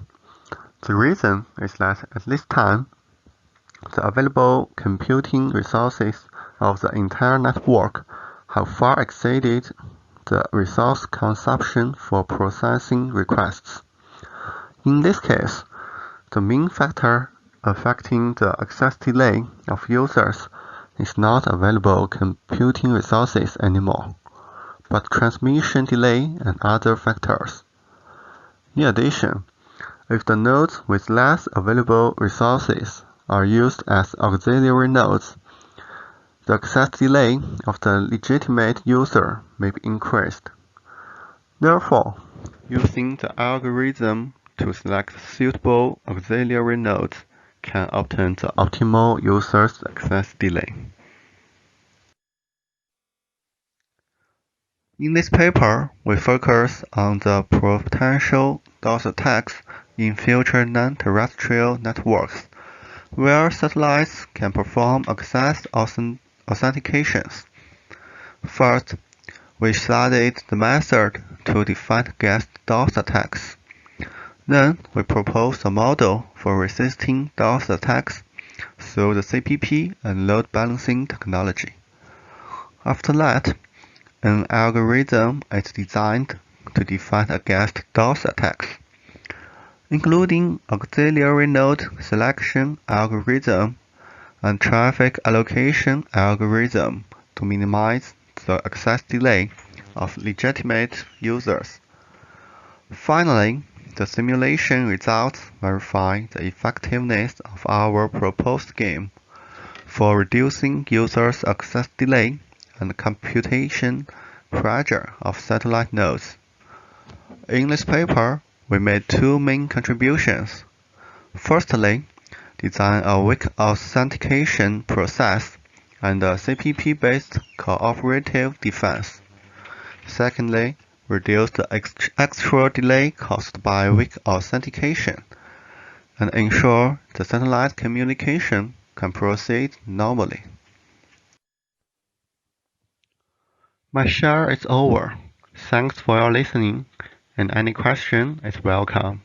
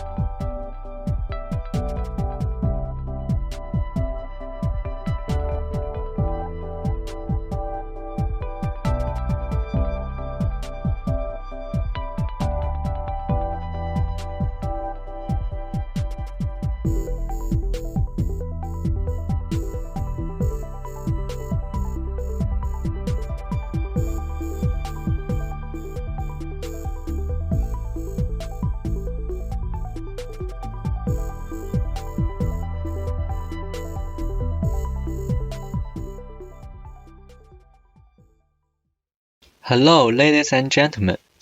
It's my great honor to have this opportunity to attend this meeting.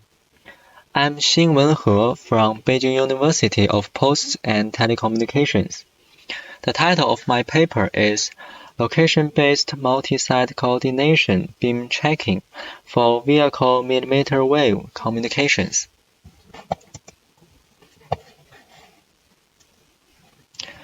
I will introduce my research in 5 aspects above.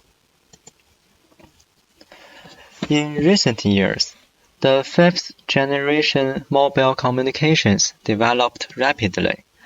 As a typical scenario in 5G, vehicle network has received widespread attention. Advanced technologies such as high-precise roadmap, real-time position updating, and autonomous driving enhance the convenience and safety of driving. However, those applications heavily rely on the high capacity and low latency in data sharing. The millimeter wave candidates to improve network capacity and increase data rate in 5G, thanks to its huge spectral bandwidth at high frequencies. Meanwhile, beamforming is used to overcome high path loss of millimeter wave channels. However, the cost of higher beamforming gain is that the beam gets narrower.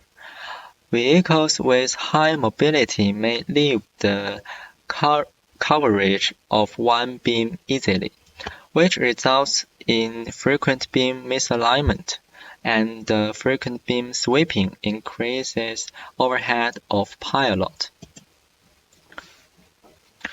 To solve this problem in beam tracking, there were some related researches focused on beam alignment improvement by using temporal correlation between channels.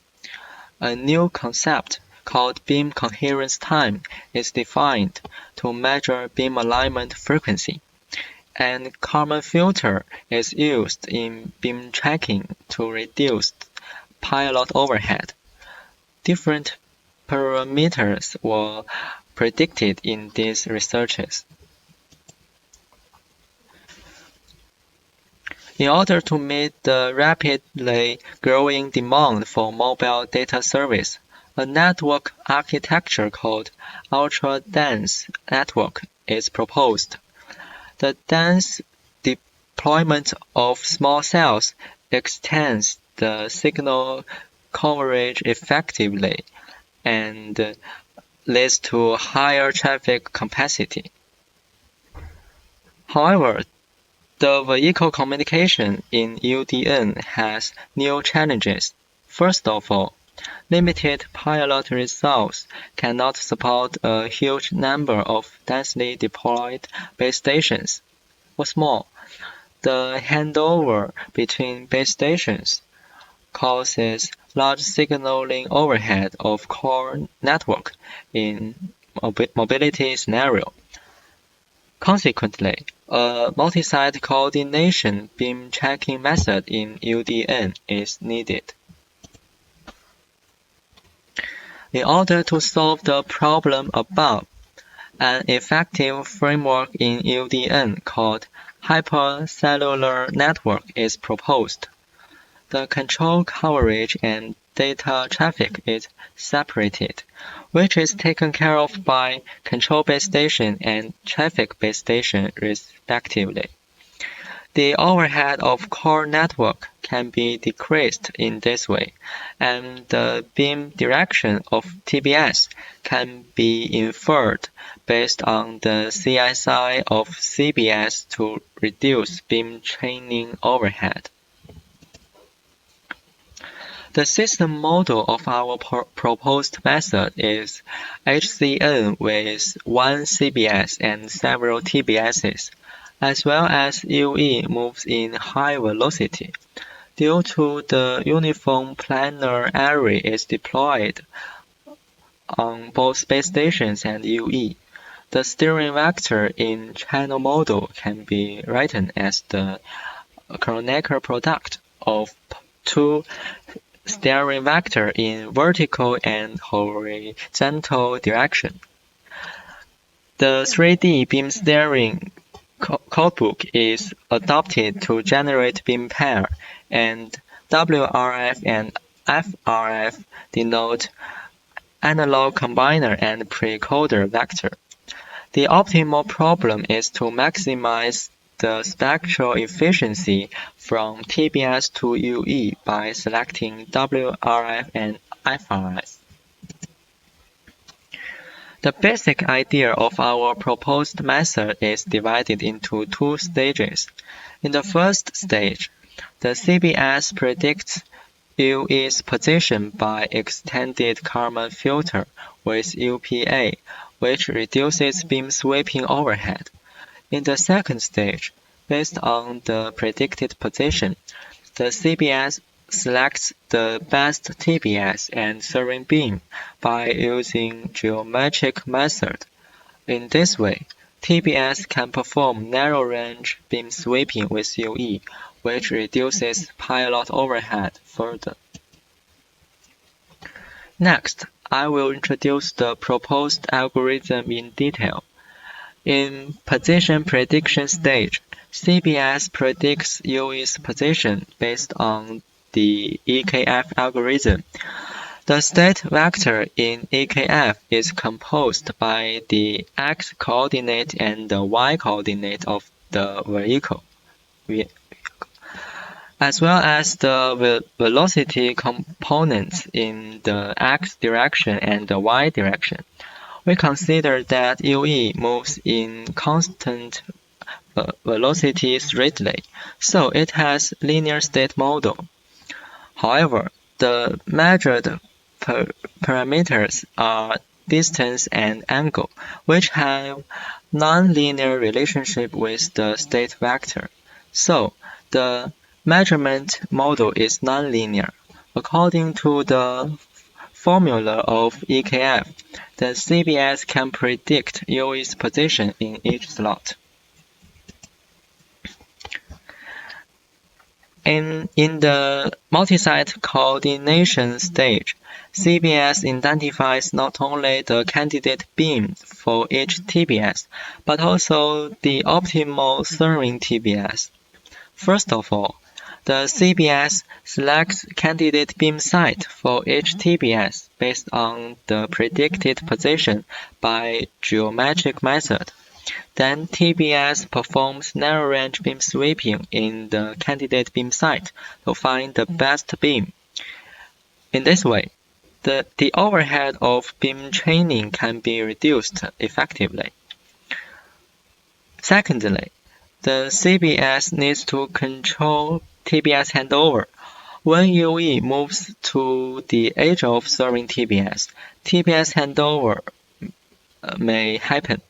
We define a high handover probability area whose center at the midpoint of serving TBS and target TBS.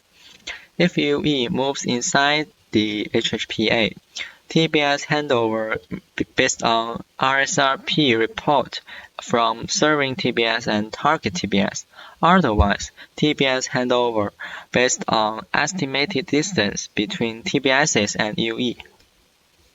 According to jointly considering distance and RSRP, the number of TBS handover times is reduced.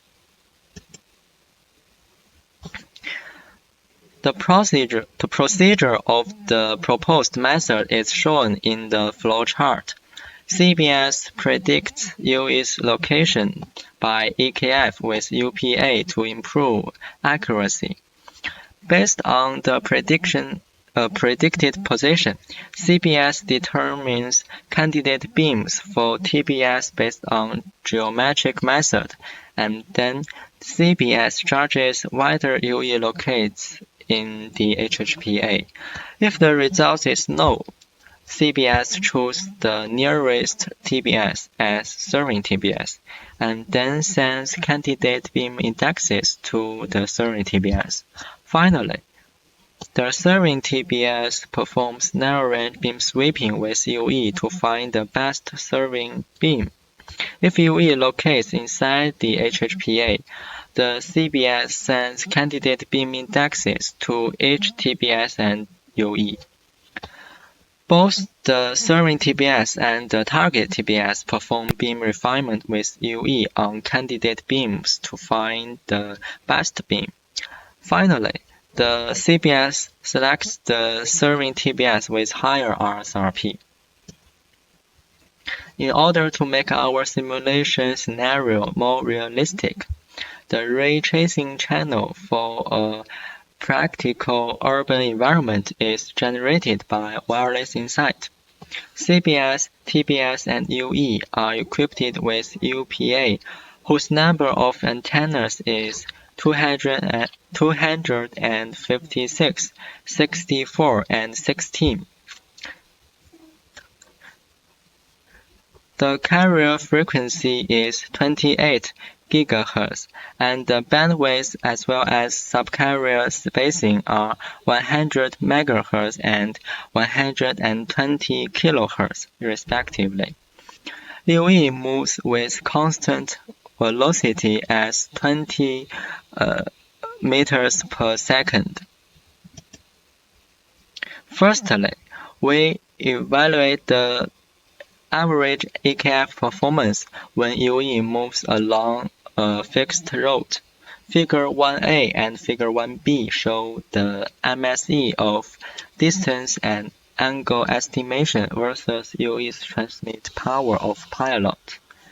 The blue line denotes EKF performance with ULA, while the red line denotes the performance in the proposed algorithm with UPA. It's shown that the proposed algorithm reduces the MSE of EKF to the level of 10 to the power of -3 at high transmit power. Then we evaluate the average spectral efficiency. Figure 2 shows the SE in downlink from TBS to UE versus UE's transmit power of pilot. The upper bound denotes TBS finds the best beam and best CBS through exhaustive beam sweeping by itself. The dotted line and the solid line denote SE performance with ULA and UPA.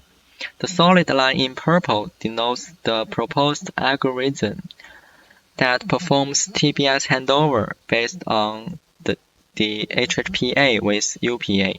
It's shown that the performance of proposed algorithm has 8.8% improvement over the ULA-based algorithm and achieves about 99% of the upper bound. Finally, we evaluate the number of TBS handover times and beam sweeping complexity. It's shown that in the proposed algorithm, thousands times of beam training complexity is reduced by location-based narrow-range beam sweeping, and the number of TBS handover times is reduced to 1/10 and 1/3 of exhaustive beam sweeping and RSRP-based TBS handover. Finally, the proposed algorithm is summarized. In this paper, we proposed a location-based multi-site coordination beam tracking algorithm in HCN for vehicle communications. In the first stage, position prediction based on EKF reduces overhead of beam training in each time slot. In the second stage, multi-site coordination avoids the increase of core network signaling caused by frequent TBS handover. The performance of the proposed algorithm is close to the upper bound in realistic 3D MIMO scenario. However, the proposed algorithm doesn't perform well if the loss path is blocked because UE's position cannot be measured accurately, which needs to be studied further. Thank you, and any question is welcome.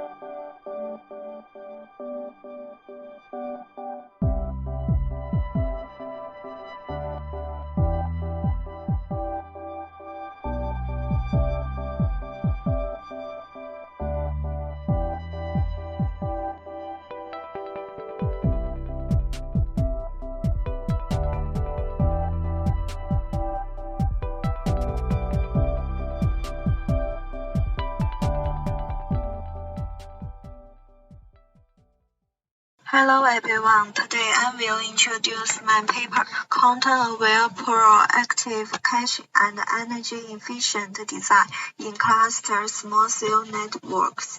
This paper considers cluster small-cell networks with combined design of cooperative caching and energy-efficient policy in the coordinated multi-point cell network. Next, I will introduce our work from 5 aspects. The first part is about introduction, and then is the system module and the cooperation schemes. The third part is about content popularity predictions, and then I will describe the proposed energy efficiency-based caching. The last part is performance evaluation. First of all, let's start with the introduction. As we know, global mobile data traffic increased this year, and mobile video accounting for the majority. However, current networks are unable to keep up with the massive growth of mobile data services in the 5G area. To solve this problem, the thinking of caching and computing capability can greatly elevate backhaul traffic and improve the cooperation efficiency.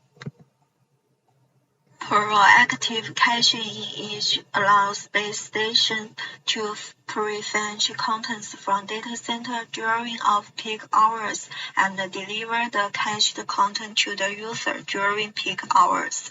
The whole process can simply divide into 2 steps, the cache placement strategy and the cache delivery strategy. Based on this, the innovation of this paper is proposed clustered small-cell networks with combined design of cooperative caching and energy-efficient policy, based on estimate content popularity with spatial-temporal variation in order to maximize energy efficiency, which has not been considered. Before introducing the algorithm, I first introduce the system model and the cooperation scheme. As shown in the figure, geographically adjacent small base stations are grouped into associative clusters where collaboratively deliver contents requested and improve wireless transmission performance. The cache manager is connected to a data center, and some clusters are selected to connect it with cache manager for efficient operation. There is a class controller small base station connected to the other small base stations, while the other are not directly connected.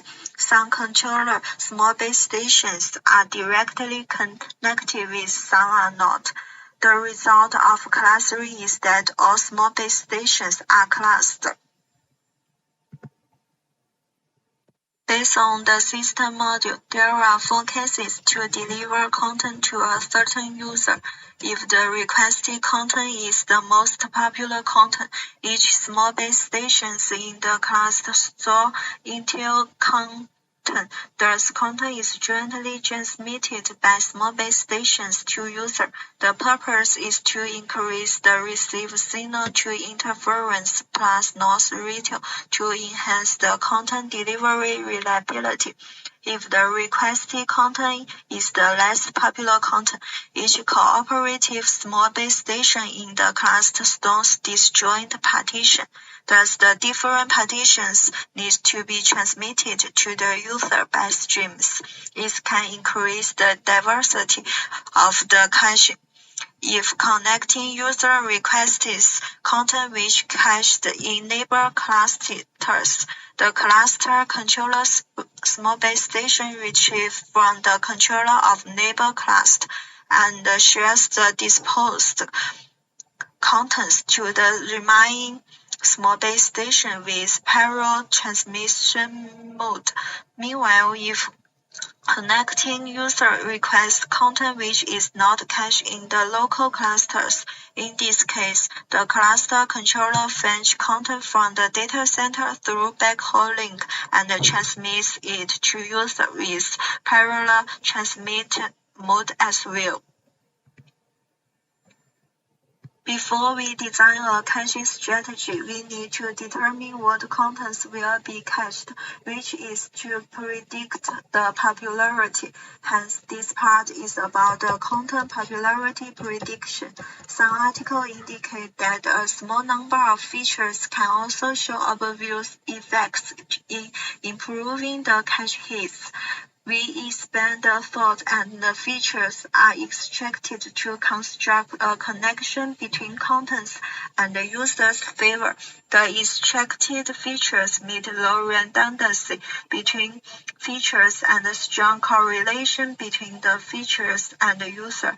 After the features are selected, we determine a weight to each feature and construct a weighted feature matrix.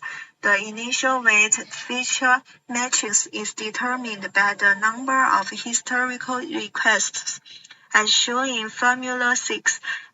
Also, we can deduce the popularity by introducing a growth factor. We can get the feature matrix in next time slope and deduce the prediction results as equation time. And I will introduce the proposed energy efficiency-based caching strategy in cluster small cell networks. Energy efficiency is the most important metric since multiple small base stations cause higher energy consumption. As user requests a content, only one case can be used to deliver in each time slot. Energy efficiency is the ratio of actual delivery rate to energy consumption. The actual delivery rate is determined by the actual transmission rate and the successful content delivery probability. The successful content delivery probability in joint transmission mode and parallel transmission mode is different. We will express them respectively in this part. Let's start with the joint transmission. For user in class J and request content with JT, the cooperating small base station is in this class transmit the sense symbol with the equal transmit power to the user. Considering the channel loss due to distance, we can get the signal output at the user is formula 15. According to this, we can deduce the signal to noise ratio, hence the successful content delivery probability is in equation 17. Meanwhile, for use locates at the class and request content with parallel transmission, the cooperating small base stations in class transmit different part of symbol with equal transmit power to the user. The channel output at the user is given as formula 19. According to this, we can also deduce the signal to noise ratio. Hence, the successful content delivery probability with parallel transmission is given as equation 22. When the requested content cached in the neighbor cluster or in the data center, the successful content delivery probability is similar as the parallel transmission in terms of the cache mode. The main difference is the signal to noise ratio. After knowing the successful content delivery probability, we will start the energy efficiency analysis. As the energy efficiency is the ratio of actual delivery rate to energy consumption, consider the difference of content caching and transmission. The total effective delivery rate and the total energy consumption in the time slot is expressed as equation 26 and 27. To achieve the energy efficiency optimization objective in equation 28, which is consisted of 5 dimensional Boolean variable. The problem is actual where to place contents in time slot and its cache mode to maximum the energy efficiency. However, even if the variables are related, the condition constraints cannot simply find formulation into a function from determined by a single variable. Hence, we adopt a two-step stepwise algorithm to solve this problem. Firstly, all the contents are cached as less popular contents and transferred by parallel transmit mode. The optimism objective is non-convex. To make it convex, we relax the variables and target the problem with linear programming and variable recovery. Therefore, an optimal solution can be achieved within a certain precision range, and then we can obtain a solution. The recovery is performed step by step and finally achieve a placement strategy based on energy efficiency. At the first step, we consider all contents as less popular contents. At the second step, the caching policy can be further improved by discarding some of the less popular contents and converting the more popular ones into most popular contents. And using the energy efficiency gene of the jointly transmission mode to improve the overall energy efficiency of the system. In addition, converting one content to the most popular contents means that k less popular contents are discarded. Hence, the change of effective delivery rate is shown in 38, and the change of energy consumption is shown in 39. So the energy efficiency can be read as equation 40. If we do not convert the more popular ones into most popular contents, the effective delivery rate is shown as equation 41, and the energy consumption is equation 42. So the energy efficiency can be written as 43 if equation 40 is greater or equal to equation 43. Content is converted to the most popular content and k contents with lowest contribution are discarded, and if not, it remains the same. Therefore, the entire process of content conversion can be realized, and the maximum value of energy efficiency is achieved. The caching manager guides the small base stations cooperation of all clusters to maximum the energy efficiency of the cluster small base station network. The last part is performance evaluation. In this part, we compare the performance of proposed energy efficiency cache algorithm based on content awareness with others. LRU-based caching algorithm, mmWave-based caching algorithm, and MPC-based caching algorithm. In the simulation, we use the movie lines dataset as the data. First figure shows the influence of small base station number in cluster on successful content delivery probability. In joint transmission mode, the more small base stations in the cluster, the higher successful content delivery probability is. And in parallel transmission mode is on the contrary. This is because in the joint transmission mode, more small base station cooperation provide stronger receive signal and therefore a higher SIR. The successful content delivery probability is increased. In parallel transmission mode, the successful content delivery probability is defined as the product of the successful probabilities of multiple data streams. When the number of parallel streams increase, the reliability of each data stream needs to be assured. Two more small base stations provide a lower SIR. Thus, is decreased. Obviously, regardless of the value of small base station numbers in joint transmission or parallel transmission mode. As the actual transmission rate increases, the successful content delivery probability gradually decreases. That is because the computation requirement for each small base station and the channel quality requirement increase. And then the next two figures show the average caching efficiency and the average energy efficiency comparison over time slope variations. When the time slope changes, the average cache efficiency shows a downward trend, and the comparison of three cache algorithms decreases obviously. In contrary, the proposed algorithm has a relatively stable rate of decline and actually trends to be constant. With the passage of time, the new contents are uploaded to the data center gradually.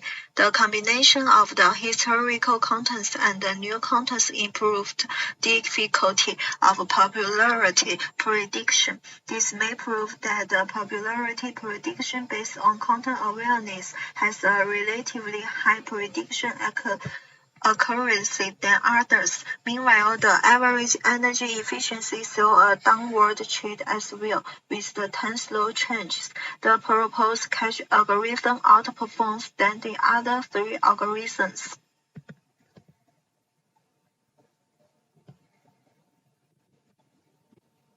The next two figures show the average cache efficiency and the average energy efficiency comparison over the expected delivery rate variation. When the expected delivery is in the interval 6 and 7, which lower than the threshold of 22 in joint transmission mode and 7 in parallel transmission mode, the successful content delivery probability is unchanged, and the average cache efficiency is also unchanged. When it exceeds the threshold of the PT mode, the successful content delivery probability of the parallel transmission mode is rapidly reduced. Thus, the average cache efficiency also decreased. As shown in the figure, the proposed algorithm performed better, and when the expected delivery rate exceeds 11, the downward trend shows down. This is because our algorithm converts part of less popular contents into most popular contents, which can better utilize the advantage of jointly transmission mode on the high value of expected delivery rate. In conclusion, we use content awareness weighted feature matrix-based popularity prediction method, which can predict the content's popularity, and then we propose the energy-efficient design in the cluster small-cell networks, and decomposed the problem into two sub-problems. The simulation results shows that the proposed methods outperforms the existing strategies in terms of energy efficiency. Thank you for listening.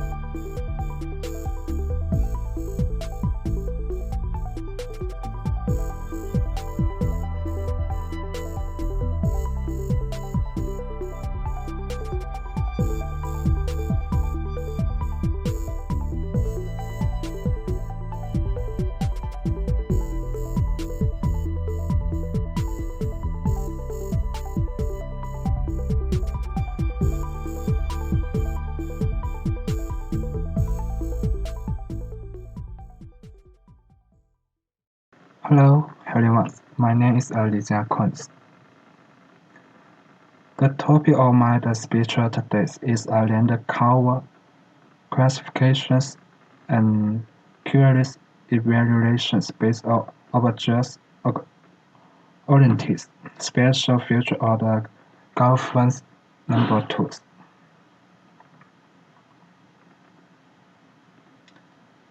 The lecture is divided into the 5 parts. The first part is an introduction. The second part is a research area overview and the data process. The third part, object-orientedness, then cover as a classified. The fourth part is experiment and results, and the last is conclusion.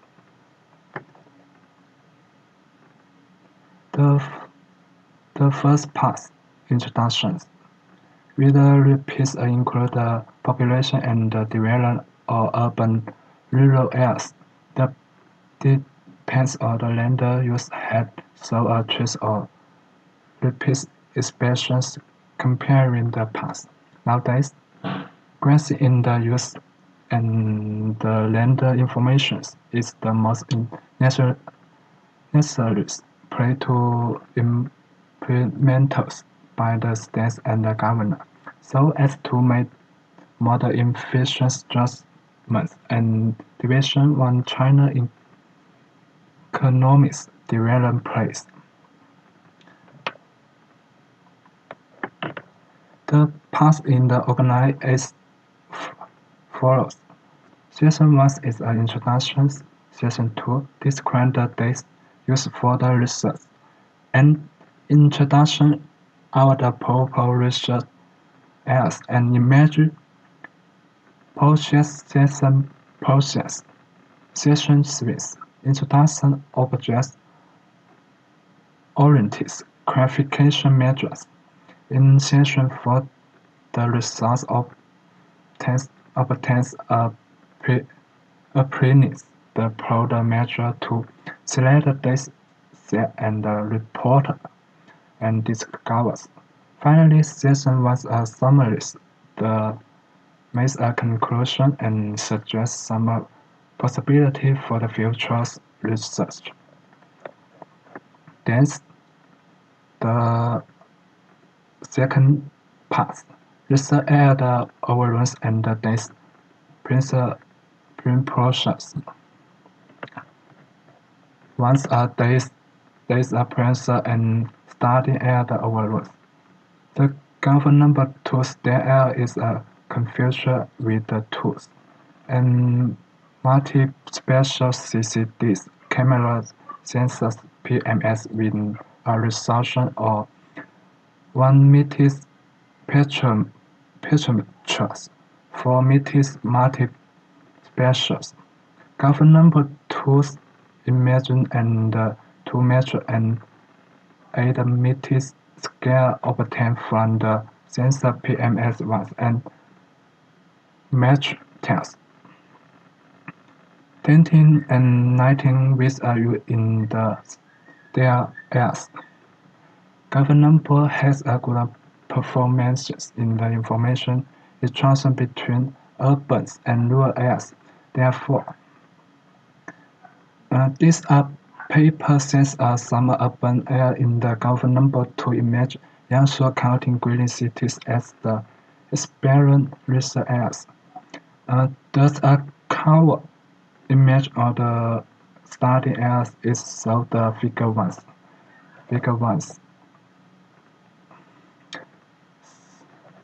Dense process.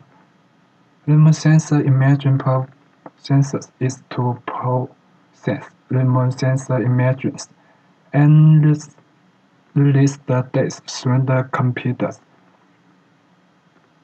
Provide a base of remote sensor information instructions and remote sensors qualities analyzed. based on the remote sense imaging days.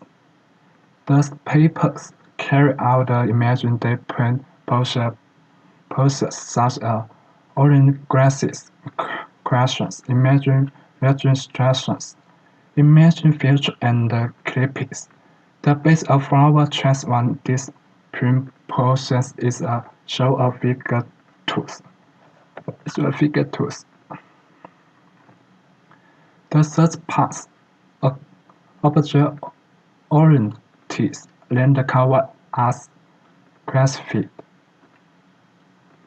Then, imagine classification based on the symbols. Match a superclass. Use a training a simple data identify other non-nervous objects. Include each class test features, simple identities, classification, always sensor, and output results. The simple base of object-oriented classification process is shown in the figure screens as a follows.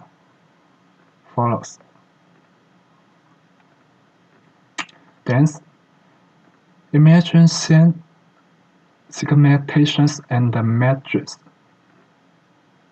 The imagine segmentation algorithms is the encoding sentence rules. The words imagine segmentations results are in the number of the smallest patch or each patch has a characteristic of the case. Is a special characteristic, textualist characteristic, special characteristics with a sense of similarities with cast of features. Imagine signal is called segmentations. Due to it, some of the thresholds value are the two lost in the matrix segmentations. Some feature may be mass are classified, and the feature may be divided into many parts. Therefore, there's a pole plus can be shown by the matrix, so that better imagine can be matrix. The best matrix in first picture is shown in the figure 4 as follows. Then, extract the textual features. In order to reduce the possibility of the classification error, reduce a different strategies is a transrender covers. First, what bodies as a determine used in the normalies different the water in this as follows. Vegetables through the normalies are vegetable. Indeed. As follows.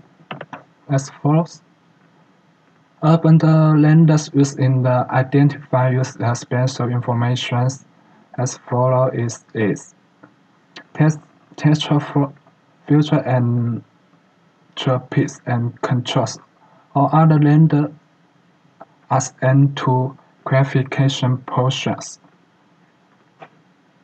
Then, define the classification symbols through the resource interpretations. Use ROI tools.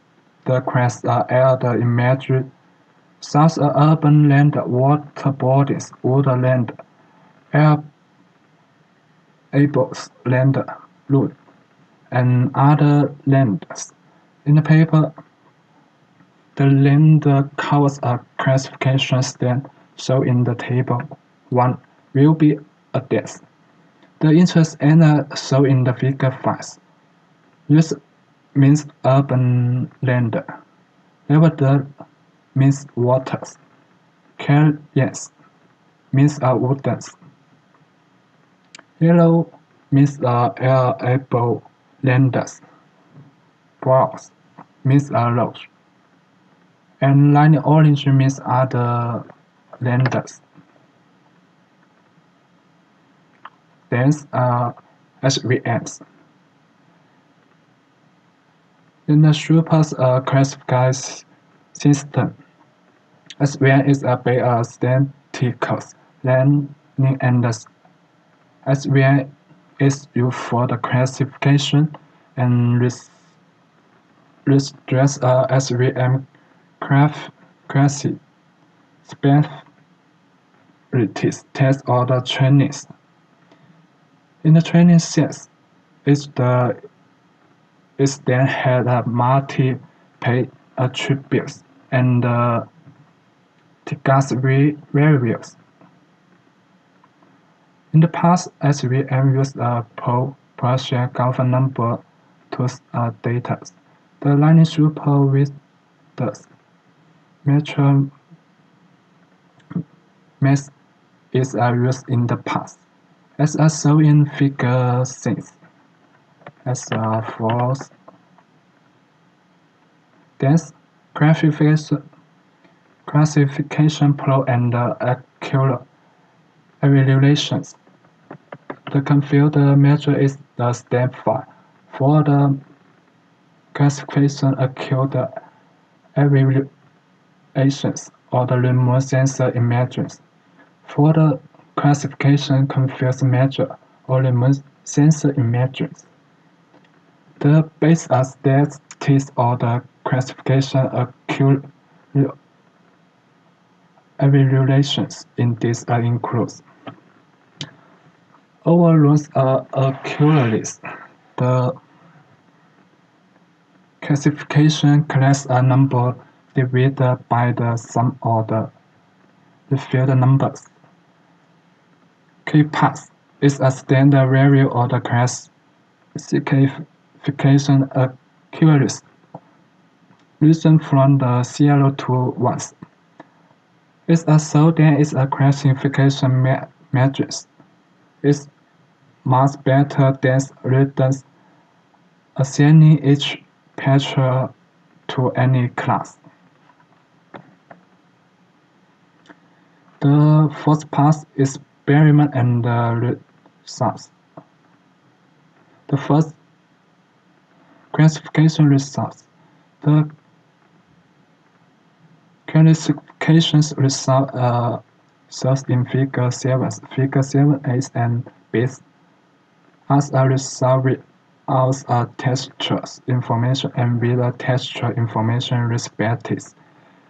This also the use of the textual information turn the picture into urban renders, marking the classification results close to the realities.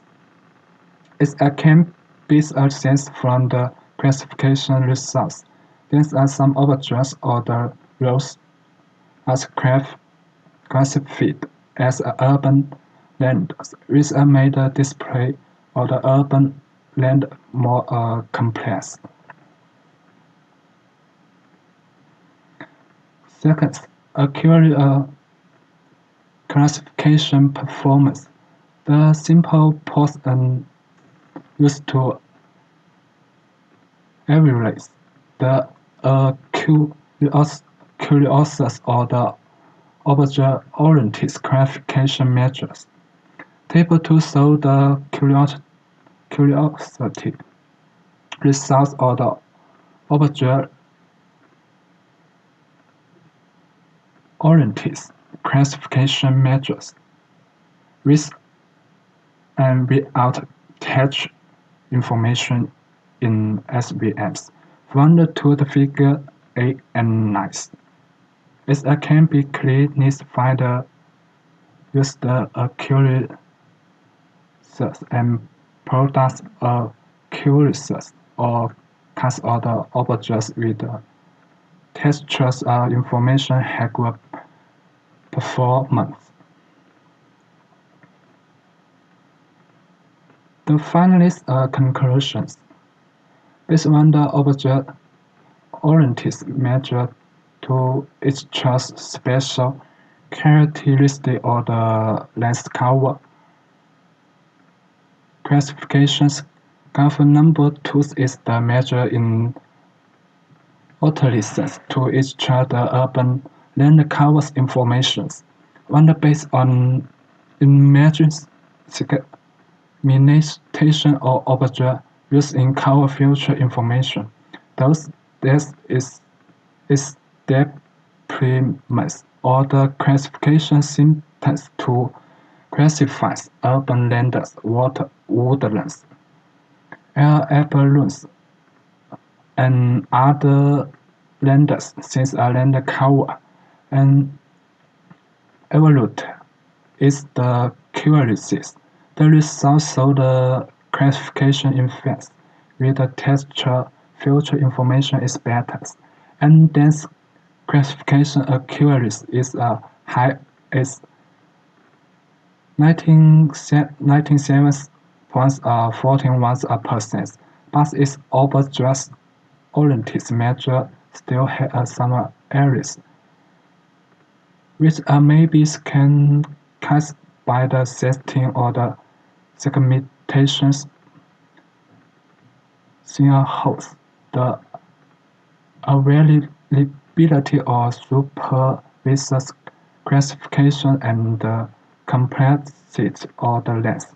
Therefore, the next over the future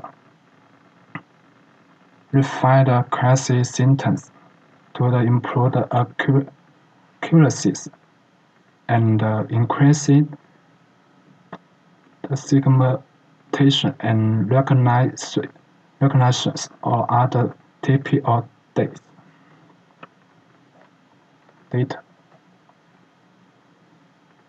This is the end of my speech. Thank you for the listening.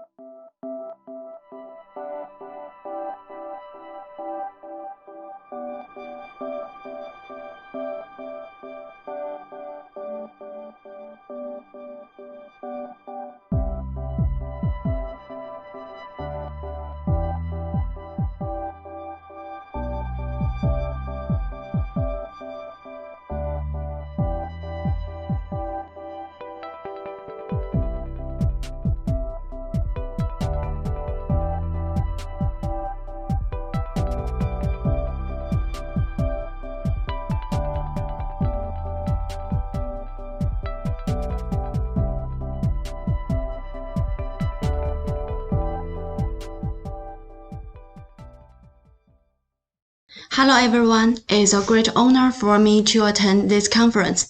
My name is Bingying Zhang. I come from Chongqing University of Posts and Telecommunications. Here, I'd be delighted to introduce my paper in brief. The topic of my presentation is a signaling monitor scheme of RC protocol in 5G road tester. My presentation will include these 5 parts. First, the research background. Second, overview of RC protocol. Third, system module design. Fourth, algorithm design. And the last, test results and analysis. Firstly, I would like to introduce the research background. Faced with the growth of massive data in the 5G network, the traditional LTE signaling monitoring analyzer is difficult to adapt to the 5G network structure and handle massive mobile signaling data. Existing signaling monitor scheme cannot meet the needs of RC protocol in 5G network. Besides, the traditional signaling synthesis algorithm is difficult to realize real-time monitoring and data analysis. So the aim of my research is to design a new signaling monitor module framework in 5G road tester. Secondly, I would like to introduce the RC protocol in brief. The RC protocol, which is the most complex one in the air interface, is responsible for the management and control of the radio resources of 5G network, and is a control center of the whole access layer. The functions of RC protocol mainly include radio-based control and mobility management, system message broadcast, Caijun, RC connection management.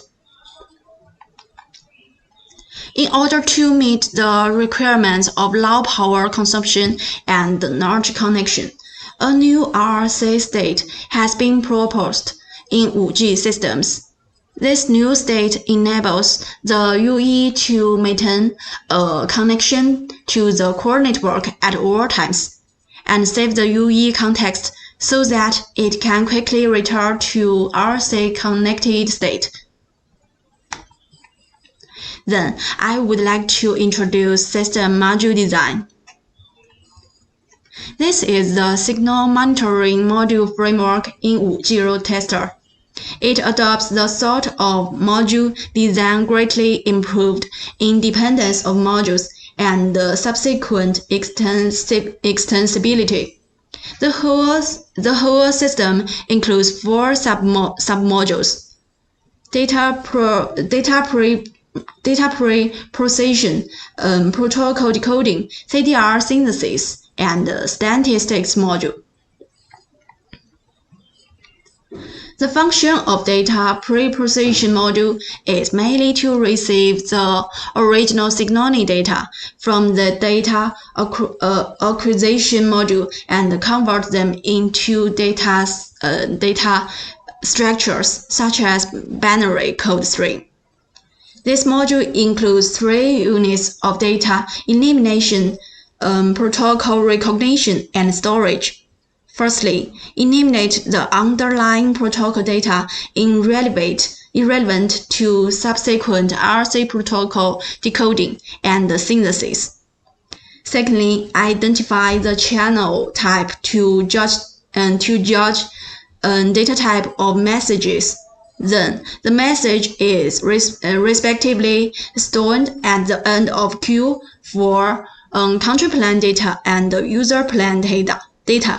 The data types and the channel types are shown in the below table.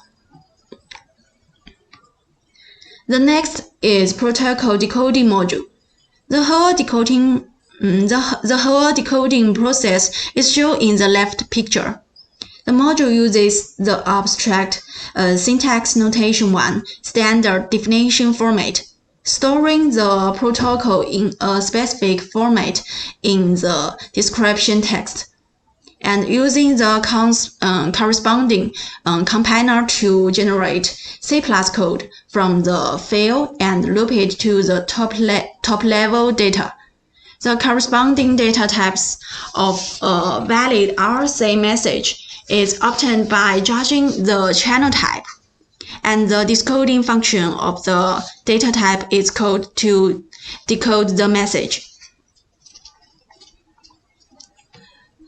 The most important part is CDR synthesis module. The specific implementation process is shown in this picture. Each message from protocol decoding module needs to complete a timeout check. If it's overtime, the node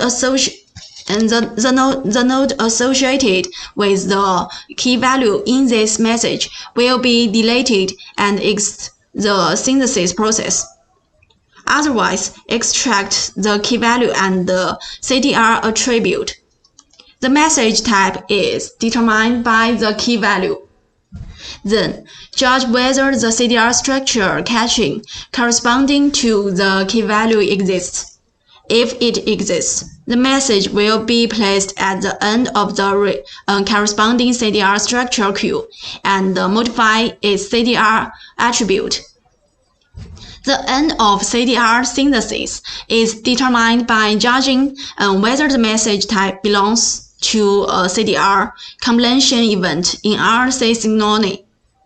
If not, update the timeout period of message and put CDR of caching.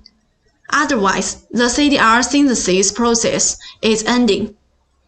If the CDR caching exists, a new CDR is created and its property value is placed in the CDR structure caching by identifying whether the message belongs to a CDR creation event in RSA signaling. Repeat the process until all the subsequent messages are associated and synthesized into the created CDR records. The last one is statistics module. It's responsible for connecting related protocol process and signaling in air interface, and is convenient for users to monitor and check abnormal data and print owner information in real time. Okay, now we move to the part algorithm design. Traditional hash signaling synthesis algorithm used to resolve hash conclusions include open addressing and separate chaining. Open addressing is simple to insert and store data, but the disadvantage is that the hash table will be full and memory will be accumulated if hash conclusion occurred. At present, separate chaining is widely used in signaling synthesis. The method can effectively reduce the clustering of hash elements when hash conclusions occur than open addressing. But the disadvantage is that it will waste a lot of time to frequently visit memory because of using sequential search. Hence, we proposed an improved algorithm. The tree structure is used to reduce the time of querying CDR caching in the hash table, so as to quickly deal with hash conclusions and improve the timeliness of signal synthesis. The algorithm stores the root node of the tree in a hash table without a hash conclusion. Once conclusions are occurred, it will use hash AVL structure to store conclusion node. Each node in the tree contains a pointer for the left and right subtrees, a key value for comparing node size, and a balance factor. The key value of each node in the left subtree is smaller than the value of the root node. The key value of each node in the right subtree is larger than the value of the root node. The pseudocode is shown at right picture. Usually, we use average search length to evaluate the performance of the hash signaling synthesis algorithm in the process of searching signaling. For the lookup table of n elements, the average search length is defined as this formula, and the difference of algorithm is shown in this table. Now we come to the last part, test results and analysis. This paper uses the Visual Studio compile running environment. The test program is written in C++, and the test data source of these experiments is obtained by extracting the dynamic identifier CRNTI from the decoding module. When the load factor is 1, we respectively select from 1000 to 8000 data from the test data with ARP HSSA, Chen HSSA, and AVR HSSA to test. The test results are shown in the left picture. When there are the same number of data, Open HSSA consumes the most search time and owns the least efficiency. By contrast, Chen HSSA consumes less search time than Open, but is still higher than AVR HSSA algorithm. As the number of data increases, the comparison of search time required by the three algorithms becomes more obvious. In the above test results, the average search time of the improved AVR HSSA is reduced by about 49% and 33% compared with Open HSSA and Chen HSSA. We select 8000 test data from the data source and use three algorithms under different loading factors to finish the test. When load factor is 1/10, the Open HSSA is the lowest time among the three algorithms. As the load factor grows, the advantages of AVR HSSA are gradually emerging.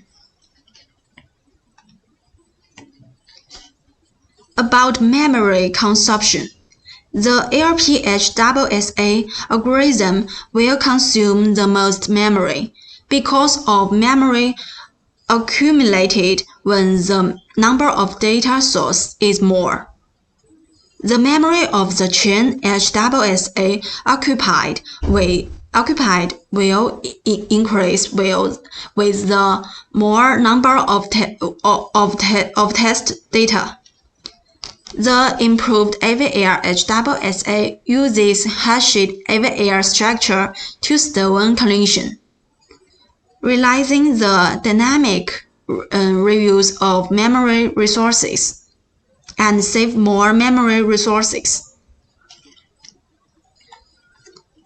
Finally, the signaling decoding results show the protocol data information with a form of tree structure.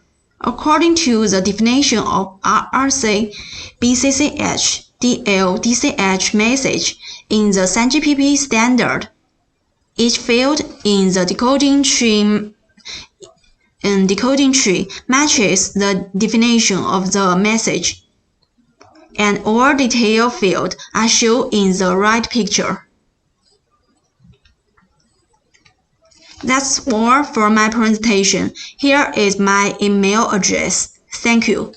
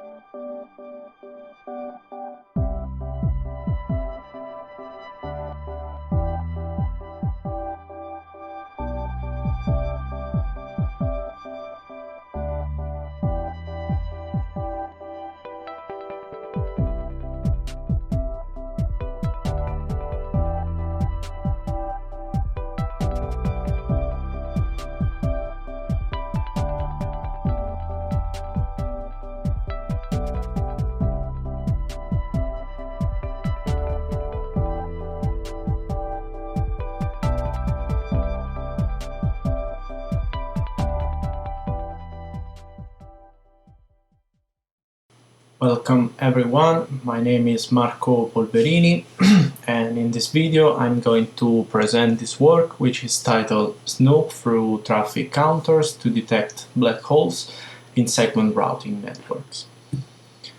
Here there is the outline of the presentation and I will start giving you motivation, and after all we will have a quick overview over the segment routing background, and we will see fragmentation issues in IPv6, and starting from this we will define the MTU dependent SR black hole. After that we will first have a look at the SR traffic counters, which is an instrument to get traffic statistics in SR, and after that, starting from this, we will present an algorithm which is based on traffic counters and whose name is SR Black Hole Hound, and it allows us to detect MTU dependent SR black hole. Before concluding, we will have a quick view at the preliminary results. So the introduction of a new technology leads to the availability of new optimized functions with respect to the existing one. As a side effect, it also represents a possible vector for the creation of flaws and bugs. And as to give you an example, let's think at the routing header in IPv6. As we know, that type of extension header has bring a lot of security threats and has been deprecated. In this work, we will focus our attention on the newly proposed segment routing architecture, which is a layer-free technology that allows great flexibility and programmability in the networking layer. And the question that we want to answer is this one: does SR introduce any flaw or bug in the network? Before doing that, let's have a quick overview about the segment routing features. A set of nodes which are SR enabled is called segment routing domain. A segment routing domain has always an ingress node, an egress node, and a set of transit nodes. Each node of the segment routing domain is identified uniquely by means of a node seed or node segment identifier, which basically is a label which is assigned to every router. And the idea is that if I want to send traffic through the node 1003, I just have to use the label to specify that. We can also have other type of seeds in the network. For instance, here we have an adjacency seed, meaning that if I want to steer a packet over this link, I have to use this number, or I also have the possibility to identify specific functions. Segment routing architecture is an implementation of the source routing paradigm. And the idea here is that a source of a packet can decide the set of functions that have to be applied on every single packet belonging to a given traffic flow. And in order to do that, the source node has to specify in the header of the packet the so-called segment list, which is an ordered list of segments of seeds that have to be applied on the packet.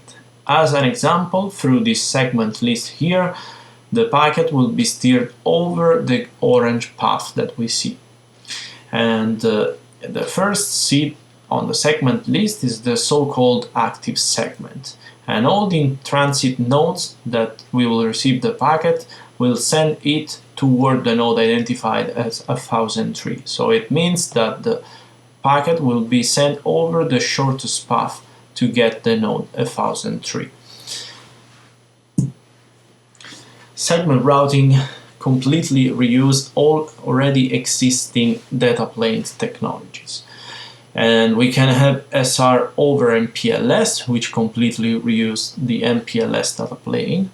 And we can also have segment routing over IPv6, which allows us to reuse the IPv6 data plane, but it requires the definition of a new extension header, which is called segment routing header. Now let's have a quick overview about fragmentation in IPv6 and the issues related to that. As we know, IPv6 has bring many differences with respect to IPv4 in the context of packet fragmentation. And one of the main differences is that in IPv6 fragmentation is allowed only at the source node. So the idea is that before sending data traffic, the source node uses the path MTU discovery to detect what is the MTU of the bottleneck link on the path toward the destination. And in case a router receives a packet which is larger than the MTU over the output interface, he has to send back a notification to the source through a packet-to-big message. Now we know that there are different failure scenarios for this procedure, and here we have some of them. For instance, we can have routers that do not send packet-to-big messages, or we can have firewalls that discard packet-to-big messages, and finally we also can have firewalls that discard fragmented packets. In all these situations, the communication between the source and the destination does not happen, while the infrastructure is up. And in fact, if the source node would try to ping the receiver, it would get an answer back. So it means that actually the destination is reachable, but due to the fact that the path MTU discovery is not going as expected, we lose traffic. And basically this is the so-called black hole, meaning that we are losing traffic, but we cannot say the reason. And as we were saying before, segment routing reused the IPv6 data plane, and for this reason it inherits the fragmentation issues of IPv6. Unfortunately, in SRv6, these problems are even more likely to happen. And the reason is that the way the segment list is attached to every single packet is by performing an encapsulation operation. Basically, the packet that is generated by the source node is encapsulated into an outer IPv6 packet having the segment routing header. So every time that we attach a new segment list to a packet, we are increasing the packet length. And here we have a simple example of the so-called MTU-dependent SR black hole. So let's assume that this source node wants to send traffic through this destination here. And these two guys are connected through a segment routing domain. And in this ingress node, the segment list reported here is configured to steer the traffic over the red path. And initially, the traffic is correctly steered over this red path.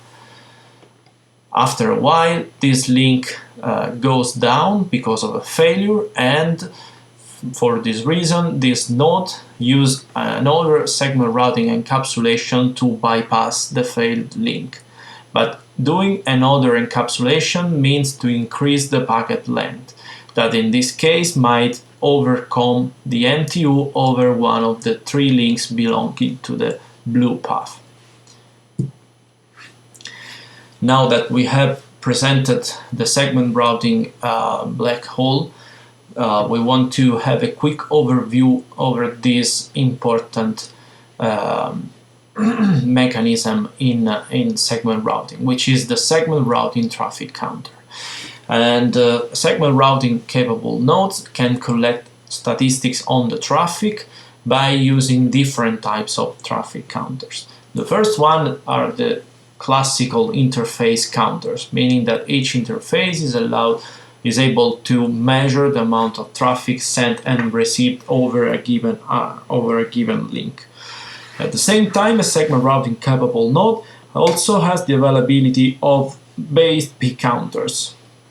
And a base P counter is basically able to account all the packets that are received by a given node I and having the segment A as destination address.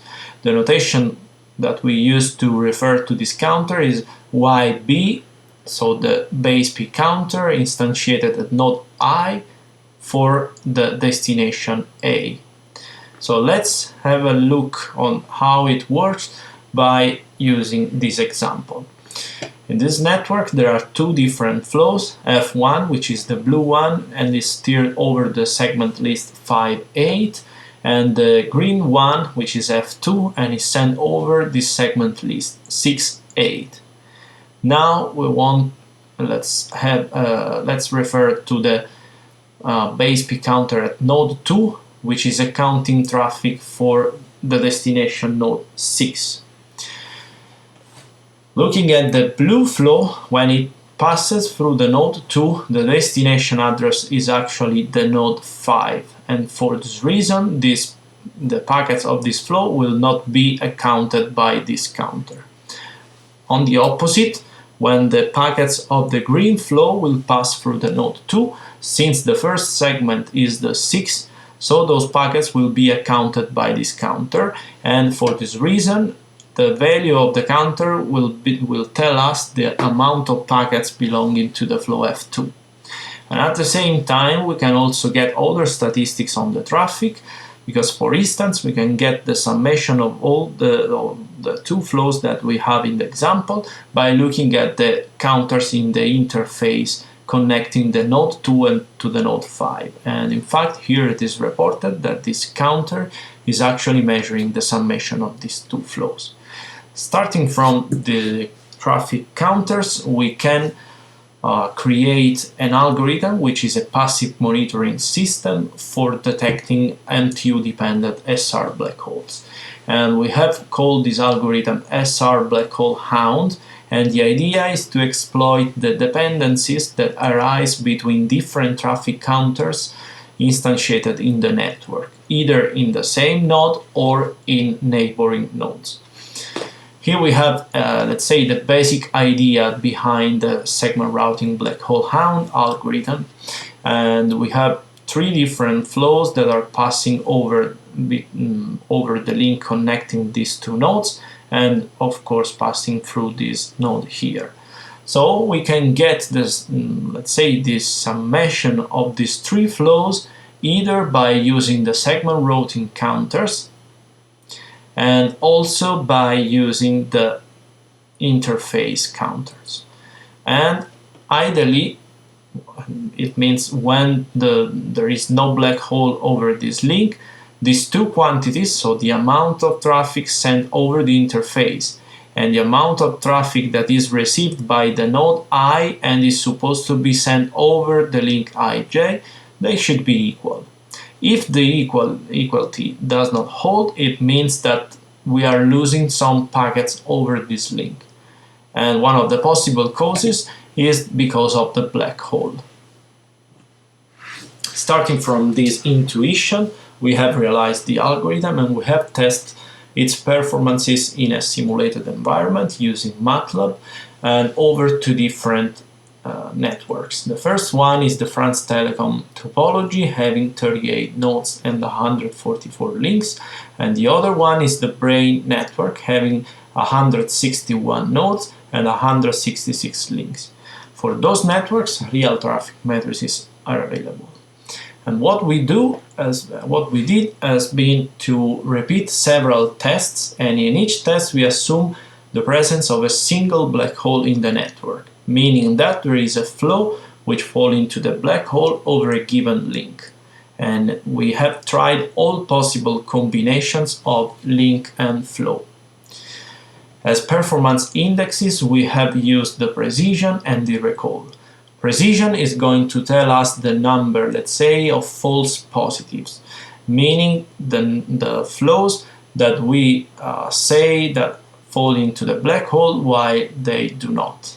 And at the same time, we also use the recall, which is telling us the amount of false negatives, meaning flows that actually fall into the black hole, but we say that they are okay. So here we have the results for the simulations that we did. And on the left we have results for France Telecom, and on the right we have results for the Brain network. On the x-axis there is the test ID. It's simply a pair of link and flow which is affected by the black hole. And on the y-axis we have a percentage, and the percentage is referred to different parameters. So precision 1 and precision 2 means use the segment routing black hole hound using different type of segment routing counters. And of course, in the case of the blue line, we are using more segment routing counters, while in the precision 2, the red one, we are using less information.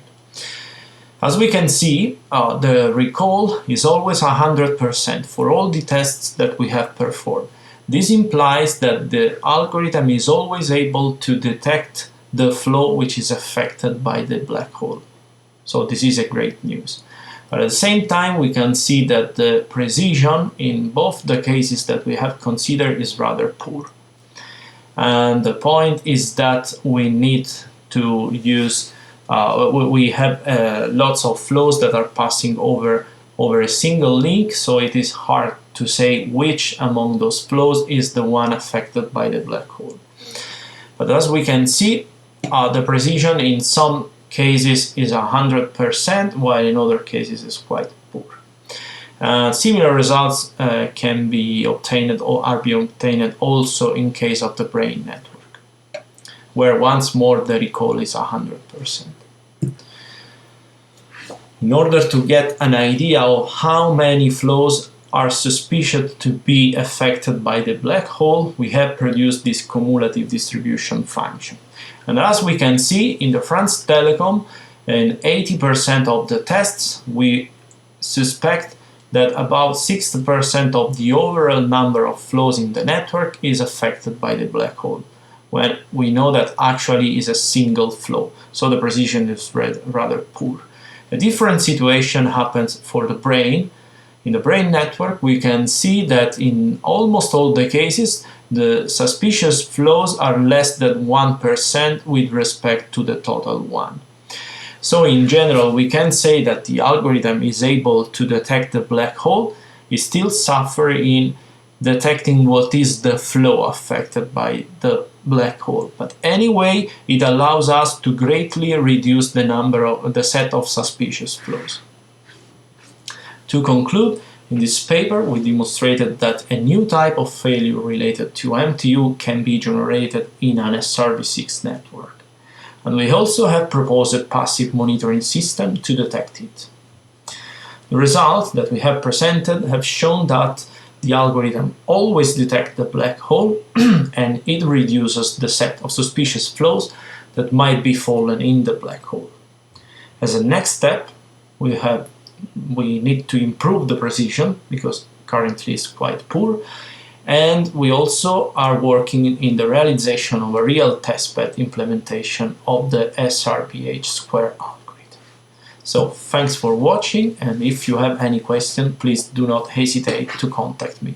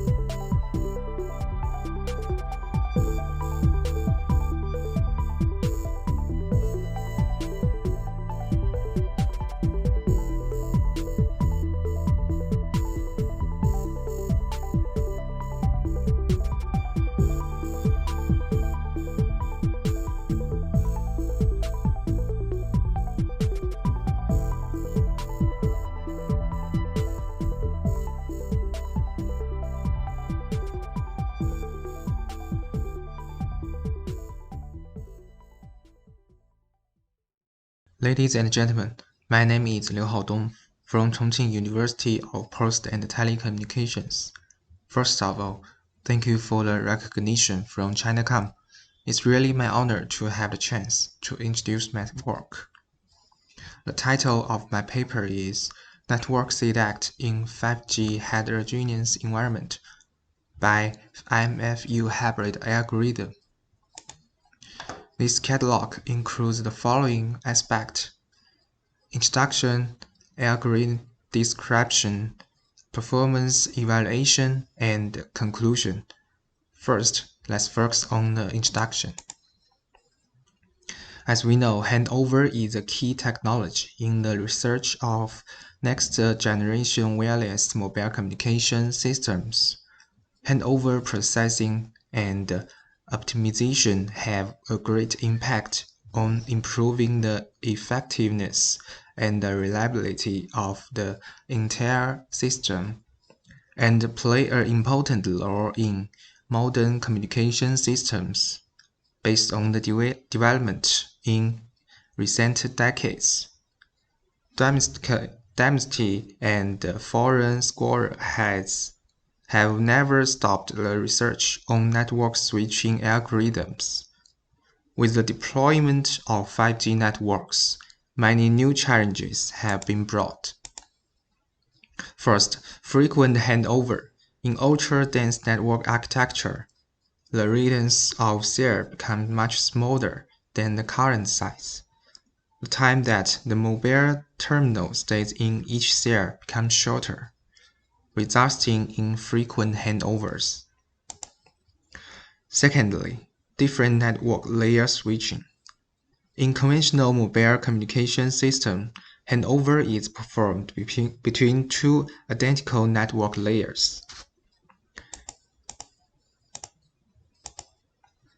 In order to solve the problem of incomplete handover decision parameters and the single decision algorithm in 5G heterogeneous network handover system, the MFU hybrid algorithm based on the multiple attribute decision-making, fuzzing logic, and utility function is proposed.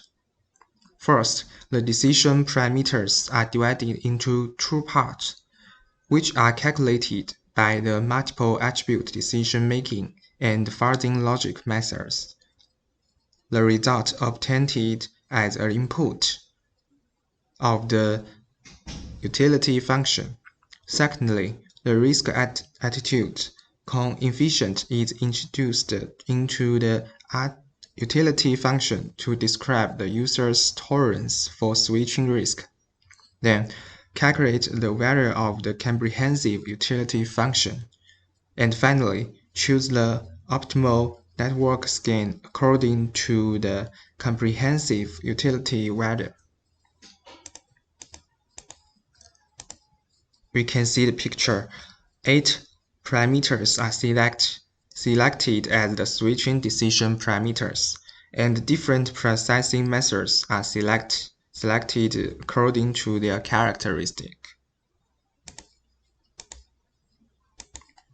Consider that headnets where user is located with m available network alternatives and n network parameters are selected. The network side performance include received single strength, transmission rate, delay, and packet loss can be expressed as relative proximity by TechUnit for order preference by similarity to an ideal solution. For the output value, it determines the performance of the network side. The larger the value of n, the better the network conditions.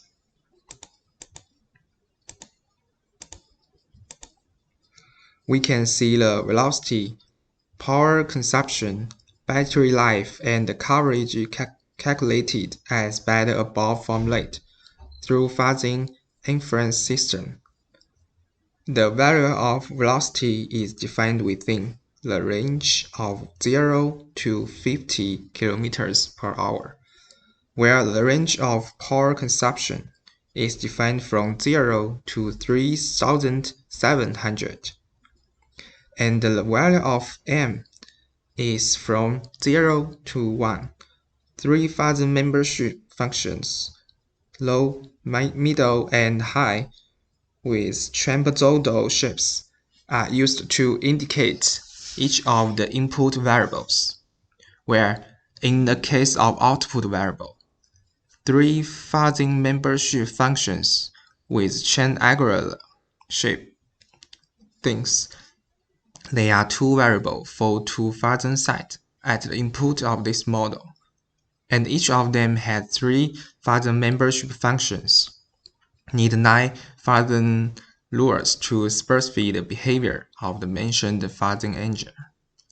Similarly, 2 input variables, battery life and coverage, are assigned as its input and battery life as its output using the fuzzy inference system editor.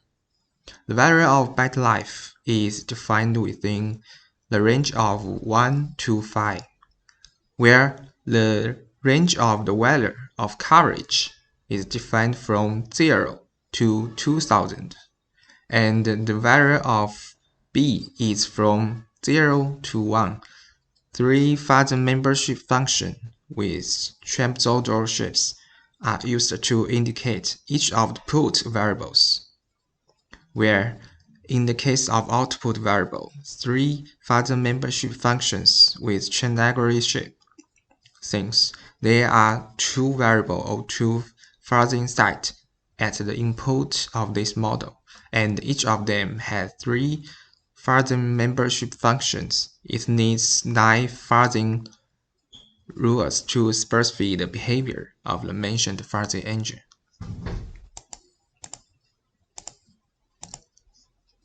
Based on this, the algorithm introduced risk status information, where function to reflect to the subjective utility value of the decision-making system, probability weight to reflect the overestimation and underestimation of risk event.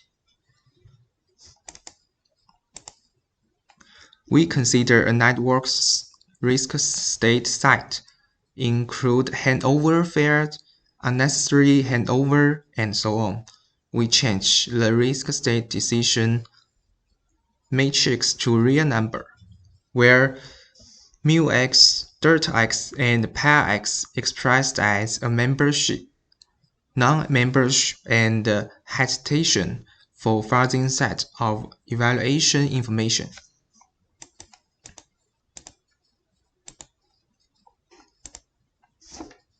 In the process of switching decisions, the decision system has corresponding expected value for each attribute.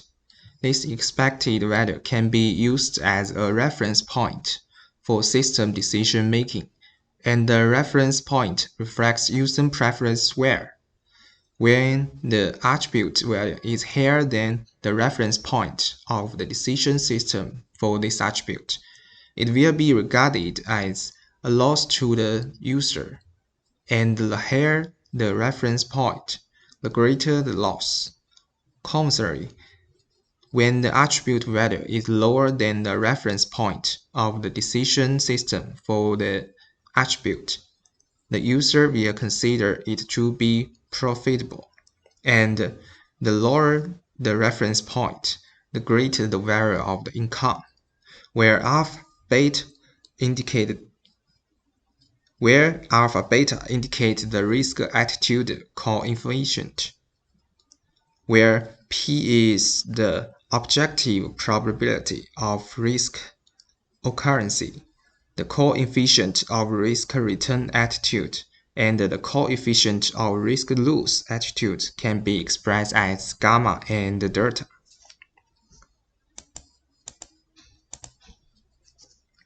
We can see from the 3 pictures that different users have different preference for network attributes. The difference in alpha, beta, and theta have impact on the optimal network solution. When alpha is increased to 0.5, the 5G network is no longer the optimal network gain. As the user's risk tolerance increases, the utility value curve of the income area is flatter, indicating that the user is more bears the risk. When beta is increased to 0.36, the LTE network becomes the best choice for the increased risk tolerance of the loss area. The smaller the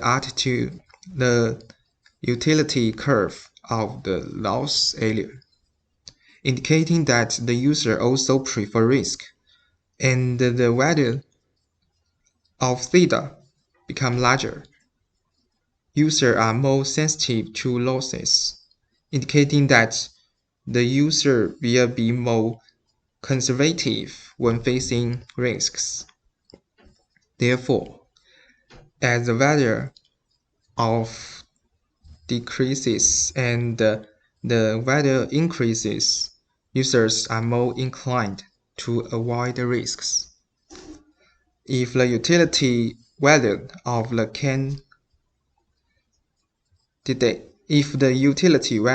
candidate networks is almost the same as the utility value of the original network, it indicated that the user have the same preference for the two networks, and in this case, the handover is not performed. If the value of the original network's comprehensive utility function is the largest of all available networks, the user prefers to maintain the original network service without being forced by external factors. After simulation, we can see from the picture, due to the single handover decision parameter,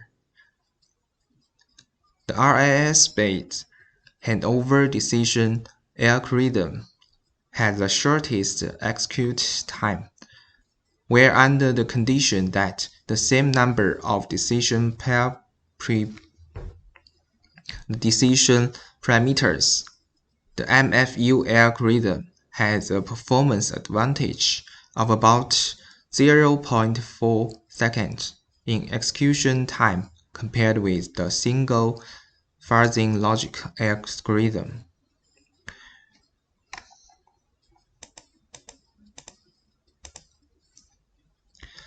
When the number of users is different, it can be seen that the difference between the handover time of the MFU algorithm and the phasing algorithm is small. When the number of users is about 300, we can infer that in the case of the same decision model and the same decision parameters, processing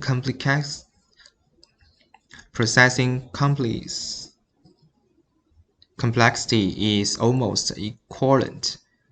As the number of users increases in a certain range, the calculation of a single phasing algorithm will increase exponentially.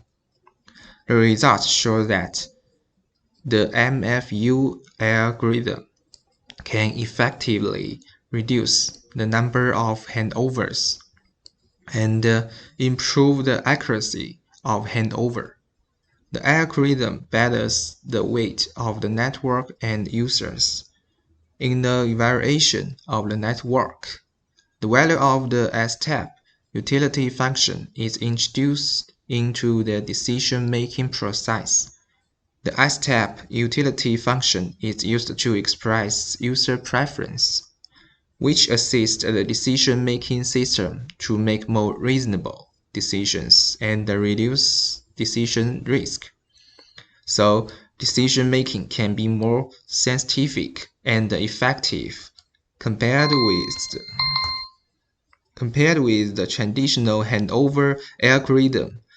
the MFU algorithm take a more comprehensive consideration of the pair of the parameters, effectively reducing the total number of handover and shorten the execution time of the algorithm. Thank you for the listening.